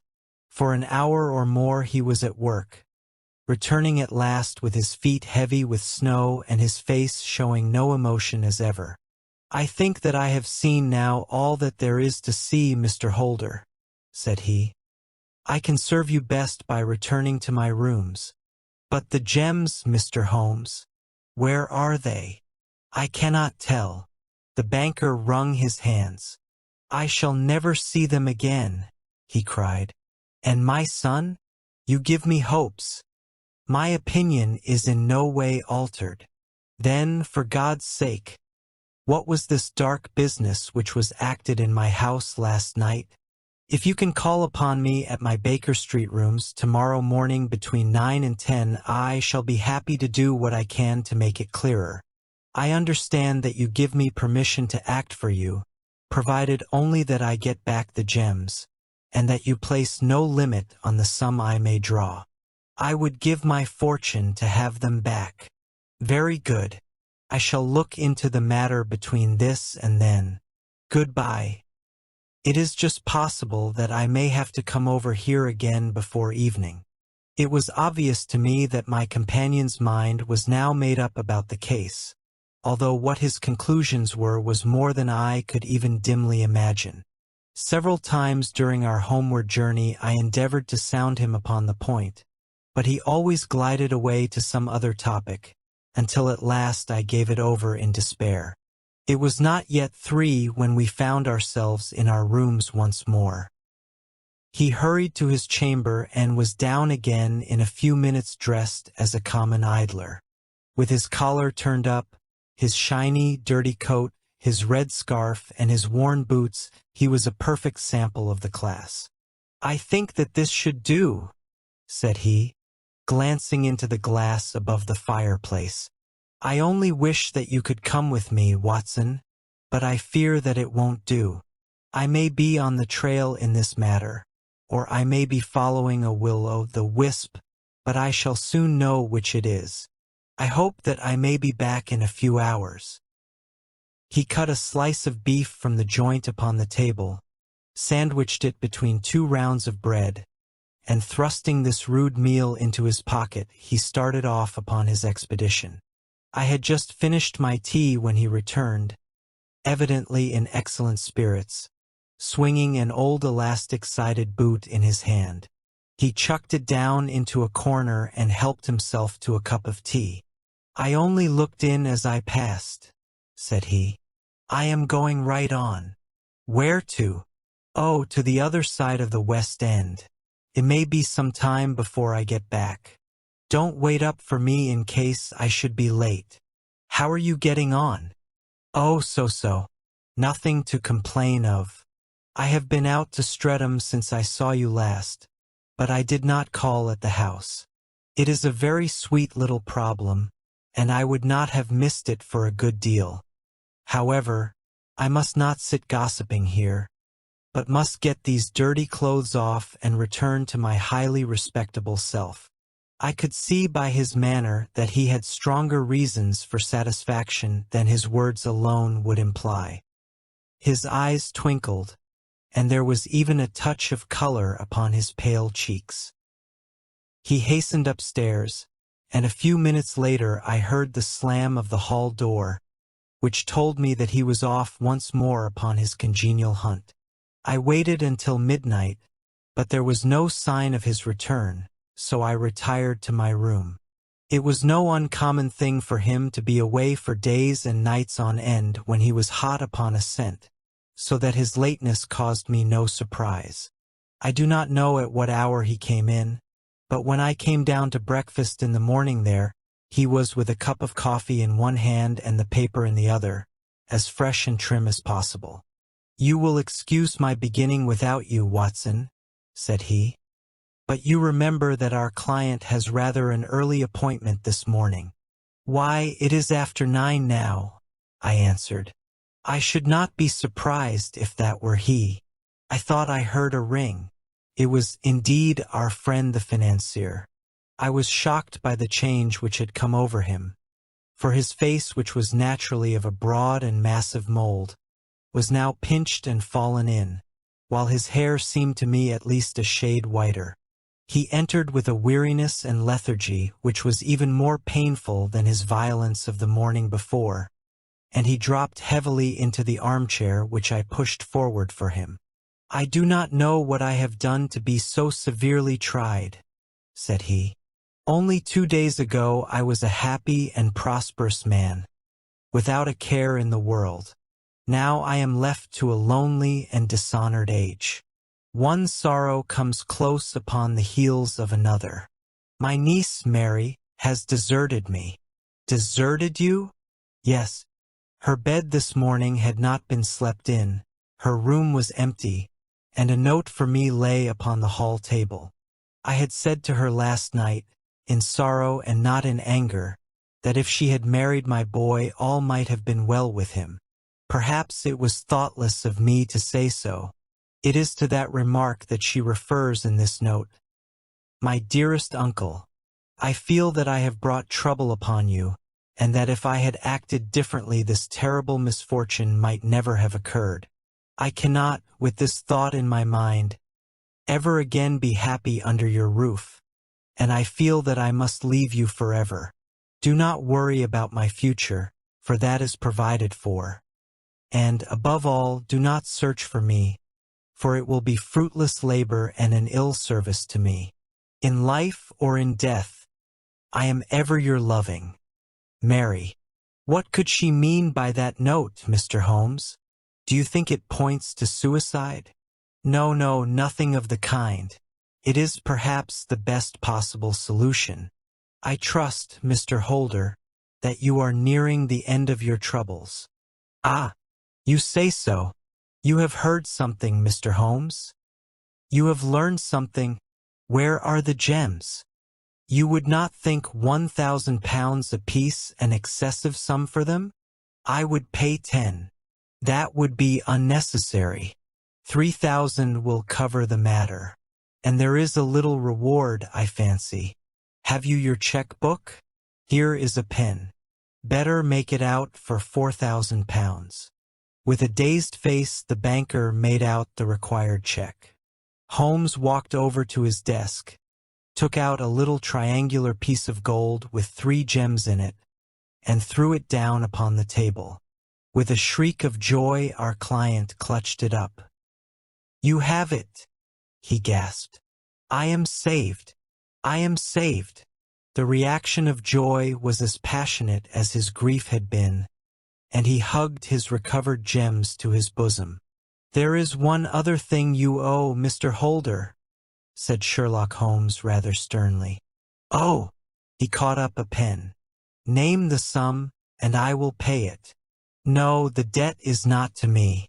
You owe a very humble apology to that noble lad, your son, who has carried himself in this matter as I should be proud to see my own son do, should I ever chance to have one." "Then it was not Arthur who took them?" "I told you yesterday, and I repeat today that it was not." "You are sure of it? Then let us hurry to him at once to let him know that the truth is known." "He knows it already. When I had cleared it all up, I had an interview with him, and finding that he would not tell me the story, I told it to him, on which he had to confess that I was right and to add the very few details which were not yet quite clear to me. Your news of this morning, however, may open his lips. For heaven's sake, tell me, then, what is this extraordinary mystery? I will do so, and I will show you the steps by which I reached it. And let me say to you, first, that which it is hardest for me to say and for you to hear. There has been an understanding between Sir George Benwell and your niece Mary. They have now fled together. My Mary? Impossible. It is unfortunately more than possible. It is certain. Neither you nor your son knew the true character of this man when you admitted him into your family circle. He is one of the most dangerous men in England, a ruined gambler, an absolutely desperate villain, a man without heart or conscience. Your niece knew nothing of such men. When he breathed his vows to her, as he had done to 100 before her, she flattered herself that she alone had touched his heart. The devil knows best what he said, but at least she became his tool and was in the habit of seeing him nearly every evening. I cannot, and I will not, believe it, cried the banker with an ashen face. I will tell you, then, what occurred in your house last night. Your niece, when you had, as she thought, gone to your room, slipped down and talked to her lover through the window which leads into the stable lane. His footprints had pressed right through the snow, so long had he stood there. She told him of the coronet. His wicked lust for gold kindled at the news, and he bent her to his will. I have no doubt that she loved you, but there are women in whom the love of a lover extinguishes all other loves, and I think that she must have been one. She had hardly listened to his instructions when she saw you coming downstairs, on which she closed the window rapidly and told you about one of the servants' adventure with her wooden-legged lover, which was all perfectly true. Your boy, Arthur, went to bed after his interview with you, but he slept badly on account of his uneasiness about his club debts. In the middle of the night he heard a soft tread pass his door, so he rose and, looking out, was surprised to see his cousin walking very stealthily along the passage until she disappeared into your dressing room. Petrified with astonishment, the lad slipped on some clothes and waited there in the dark to see what would come of this strange affair. Presently she emerged from the room again, and in the light of the passage, lamp your son saw that she carried the precious coronet in her hands. She passed down the stairs, and he, thrilling with horror, ran along and slipped behind the curtain near your door, whence he could see what passed in the hall beneath. He saw her stealthily open the window, hand out the coronet to someone in the gloom, and then closing it once more hurry back to her room, passing quite close to where he stood hid behind the curtain. As long as she was on the scene, he could not take any action without a horrible exposure of the woman whom he loved. But the instant that she was gone he realized how crushing a misfortune this would be for you, and how all-important it was to set it right. He rushed down, just as he was, in his bare feet, opened the window, sprang out into the snow, and ran down the lane, where he could see a dark figure in the moonlight. Sir George Benwell tried to get away, but Arthur caught him, and there was a struggle between them, your lad tugging at one side of the coronet, and his opponent at the other.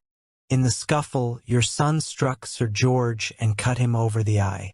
Then something suddenly snapped, and your son, finding that he had the coronet in his hands, rushed back, closed the window, ascended to your room, and had just observed that the coronet had been twisted in the struggle and was endeavoring to straighten it when you appeared upon the scene. "Is it possible?" gasped the banker. You then roused his anger by calling him names at a moment when he felt that he had deserved your warmest thanks. He could not explain the true state of affairs without betraying one who certainly deserved little enough consideration at his hands. He took the more chivalrous view, however, and preserved her secret. And that was why she shrieked and fainted when she saw the coronet, cried Mr. Holder. Oh, my God! What a blind fool I have been! And his asking to be allowed to go out for 5 minutes. The dear fellow wanted to see if the missing piece were at the scene of the struggle. How cruelly I have misjudged him! When I arrived at the house, continued Holmes, I at once went very carefully round it to observe if there were any traces in the snow which might help me. I knew that none had fallen since the evening before, and also that there had been a strong frost to preserve impressions. I passed along the tradesman's path, but found it all trampled down and indistinguishable. Just beyond it, however, at the far side of the kitchen door, a woman had stood and talked with a man, whose round impressions on one side showed that he had a wooden leg. I could even tell that they had been disturbed, for the woman had run back swiftly to the door, as was shown by the deep toe and light heel marks, while wooden leg had waited a little and then had gone away. I thought at the time that this might be the maid and her sweetheart, of whom you had already spoken to me, and inquiry showed it was so. I passed round the garden without seeing anything more than random tracks, which I took to be the police. But when I got into the stable lane, a very long and complex story was written in the snow in front of me.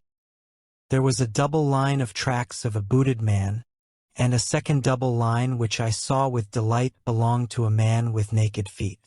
I was at once convinced from what you had told me that the latter was your son.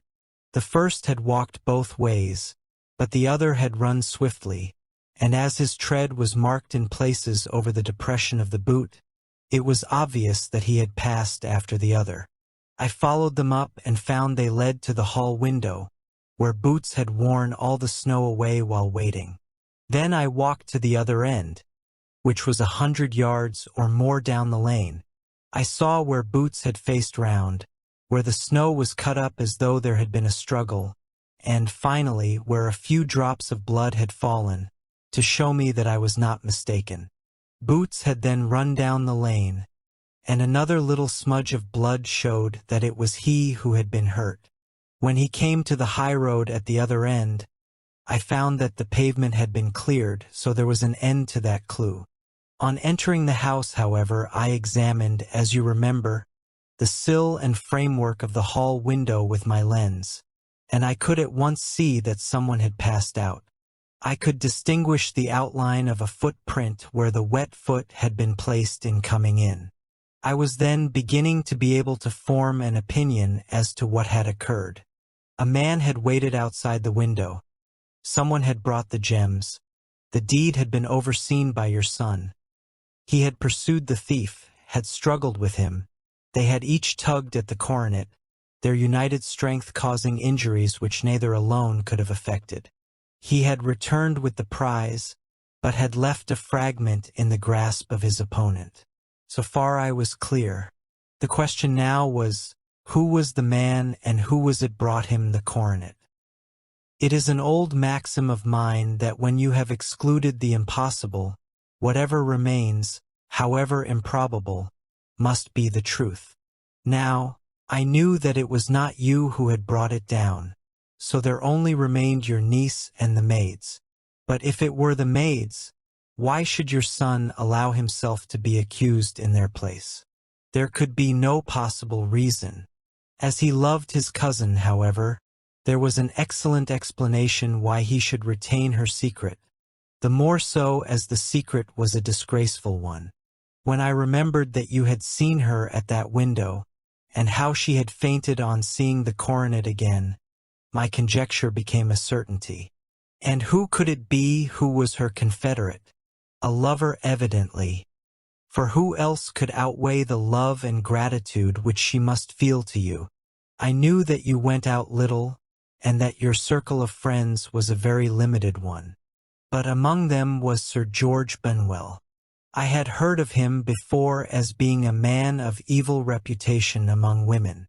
It must have been he who wore those boots and retained the missing gems. Even though he knew that Arthur had discovered him, he might still flatter himself that he was safe, for the lad could not say a word without compromising his own family. Well, your own good sense will suggest what measures I took next. I went in the shape of a common idler to Sir George's house, managed to pick up an acquaintance with his servant, learned that his master had cut his head the night before, and finally, at the expense of 6 shillings, made all sure by buying a pair of his cast-off shoes. With these I journeyed down to Streatham and saw that they exactly fitted the tracks. "I saw an ill-dressed man in the lane yesterday evening," said Mr. Holder. "Precisely. It was I. I found that I had my man, so I came home and changed my clothes. It was a delicate part which I had to play then, for I saw that a prosecution must be avoided to avert scandal, and I knew that so astute a villain would see that our hands were tied in the matter. I went and saw him. At first, of course, he denied everything, but when I gave him every particular that had occurred, he tried to bluster and took down a life-preserver from the wall. I knew my man, however, and I clapped a pistol to his head before he could strike. Then he became a little more reasonable. I told him that we would give him a price for the stones he held, £1,000 apiece. That brought out the first signs of grief that he had shown.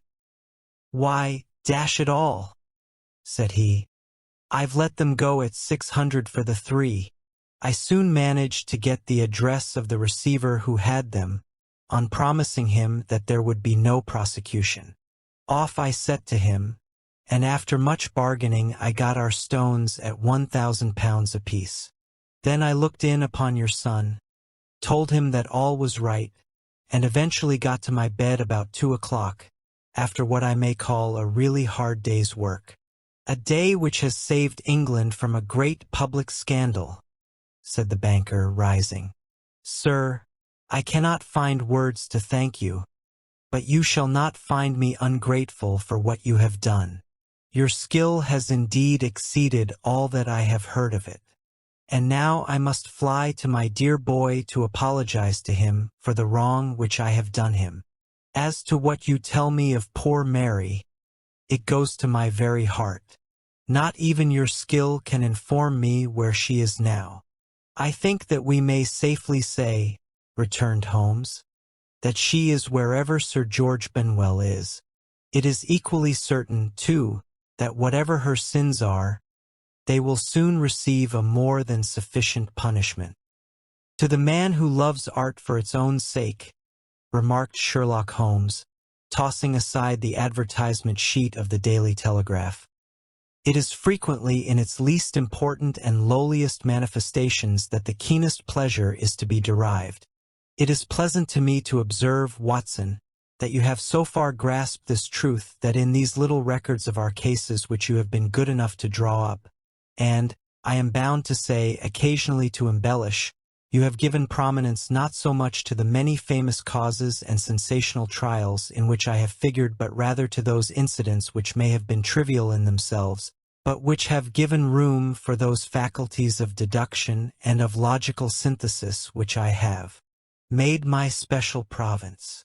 And yet," said I, smiling, "I must take some responsibility for the charge of sensationalism which has been urged against my records. You have erred, perhaps," he observed, lighting up the long cherrywood pipe which was wont to replace his clay pipe when he was in an argumentative rather than a meditative mood. "You have erred perhaps in attempting to put color and life into each of your statements instead of confining yourself to the task of placing upon record that severe reasoning from cause to effect which is really the only notable feature about the thing. It seems to me that I have done you full justice in the matter," I remarked with some coldness, for I was repelled by the selfishness which I had more than once observed to be a strong factor in my friend's singular character. "No, it is not selfishness or," said he, answering, as was his wont, "my thoughts rather than my words. If I claim full justice for my art, it is because it is an impersonal thing, a thing beyond myself. Crime is common, logic is rare. Therefore it is upon the logic rather than upon the crime that you should dwell.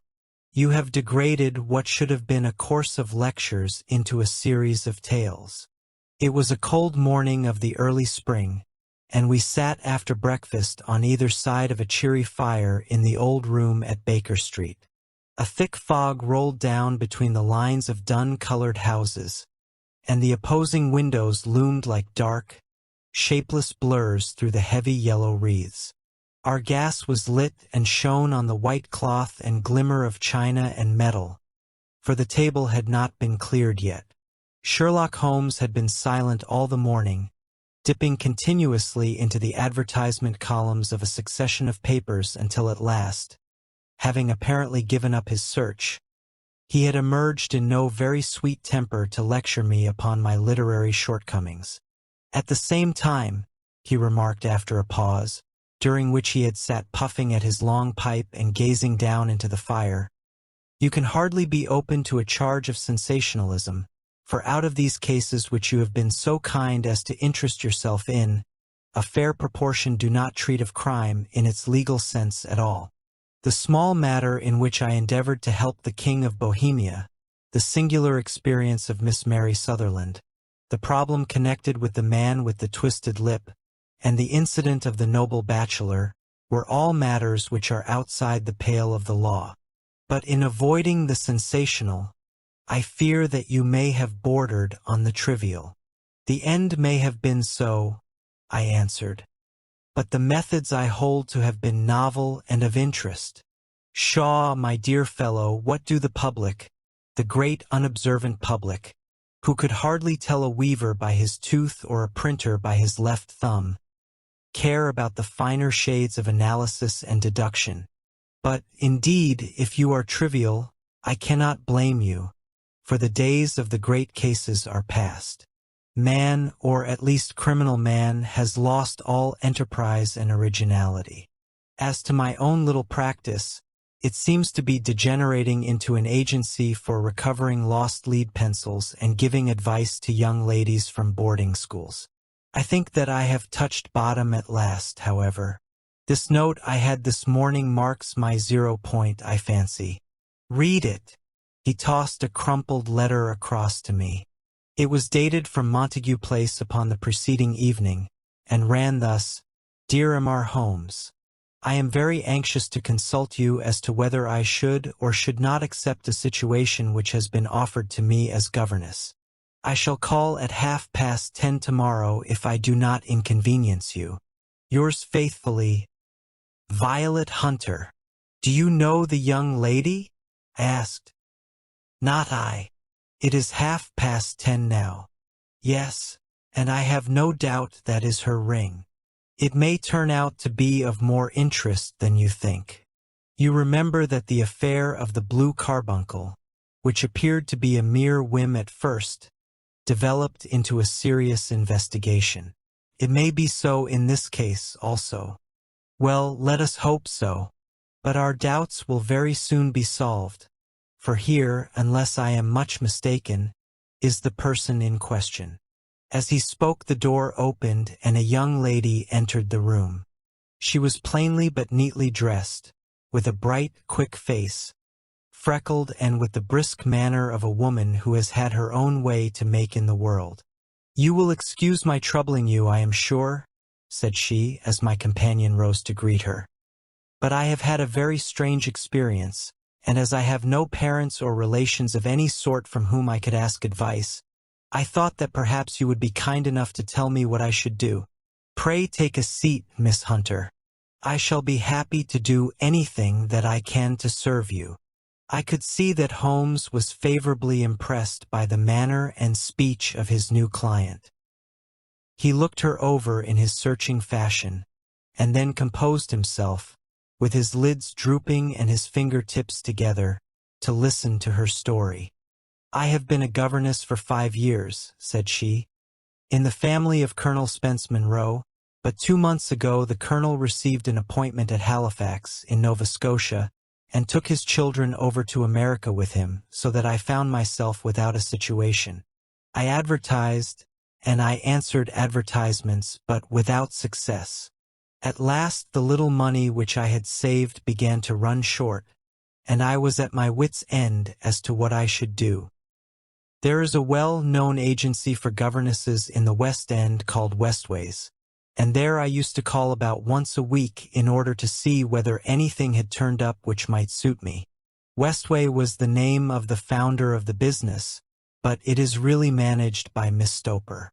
She sits in her own little office, and the ladies who are seeking employment wait in an anteroom, and are then shown in one by one, when she consults her ledgers and sees whether she has anything which would suit them. Well, when I called last week I was shown into the little office as usual, but I found that Miss Stoner was not alone. A prodigiously stout man with a very smiling face and a great heavy chin which rolled down in fold upon fold over his throat sat at her elbow with a pair of glasses on his nose, looking very earnestly at the ladies who entered. As I came in he gave quite a jump in his chair and turned quickly to Miss Stoner.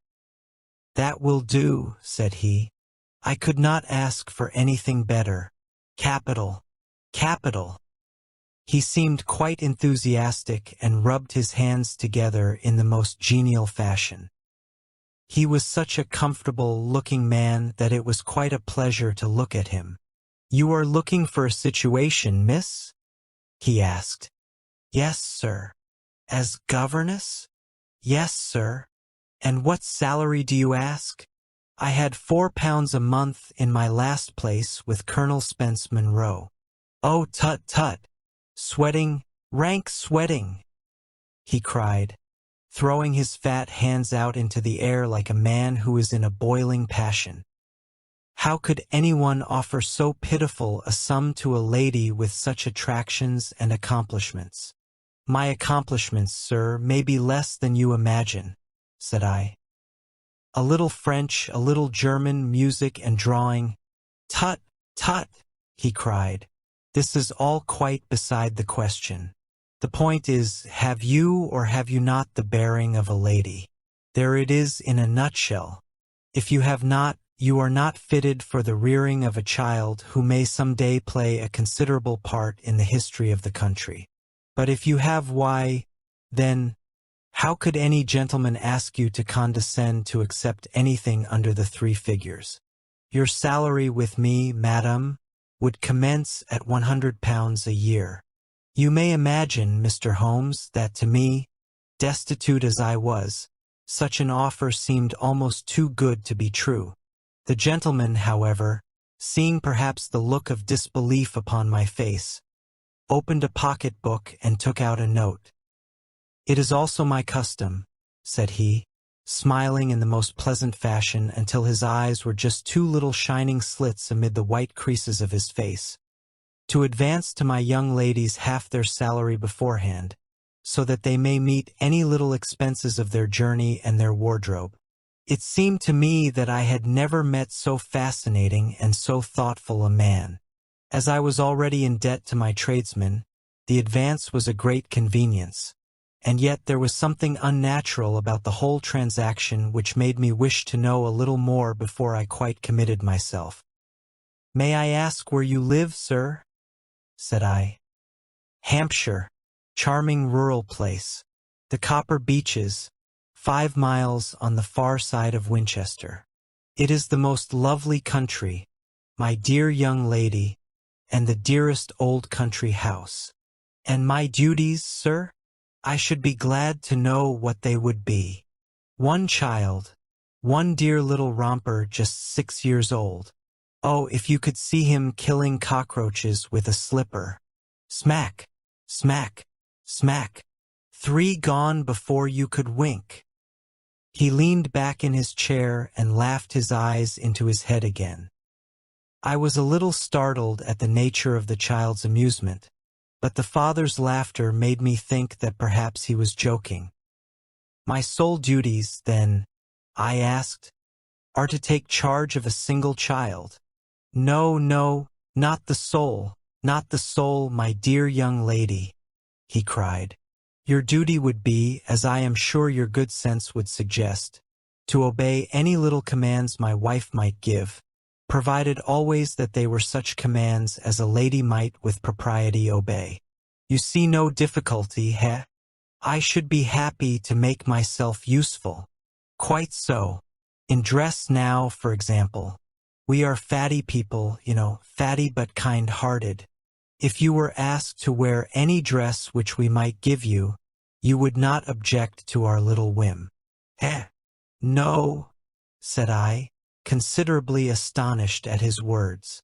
Or to sit here or sit there, that would not be offensive to you. Oh, no. Or to cut your hair quite short before you come to us? I could hardly believe my ears. As you may observe, Mr. Holmes, my hair is somewhat luxuriant, and of a rather peculiar tint of chestnut. It has been considered artistic. I could not dream of sacrificing it in this thoughtless fashion. I am afraid that that is quite impossible, said I.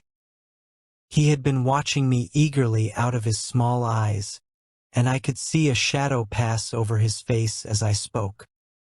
I am afraid that it is quite essential, said he. It is a little fancy of my wife's, and ladies' fancies, madam, ladies' fancies must be consulted.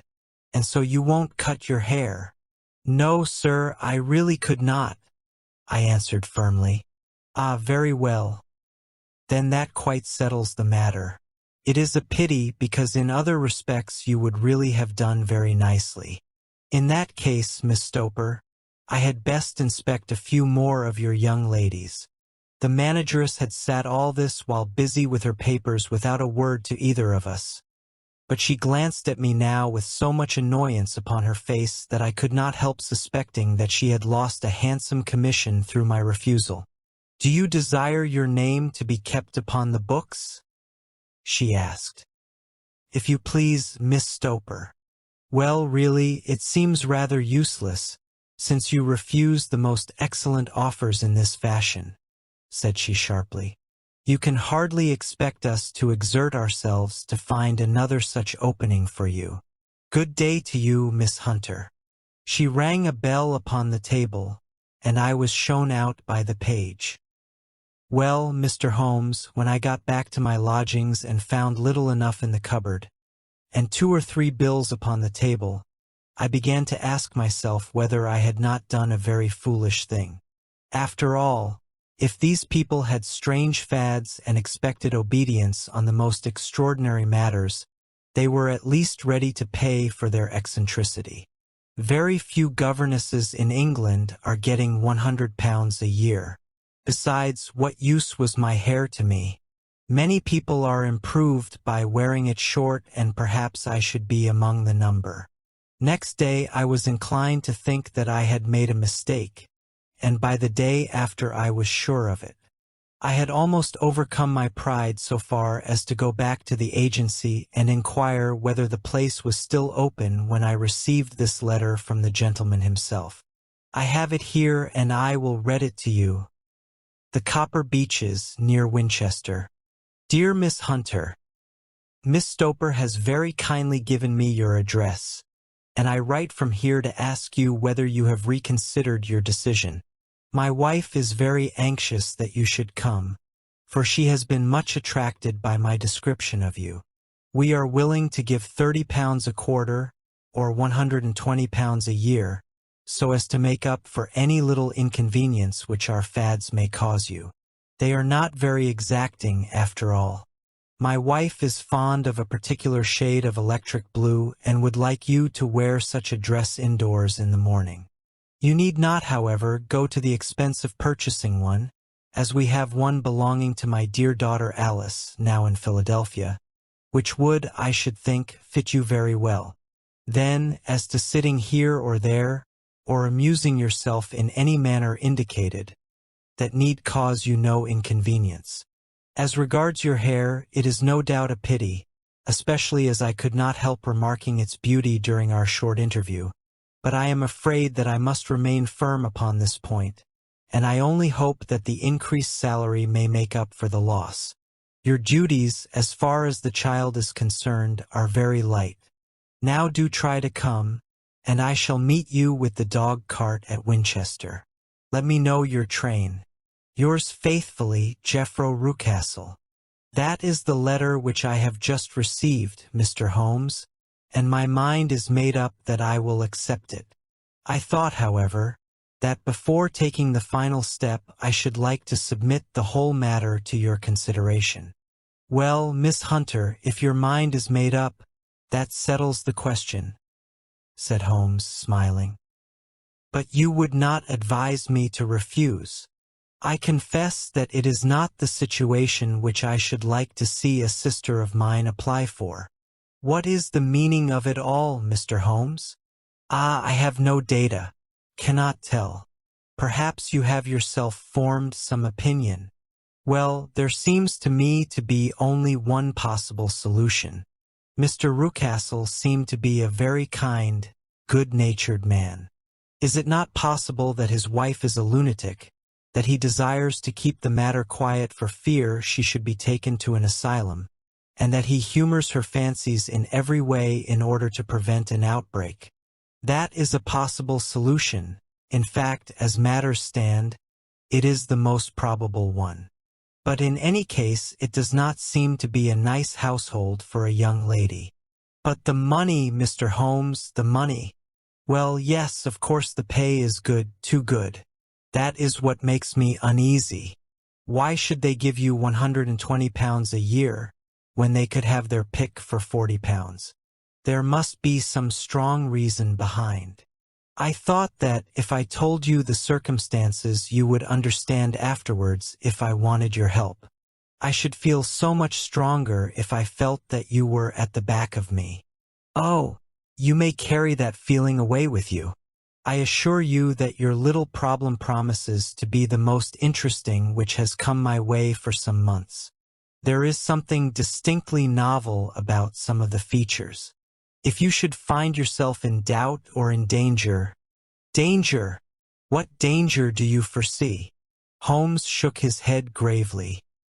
It would cease to be a danger if we could define it, said he. But at any time, day or night, a telegram would bring me down to your help. That is enough. She rose briskly from her chair with the anxiety all swept from her face. I shall go down to Hampshire quite easy in my mind now. I shall write to Mr. Rucastle at once, sacrifice my poor hair tonight, and start for Winchester tomorrow. With a few grateful words to Holmes, she said goodbye and bustled off upon her way. At least, said I as we heard her quick, firm steps descending the stairs, she seems to be a young lady who is very well able to take care of herself. And she would need to be, said Holmes gravely. I am much mistaken if we do not hear from her before many days are past. It was not very long before my friend's prediction was fulfilled. 2 weeks went by, during which I frequently found my thoughts turning in her direction and wondering what strange side alley of human experience this lonely woman had strayed into. The unusual salary, the curious conditions, the light duties, all pointed to something abnormal, though whether a fad or a plot, or whether the man were a generous person or a villain, it was quite beyond my powers to determine. As to Holmes, I observed that he sat frequently for half an hour on end, with knitted brows and an abstracted air, but he swept the matter away with a wave of his hand when I mentioned it. Data! Data! Data! He cried impatiently. I can't make bricks without clay. And yet he would always wind up by muttering that no sister of his should ever have accepted such a situation. The telegram which we eventually received came late one night, just as I was thinking of turning in and Holmes was settling down to one of those all-night chemical researches which he frequently indulged in, when I would leave him stooping over a test tube at night and find him in the same position when I came down to breakfast in the morning. He opened the yellow envelope, and then, glancing at the message, threw it across to me. Just look up the trains in the timetable, said he, and turned back to his chemical studies. The summons was a brief and urgent one. Please be at the Black Swan Hotel at Winchester at midday tomorrow, it said. Do come. I am at my wit's end. Hunter, will you come with me? Asked Holmes, glancing up. I should wish to. Just look it up, then. There is a train at 9:30, said I, glancing over my train timetable. It is due at Winchester at 11:30. That will do very nicely. Then perhaps I had better postpone my analysis of these chemicals, as we may need to be at our best in the morning. By 11 o'clock the next day we were well upon our way to the old English capital. Holmes had been buried in the morning papers all the way down, but after we had passed the Hampshire border, he threw them down and began to admire the scenery. It was an ideal spring day, a light blue sky, flecked with little fleecy white clouds drifting across from west to east. The sun was shining very brightly, and yet there was an exhilarating nip in the air, which set an edge to a man's energy. All over the countryside, away to the rolling hills around Aldershot, the little red and gray roofs of the farmhouses peeped out from amid the light green of the new foliage.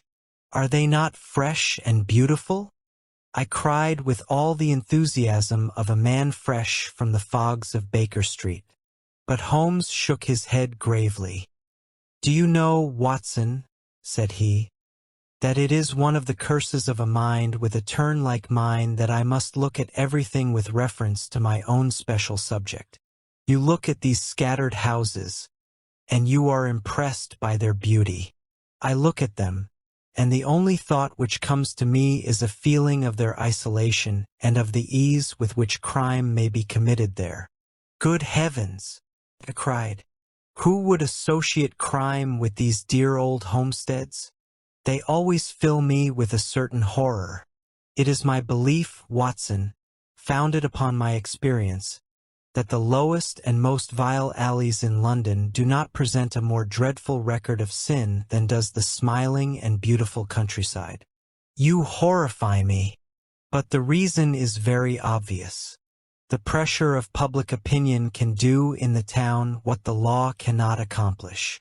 There is no lane so vile that the scream of a tortured child, or the thud of a drunk's blow, does not cause sympathy and indignation among the neighbors, and then the whole machinery of justice is ever so close that a word of complaint can set it going, and there is but a step between the crime and the dock. But look at these lonely houses, each in its own fields, filled for the most part with poor ignorant folk who know little of the law. Think of the deeds of hellish cruelty, the hidden wickedness which may go on, year in, year out, in such places, and none the wiser.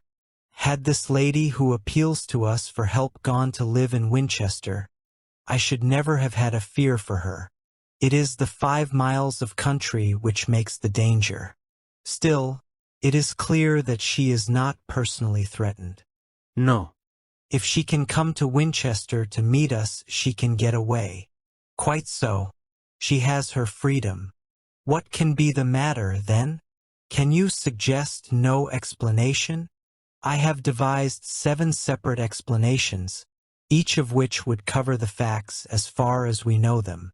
But which of these is correct can only be determined by the fresh information which we shall no doubt find waiting for us.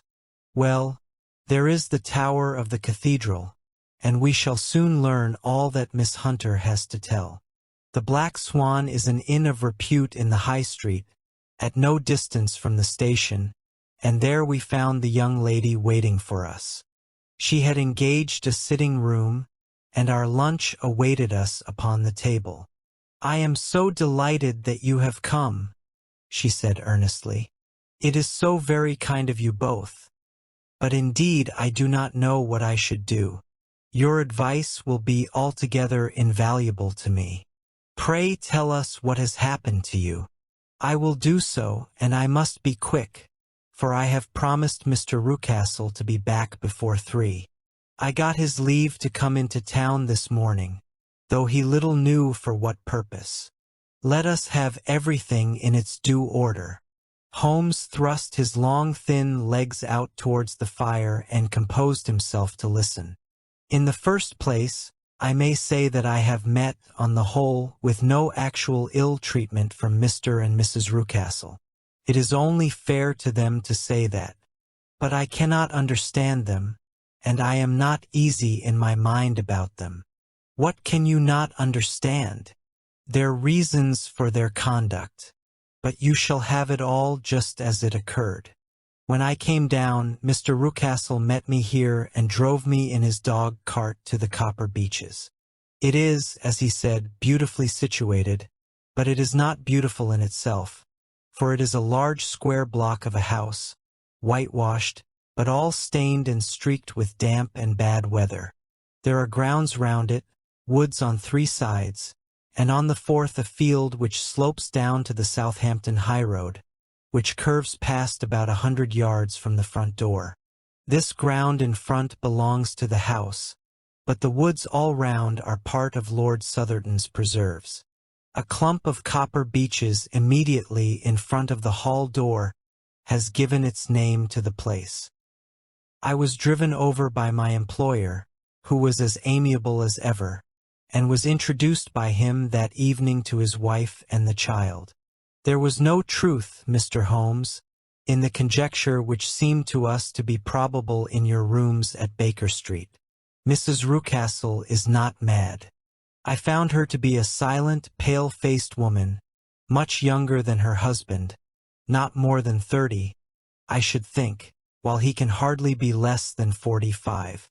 From their conversation I have gathered that they have been married about 7 years, that he was a widower, and that his only child by the first wife was the daughter who has gone to Philadelphia. Mr. Rucastle told me in private that the reason why she had left them was that she had an unreasoning aversion to her stepmother. As the daughter could not have been less than 20, I can quite imagine that her position must have been uncomfortable with her father's young wife. Mrs. Rucastle seemed to me to be colorless in mind as well as in feature. She impressed me neither favorably nor the reverse. She was a nobody. It was easy to see that she was passionately devoted both to her husband and to her little son. Her light gray eyes wandered continually from one to the other, noting every little want and forestalling it if possible. He was kind to her also in his bluff fashion, and on the whole they seemed to be a happy couple. And yet she had some secret sorrow, this woman. She would often be lost in deep thought, with the saddest look upon her face. More than once I have surprised her in tears. I have thought sometimes that it was the disposition of her child which weighed upon her mind, for I have never met so utterly spoiled and so ill-natured a little creature. He is small for his age, with a head which is quite disproportionately large. His whole life appears to be spent in an alternation between savage fits of passion and gloomy intervals of sulking.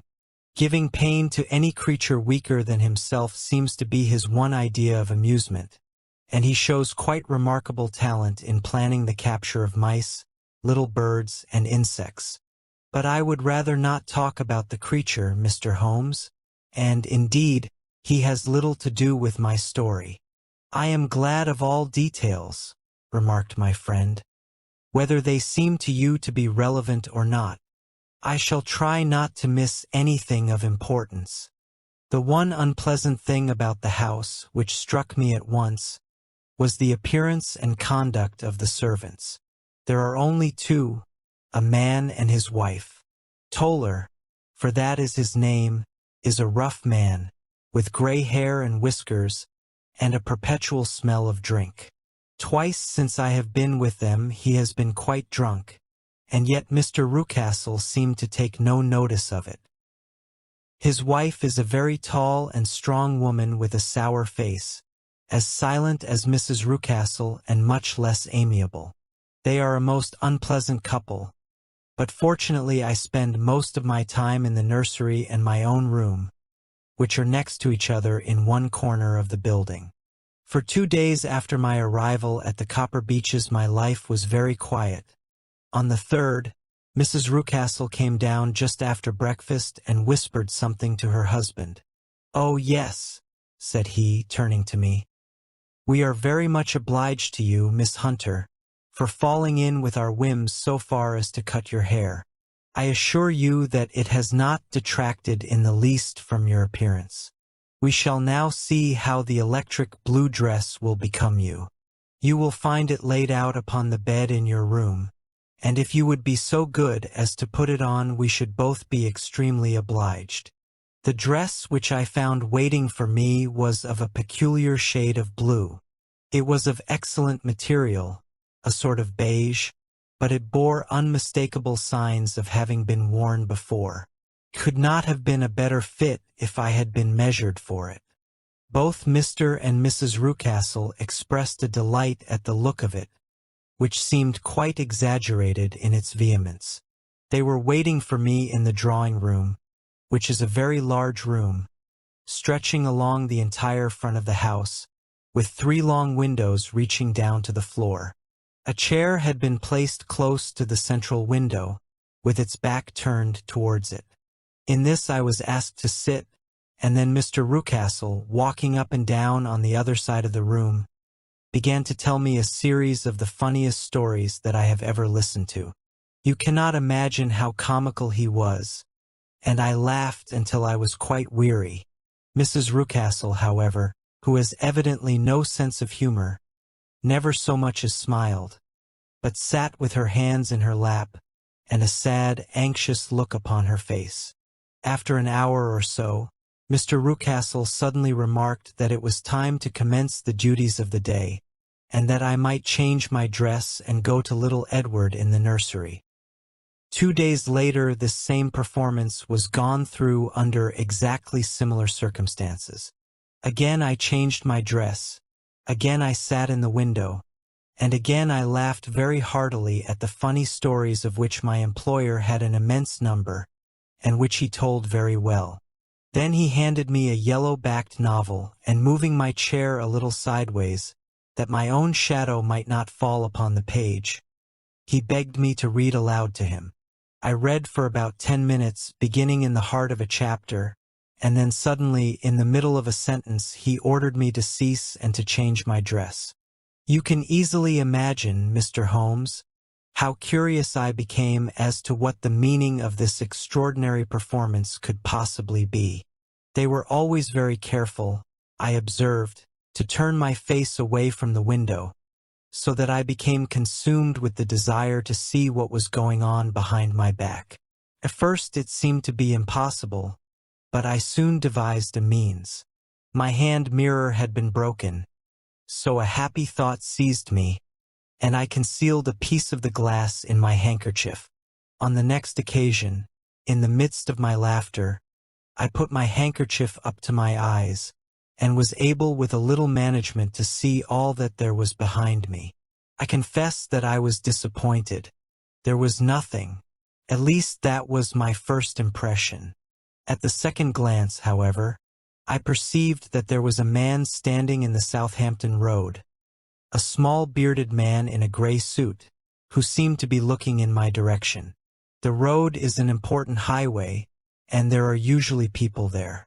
This man, however, was leaning against the railings which bordered our field and was looking earnestly up. I lowered my handkerchief and glanced at Mrs. Rucastle to find her eyes fixed upon me with a most searching gaze. She said nothing, but I am convinced that she had divined that I had a mirror in my hand and had seen what was behind me. She rose at once.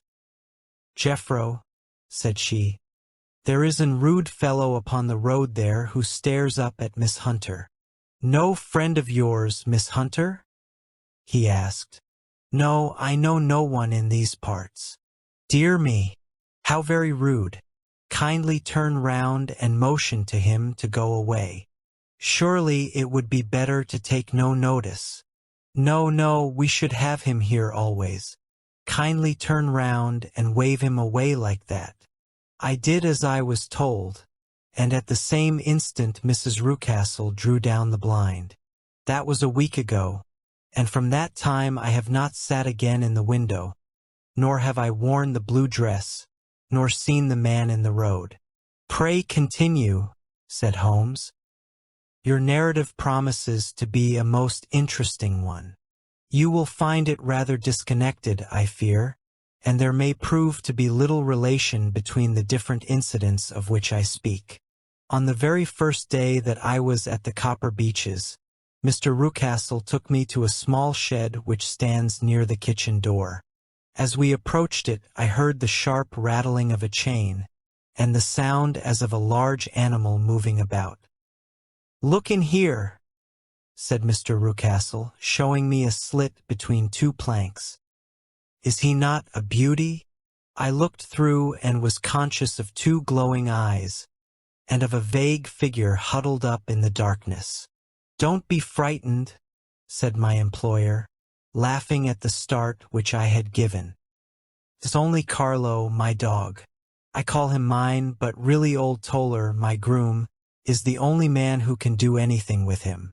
We feed him once a day, and not too much then, so that he is always as keen as mustard. Toller lets him loose every night, and God help the trespasser whom he lays his fangs upon. For goodness sake, don't you ever on any pretext set your foot over the threshold at night, for it's as much as your life is worth." The warning was no idle one, for 2 nights later I happened to look out of my bedroom window about 2 o'clock in the morning. It was a beautiful moonlight night, and the lawn in front of the house was silvered over and almost as bright as day. I was standing, enthralled by the peaceful beauty of the scene, when I was aware that something was moving under the shadow of the Copper Beeches. As it emerged into the moonlight, I saw what it was. It was a giant dog, as large as a calf, yellowish-brown, with hanging jaw, black muzzle, and huge projecting bones. It walked slowly across the lawn and vanished into the shadow upon the other side. That dreadful guard sent a chill to my heart which I do not think that any burglar could have done. And now I have a very strange experience to tell you. I had, as you know, cut off my hair in London, and I had placed it in a great coil at the bottom of my trunk. One evening, after the child was in bed, I began to amuse myself by examining the furniture of my room and by rearranging my own little things. There was an old chest of drawers in the room, the 2 upper ones empty and open, the lower one locked. I had filled the first 2 with my linen, and as I had still much to pack away, I was naturally annoyed at not having the use of the 3rd drawer. It struck me that it might have been fastened by a mere oversight, so I took out my bunch of keys and tried to open it. The very first key fitted to perfection, and I drew the drawer open. There was only one thing in it, but I am sure that you would never guess what it was. It was my coil of hair. I took it up and examined it. It was of the same peculiar tint and the same thickness. But then the impossibility of the thing imposed itself upon me. How could my hair have been locked in the drawer? With trembling hands I undid my trunk, turned out the contents, and drew from the bottom my own hair. I laid the 2 together, and I assure you that they were identical. Was it not extraordinary? Puzzle as I would, I could make nothing at all of what it meant. I returned the strange hair to the drawer, and I said nothing of the matter to the Rucastles, as I felt that I had put myself in the wrong by opening a drawer which they had locked. I am naturally observant, as you may have remarked, Mr. Holmes, and I soon had a pretty good plan of the whole house in my head. There was one wing, however, which appeared not to be inhabited at all. A door which faced that which led into the quarters of the Tollers opened into this suite, but it was invariably locked. One day, however, as I ascended the stair, I met Mr. Rucastle coming out through this door, his keys in his hand, and a look on his face which made him a very different person to the round, cheerful man to whom I was accustomed. His cheeks were red, his brow was all crinkled with anger, and the veins stood out at his temples with passion. He locked the door and hurried past me without a word or a look.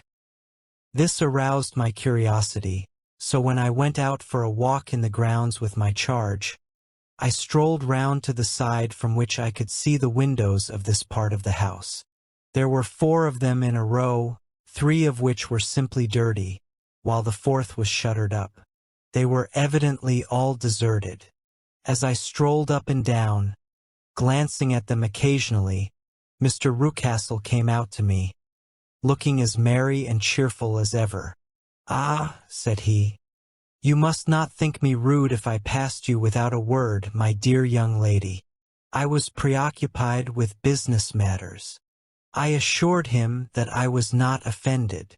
"By the way," said I, "you seem to have quite a suite of spare rooms up there, and one of them has the shutters up."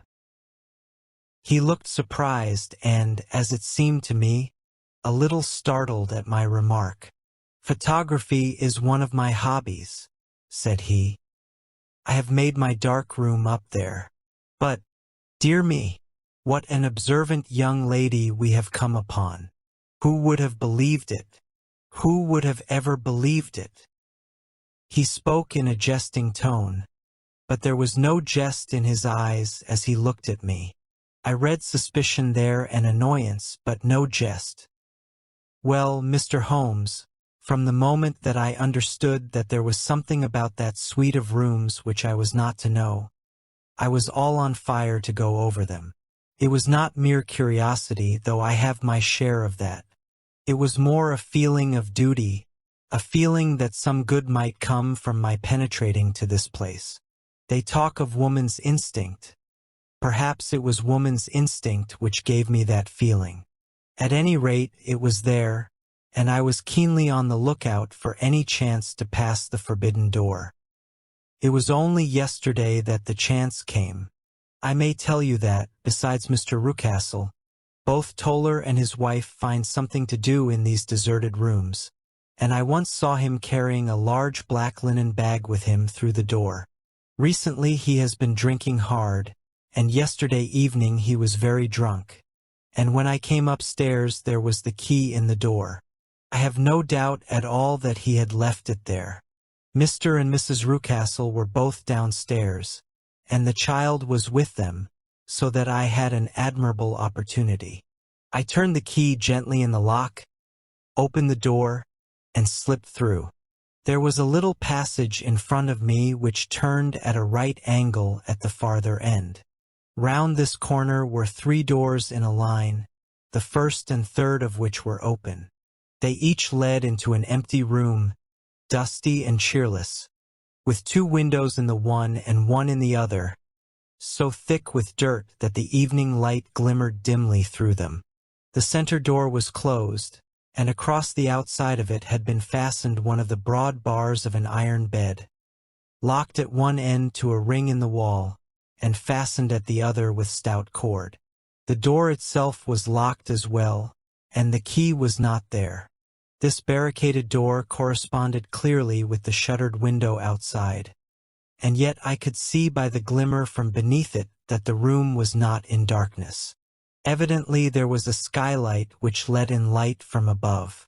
As I stood in the passage gazing at the sinister door and wondering what secret it might veil, I suddenly heard the sound of steps within the room and saw a shadow pass backward and forward against the little slit of dim light which shone out from under the door. A mad, unreasoning terror rose up in me at the sight. Mr. Holmes. My nerves failed me suddenly, and I turned and ran as though some dreadful hand were behind me clutching at the skirt of my dress. I rushed down the passage, through the door, and straight into the arms of Mr. Rucastle, who was waiting outside. "So," said he, smiling, "it was you, then? I thought that it must be when I saw the door open. Oh, I am so frightened," I panted. My dear young lady, you cannot think how caressing and soothing his manner was. And what has frightened you, my dear young lady?" But his voice was just a little too coaxing. He overdid it. I was keenly on my guard against him. "I was foolish enough to go into the empty wing," I answered. but it is so lonely and eerie in this dim light that I was frightened and ran out again. Oh, it is so dreadfully still in there. Only that? Said he, looking at me keenly. Why, what did you think? I asked. Why do you think that I lock this door? I am sure that I do not know. It is to keep people out who have no business there. Do you see? He was still smiling in the most amiable manner. I am sure if I had known. Well, then, you know now. And if you ever put your foot over that threshold again. Here in an instant the smile hardened into a grin of rage, and he glared down at me with the face of a demon. I'll throw you to the dog. I was so terrified that I do not know what I did. I suppose that I must have rushed past him into my room. I remember nothing until I found myself lying on my bed trembling all over. Then I thought of you, Mr. Holmes. I could not live there longer without some advice. I was frightened of the house, of the man, of the woman, of the servants, even of the child. They were all horrible to me. If I could only bring you down, all would be well. Of course, I might have fled from the house, but my curiosity was almost as strong as my fears. My mind was soon made up. I would send you a wire. I put on my hat and cloak, went down to the office, which is about half a mile from the house, and then returned, feeling very much easier. A horrible doubt came into my mind as I approached the door lest the dog might be loose, but I remembered that Toller had drunk himself into an unconscious state that evening, and I knew that he was the only one in the household who had any influence with the savage creature, or who would venture to set him free. I slipped in safety and lay awake half the night in my joy at the thought of seeing you. I had no difficulty in getting leave to come into Winchester this morning, but I must be back before 3 o'clock, for Mr. and Mrs. Rucastle are going on a visit, and will be away all the evening, so that I must look after the child. Now I have told you all my adventures, Mr. Holmes, and I should be very glad if you could tell me what it all means, and, above all, what I should do. Holmes and I had listened spellbound to this extraordinary story. My friend rose now and paced up and down the room, his hands in his pockets, and an expression of the most profound gravity upon his face. "Is Toller still drunk?"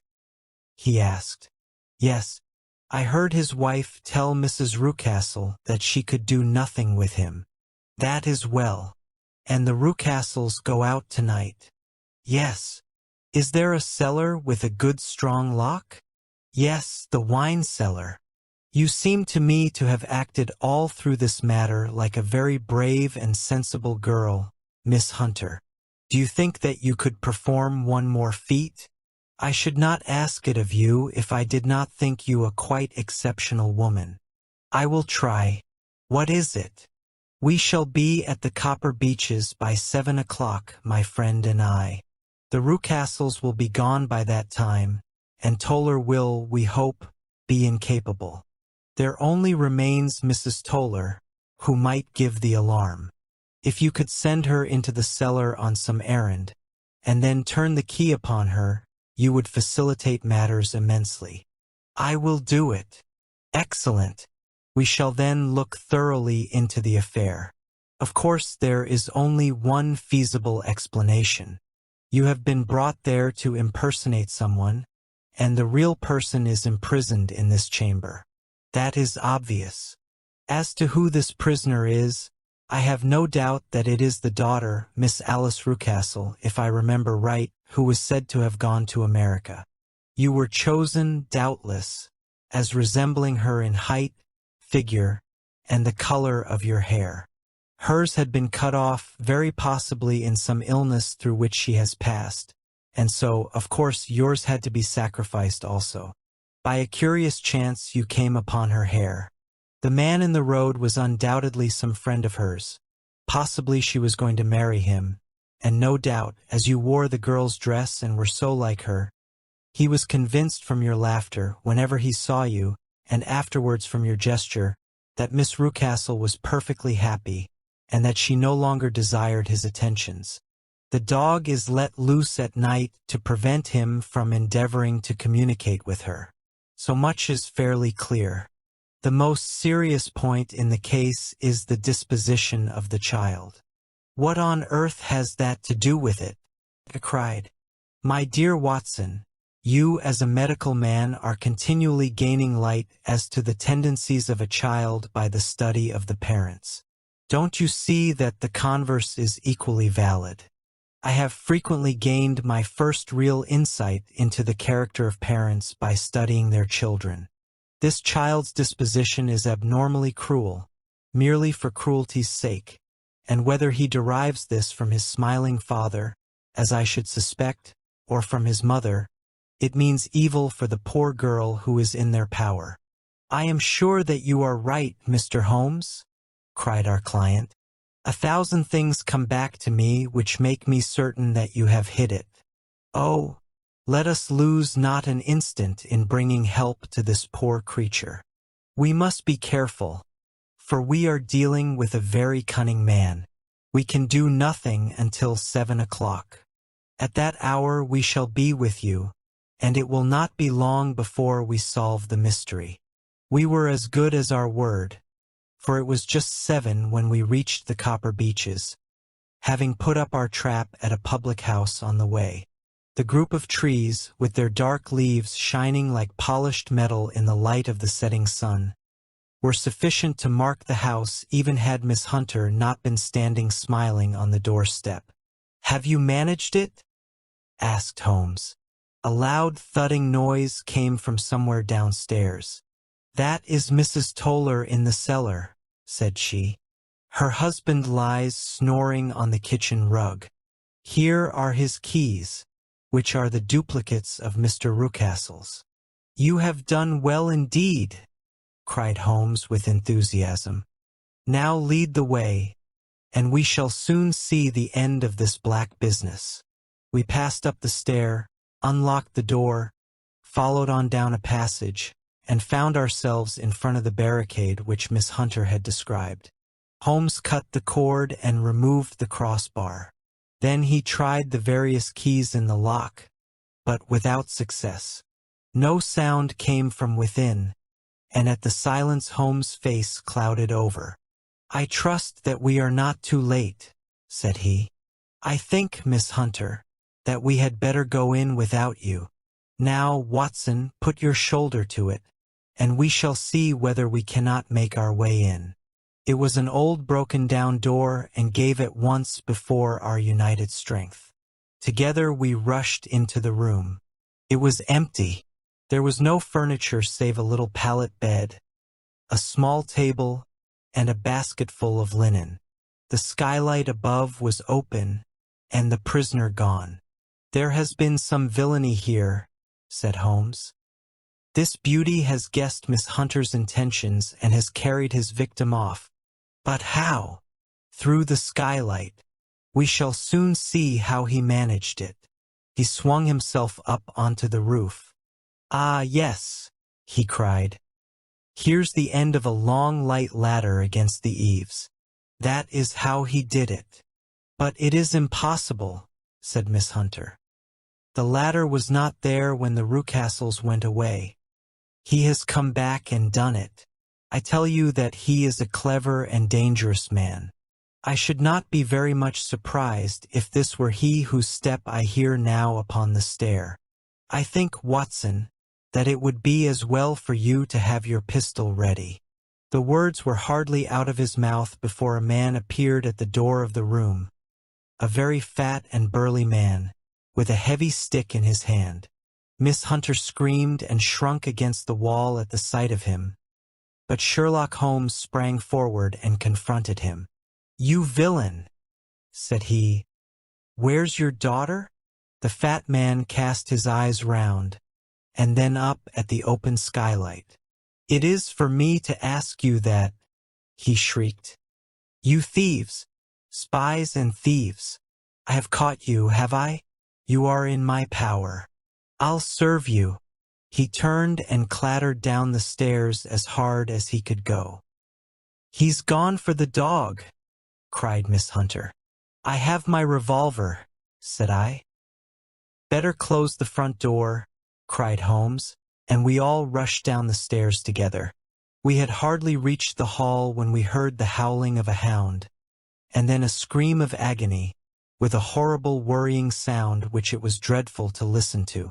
An elderly man with a red face and shaking limbs came staggering out at a side door. My God! He cried. Someone has loosed the dog. It's not been fed for 2 days. Quick, quick, or it'll be too late. Holmes and I rushed out and round the angle of the house, with Toller hurrying behind us. There was the huge starving brute, its black muzzle buried in Rucastle's throat, while he writhed and screamed upon the ground. Running up, I blew its brains out, and it fell over with its keen white teeth still meeting in the great creases of his neck. With much labor we separated them and carried him, living but horribly mangled, into the house. We laid him upon the drawing-room sofa, and having dispatched the sobered Toller to bear the news to his wife, I did what I could to relieve his pain. We were all assembled round him when the door opened, and a tall, gaunt woman entered the room. Mrs. Toller, cried Miss Hunter. Yes, miss. Mr. Rucastle let me out when he came back before he went up to you. Ah, miss, it is a pity you didn't let me know what you were planning, for I would have told you that your pains were wasted. Ha! said Holmes, looking keenly at her. It is clear that Mrs. Toller knows more about this matter than anyone else. Yes, sir, I do, and I am ready enough to tell what I know. Then pray sit down, and let us hear it, for there are several points on which I must confess that I am still in the dark. I will soon make it clear to you, said she, and I'd have done so before now if I could ha' got out from the cellar. If there's police court business over this, you'll remember that I was the one that stood your friend, and that I was Miss Alice's friend too. She was never happy at home, Miss Alice wasn't, from the time that her father married again. She was insulted like and had no say in anything, but it never really became bad for her until after she met Mr. Fowler at a friend's house. As well as I could learn, Miss Alice had rights of her own by will, but she was so quiet and patient, that she never said a word about them but just left everything in Mr. Rucastle's hands. He knew he was safe with her, but when there was a chance of a husband coming forward, who would ask for all that the law would give him, then her father thought it time to put a stop on it. He wanted her to sign a paper so that whether she married or not, he could use her money. When she wouldn't do it, he kept on worrying her until she got brain fever, and for 6 weeks was at death's door. Then she got better at last, all worn to a shadow, and with her beautiful hair cut off. But that didn't make no change in her young man, and he stuck to her as true as man could be. Ah, said Holmes, I think that what you have been good enough to tell us makes the matter fairly clear, and that I can deduce all that remains. Mr. Rucastle, then, I presume, took to this system of imprisonment. Yes, sir, and brought Miss Hunter down from London in order to get rid of the disagreeable persistence of Mr. Fowler. That was it, sir. But Mr. Fowler, being a persevering man, as a good seaman should be, blockaded the house, and having met you succeeded by certain arguments, metallic or otherwise, in convincing you that your interests were the same as his. Mr. Fowler was a very kind-spoken, free-handed gentleman, said Mrs. Toller serenely, and in this way he managed that your good man should have no want of drink, and that a ladder should be ready at the moment when your master had gone out. You have it, sir, just as it happened. I am sure we owe you an apology, Mrs. Toller, said Holmes, for you have certainly cleared up everything which puzzled us. And here comes the country surgeon and Mrs. Rucastle, so I think, Watson, that we had best escort Miss Hunter back to Winchester, as it seems to me that our position now is rather a questionable one. And thus was solved the mystery of the sinister house with the copper beeches in front of the door. Mr. Rucastle survived, but was always a broken man, kept alive solely through the care of his devoted wife. They still live with their old servants, who probably know so much of Rucastle's past life that he finds it difficult to part from them. Mr. Fowler and Miss Rucastle were married, by special license, in Southampton the day after their flight, and he is now the holder of a government appointment in the island of Mauritius. As to Miss Violet Hunter, my friend Holmes, rather to my disappointment, manifested no further interest in her when once she had ceased to be the center of one of his problems, and she is now the head of a private school at Walsall, where I believe that she has met with considerable success.